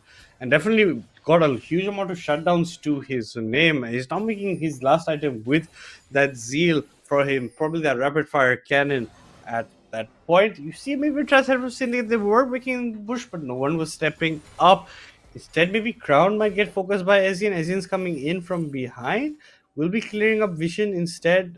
Yeah, I don't think you go in. That's a level 18 Hecarim. He's 2 levels ahead up onto Deadeyes, and he's pretty well in those books of being a very tanky horsey. He is just going to try and ride opponents instead of people riding him. But yeah, you go in, you face check, you get some damage out. Nothing much of importance over there. They're going to deny the red buff, maybe? Yeah, they're just going to have to back away. They recognize they get caught out. This could be GG for their side, because you have a mid-wave coming in with super minions as well. Crown's trying to walk up here, eats an EQ for his shovels, but the shielding is there. And here comes SYN, a nice ultimate to the backside, but he has to be the guy on the back foot, because you've not reached Harambe Adventure, and he has a lot of range for himself. Crown's gone to low HP. Charan's ready to join the fight with the Wither, with the E. They might turn it on to him. Instead, they're running into this fight. Potato Monster dealing a lot of damage. Kagura wants to neutralize it. Potato Monster has to keep the distance. Rise might get the kill, but no. Potato Monster just ends up surviving. Charan ready, soaking a lot of damage on the bot side. As a Potato Monster, you have to be a bit careful of the zombie. Susan ends up going down. This time yet to Harambe Avenger. Harambe Avenger has the range. I don't think with Revenant's HP bar they can continue challenging, and very rightfully so are going for a reset. Yeah, they can't go for it whatsoever. And that's also Mountain Drake coming up.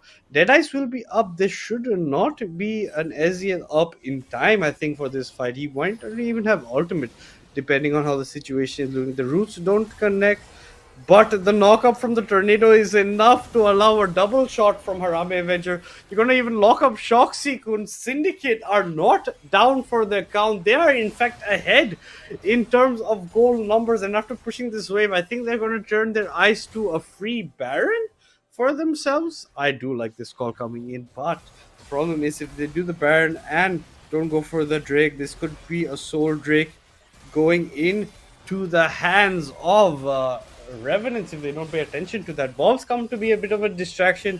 Crown's TP'd in. Bob's just baiting them away from the Baron, trying to delay it as possible. There's a TP coming in from Churn ready. He's going into the mid side, but you can see Drake's already getting started up by Hecarim. They want to get the prioritization over there. Here comes the ultimate from the side. He's going to get stopped. SYN just wants to hammer away at this Drake. If he can do it fast enough, that's the soul for them. Bob, in the meantime, has flash in the middle lane. Uses the Mantra Shield to survive, but not enough. Mountain Drake picked up for SYN. SYN runs away, but the ultimate from Senna with helps along Kagura to pick up the kill onto Churn Ready, and now a tier 2 seems to be on the books on the meal plan for Revenants. They will be happy with the Scrumptious meal for themselves, and even a tier 3 with the Demolish procs coming in. You can even be looking at an inhibitor because Churn Ready is down for quite some time, so is a Bob, maybe even looking for the finish. You do have Baron, you do have a 3 mini wave plus 3 minions in your wave plus a cannon. They may be looking, they're gonna knock him up. Potato has to flash. Is it enough to get the kill? No, here comes the ultimate from Hecarim. You prevent that. You're going a bit too deep from Syndicates. This might not be the call you want to make. You pick up a Nexus turret, but at what cost? Kagura might be going down as well. They're trying to get turrets and maybe go for the end, but no. This is just not possible right here, right? And yeah, with the Shroud from the Senna are going to be running away. Mind you, Harambe still has not died. If Syndicate wins, this is definitely going to be an Harambe Avenger MVP.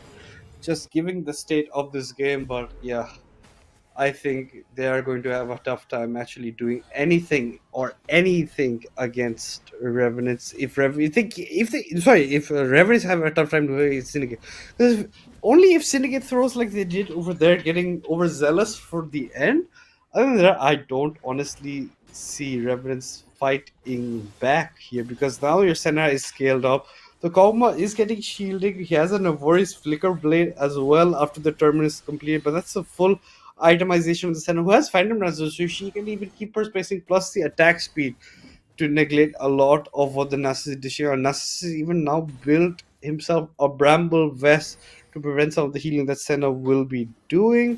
For Bob, unfortunately, the Megis has only 2 stacks in it. He has an Oblivion Orb.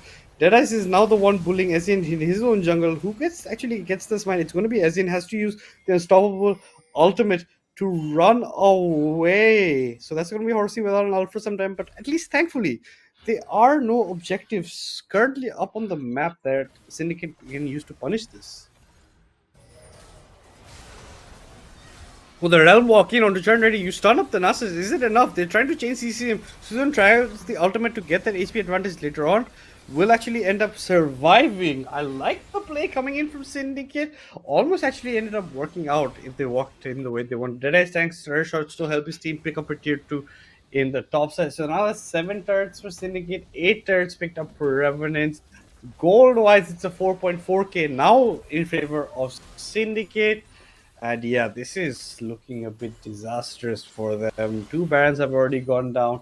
This is one of the longer games we've had in Legends, and we're going to hit that 40-minute mark between these two teams. And hopefully you guys appreciate I am doing this solo by myself, so hopefully I'm not making any problems for you guys. Center pick is always goated. I also agree with you, Love, too, on that matter. Center pick is always goated if you know exactly how to play your comp around it. The side of Revenants, their comp is Protect Potato Monster. But if you're going to use everything Protect Potato Monster, there's nothing to protect your tanks with. And Eternity starting to get melted. You even have the Abyssal Mask coming in from the side so that the Volibear and the Rise can start doing more damage for themselves over here. And I just am amazed about how this has been turned. Because at one point, if you're just tuning into the stream, Revenants were up 5k gold for themselves, and now instead going in the hands of Syndicate along those directions, along those lines, around 4.5k right now. And you can see maybe a Frozen Heart coming from Rise. He has built, the steel armor, but let's see what he builds it up. The Morello's Nomicon completed by the Karma. Both side, it looks like the Kog'Maw is going for the Jack Show. We can see that amongst the teams on Team Revenant side, only the Hecarim has not got his tier 3s for his Swifties as of yet. And I think this is a bit of a problem for himself, that I can't actually do anything. That it looks like Revenants are honestly going to be taken to a game 5 by Syndicate if this carries on between them. I just cannot understand how Revenants allowed it to get this point. Chernard is looking to get these stacks, but he has to be the meat shield on the front line, but he's getting melted as well because now you have a Rise that is really, really fed as well. He's 317 CS in 41 minutes. Nobody's hitting those Chovy like numbers of 10 CS per minute. But that's expected in this kind of a game where our teams just keep on, just end up going for these fights. Soul Drake for themselves. Elder Drake, sorry, will be coming up very shortly. I think the Elder fight can determine a lot. But Baron is following close suit. You can see the timers on the bottom right of your screen. Elder will be slightly after the Baron. And look at the trap setup from Revenants. Sorry, from Syndicate.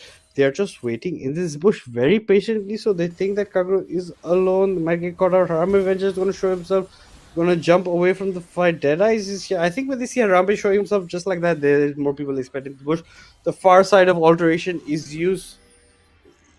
getting used for themselves. I think this is looking like something that Revenants had planned up. They get the complete prior for themselves. Syndicate is pushing in mid lane. They are trying to go for the end over. Sorry, Revenants is pushing in the mid over on that side. Syndicates do pick up the Baron. Here comes the Realm Walk. Pretty much out to a safe distance. The DPS will be coming in for themselves. I think this could be a bit of a clumsy situation for themselves. I don't think this is the fight that Syndicate won. They should be backing away, get a reset instead. Yes, finally, they are paying heed to the casters and they will be backing away from this fight. But no, Science just backing your half HP Zuko at this point, and it's against a very fed Senna, and you're not focusing. You're all grouped up in one place. The damage is there, the numbers are there. Syndicate have made a fatal error that could cost them this entire series. And that's exactly what it looks to be like. Potato Monster is going crazy. SYN might even deny him his qual. SYN's the guy picking a double kill. It's a triple kill for Potato Monster, a double kill for SYN. They're going to be pushing in the waves, going for the kills. The final part of this game. I think this was a huge misstep coming in from Syndicate. Why are we running in to this point? Even I would like to check for the Senna here, but unfortunately we don't get those things over here. Soul check for Senna plus the stacks for the Nasus would have been nice, but no, we are not on this case. They're just gonna walk it in. The death timers are enough. This is GG for Revenants. This is Revenants taking the series. Very closely fought second game, honestly, because Syndicate by the end of it still has the goal lead. I'm in shock and awe of what happened in those last moments over the Revenants, mounting what I thought was a miraculous comeback towards the later parts of this game, and a bit of a misstep by Syndicate, completely punished out. But there it is. That's going to be Syndicate, unfortunately knocked out of Legends Ascend, as well as Revenants heading in tomorrow's matchup against Kakao Gaming for that lower bracket final. A 3-1 victory for this. Honestly, just looks like Syndicate were towards the part dominating. The Mountain Soul does come in clutch for Revenants. They did make a nice play of pushing down the wave mid-side when Baron was started up. I think that's the most they could have gotten out for. Syndicate wanted to just go for the exchange before Elder started. I think you should let them get hit by Elder a couple of times, bait it out, go in and out of those fights, depending on how you want to. Just go straight up, though I'm not quite sure what they were expecting at the end of the day. But yeah, Potato Monster does have the DPS, but when you're grouping up like that, Potato Monster is going to do so much damage, plus SYN with the ultimate comes in. I think this is where it was looking like Syndicate could maybe go for the end, but yeah, they just get a bit overzealous. You're giving over a bit of kills as well. You are just getting a bit too antsy. This honestly could have gone to all 5 games if Syndicate had won this game, like right here. I just am not quite sure of it. Yes, ADC dies once last game. Once he loses game, that's exactly what happens, unfortunately, to Harambe. He had played perfectly the entire game, and then a slight hint, I would say, coming out from. I don't know whose call it was, but if it's Zuko calling going in, I think that's his in. Whoever called it in was an in. He was already half HP going into the fight. Elder had not even been properly begun. You could have delayed it by so much and just thought about it. If they go for Elder, you can push the wave in instead. You could go for the end, but no, they didn't think on those lines. They pretty much straight into it at the end part. I'm pretty happy to say Revenants will be your victors in this lower bracket round one. Moving on to face Kakao Gaming tomorrow, a team they have still yet to beat, as the same way that Syndicate had yet to beat Revenants. So if history repeats itself, it might just still be Kakao versus Residual Esports in that grand finals on Sunday. But as it stands, these teams are looking strong right now. It looks pretty heavy for themselves. That yeah, you intended quite a bit over the top both side, but I still think you have to give props to Syndicate. They battled out pretty nicely in this series. It was a pretty bloody matchup, especially this last fourth game between these two teams. Could have gone either way. Honestly, I was thinking it was going Syndicate's way before, that ultimate fight that broke out for themselves. The Senna was stacking up. She had not died even once, but yeah, the call at the end, I think they're going to be kicking themselves in the back for that one because, yeah, that was not the optimal call whatsoever. I think everyone can pretty much agree on that. And yeah, that's all they wrote for this lower bracket one. That's how the rookie crumbled between these two teams. I'm sure you are happy to that the series has ended, and we will get to see the stats, your MVPs, your head-to-heads, very like right now continuing on. But yeah, that is a good point. But yeah, I also want to reiterate, guys, because I want to also do the Discord, LOL Discord India as a favor. We do have Weekend 2 Skirmish out. The registration is open. The winners will be Team Ripcord in that one. So that's Ripcord winning 2 ARAM tournaments in a row. Good for him with his team. But Weekend 2 Skirmish is where you get to change your luck. Mind you guys, whoever finishes top, we have a leaderboard in that as well. It resets every week. Whoever gets in the top of that leaderboard gets a special invite to an event happening later on. Can't reveal much more than that for now, but yes, that's about it for that. And yeah, follow our socials, the links in the description box below. Make sure you're up to date on everything. We will shortly have your stats ready for you as we pen this out. But yeah, just talk to us. Just tell me, guys, what do you guys think about this series between these two teams? I think Joshi Bai is going to be shouting at his teammates about how that ultimate fight did go down over there. But yeah, I still think they put up a really, really good series. It was very entertaining to cast, honestly. I thought solo casting, I'm going to get tired, but just watching their game, I was just never tired. Just unlimited battles happening out between them. They were just going head to head, neck to neck in these kind of exchanges. A couple of questionable calls here and there, but yeah, better less said, the better. I just think that is nice. I think the only game that we saw was like really, really dominating either side in this entire series was that second game where Syndicate took it for themselves. And I thought maybe with that momentum they could ride it, but unfortunately they couldn't. And this is where I think maybe that Hecarim ban could have changed some things in this book. I would have really liked to see that Hecarim ban moved up to, that first stage of banning, and that could have been a difference maker over here. Yeah, it was a very, very close game. I think it was very, very entertaining to watch. Congratulations to both Ray Monster and Co over on that side with SYN. Everybody in that team playing it pretty well over there towards the end. And honestly, tough luck for Mr. Shekan's team for the side of Syndicate. It was a cruel, hard fought battle. I think that's good over there. SYN, my man, that Egram was something or the other, my god. That was well played by you. You got out of tricky situations. You initiate fights pretty brilliantly for yourself. And yeah, I think that could have gone there where it could have gone Syndicate's way, honestly, but yeah, just unfortunate for them. Just how the tides went. And I just am hoping maybe in the future they can bounce back strong because we do have more events and tournaments coming up. So people who have been knocked out of Legend don't get disheartened. There are more opportunities definitely coming our way. The Nova tournament, I think the registration is still open, so I think you can still go for that as well. So that is something that should be on your books. And that also has a pretty decent price pool. It has a 1 lakh price pool. So I think they're going to be happy about how it is looking. The price pool numbers maybe not as big as this, but we are still keeping it on the bigger side. I am happy to say this is a very good picture for League of Legends in SA. We have tournaments coming to you back to back. We have so much action coming out. The Discord is just popping off. I'm just happy how this community is growing. Okay, this is going like a good tournament for themselves, and I'm not sure where we are with our scoreboard right about now. I'm just not sure where we are thinking or what we are doing about those stats. Hopefully my production can get a fast foot on it so we can talk about it.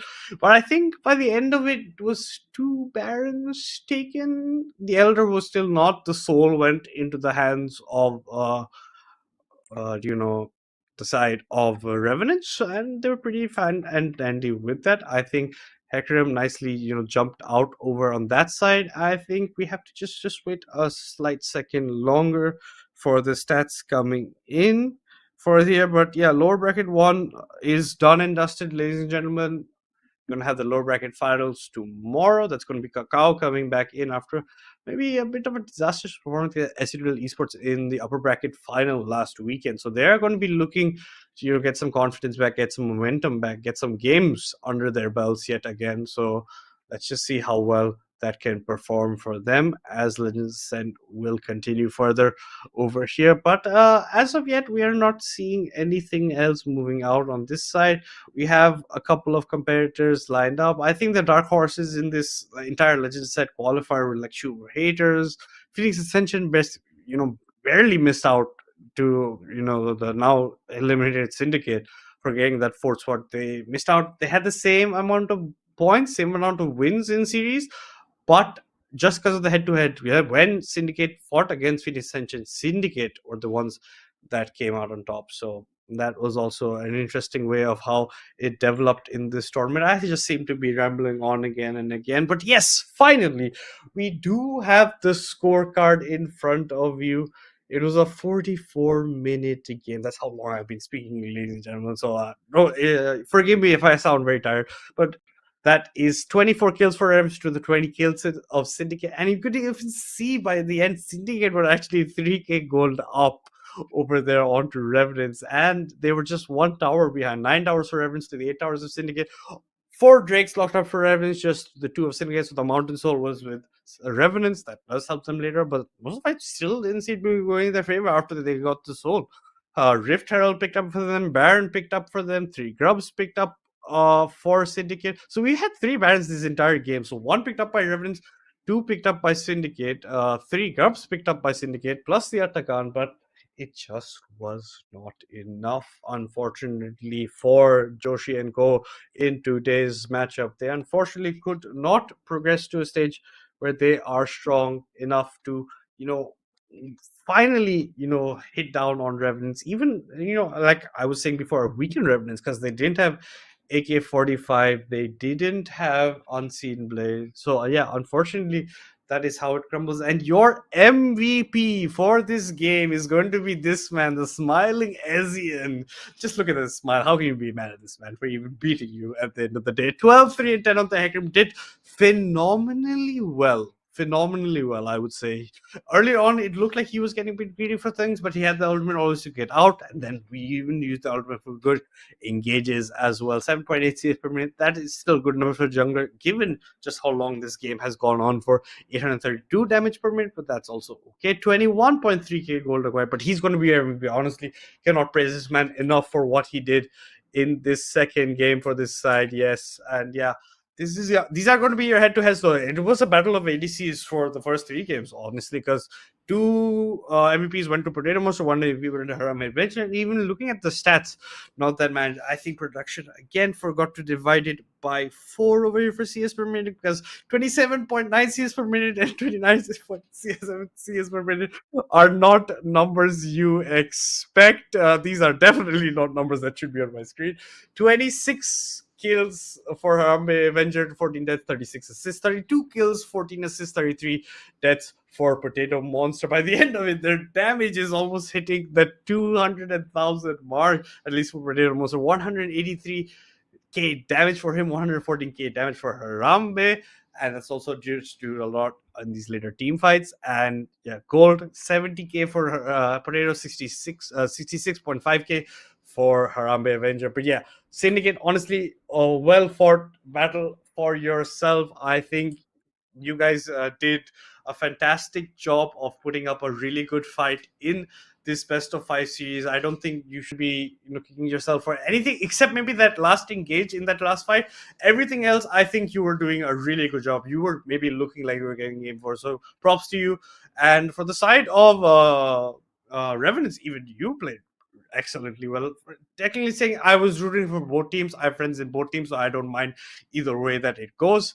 I'm just happy that it was an exciting game of League of Legends to cast. And for Potato Monsters team, they will be facing against Kakao Gaming tomorrow in that lower bracket final, and whoever wins that one will be fighting against SE2L Esports. And I think for Potato Monsters, they're looking for a bit of vengeance. Kakao and SE2L Esports were the ones that got series away from them in that Legends Ascent, playoff stage, and Revenants are the ones who did actually manage to get one game off of Kakao over there. So maybe this time with the best of 5 it could be a different scenario, but it's just been me. That's it for today, guys. That's your end for now.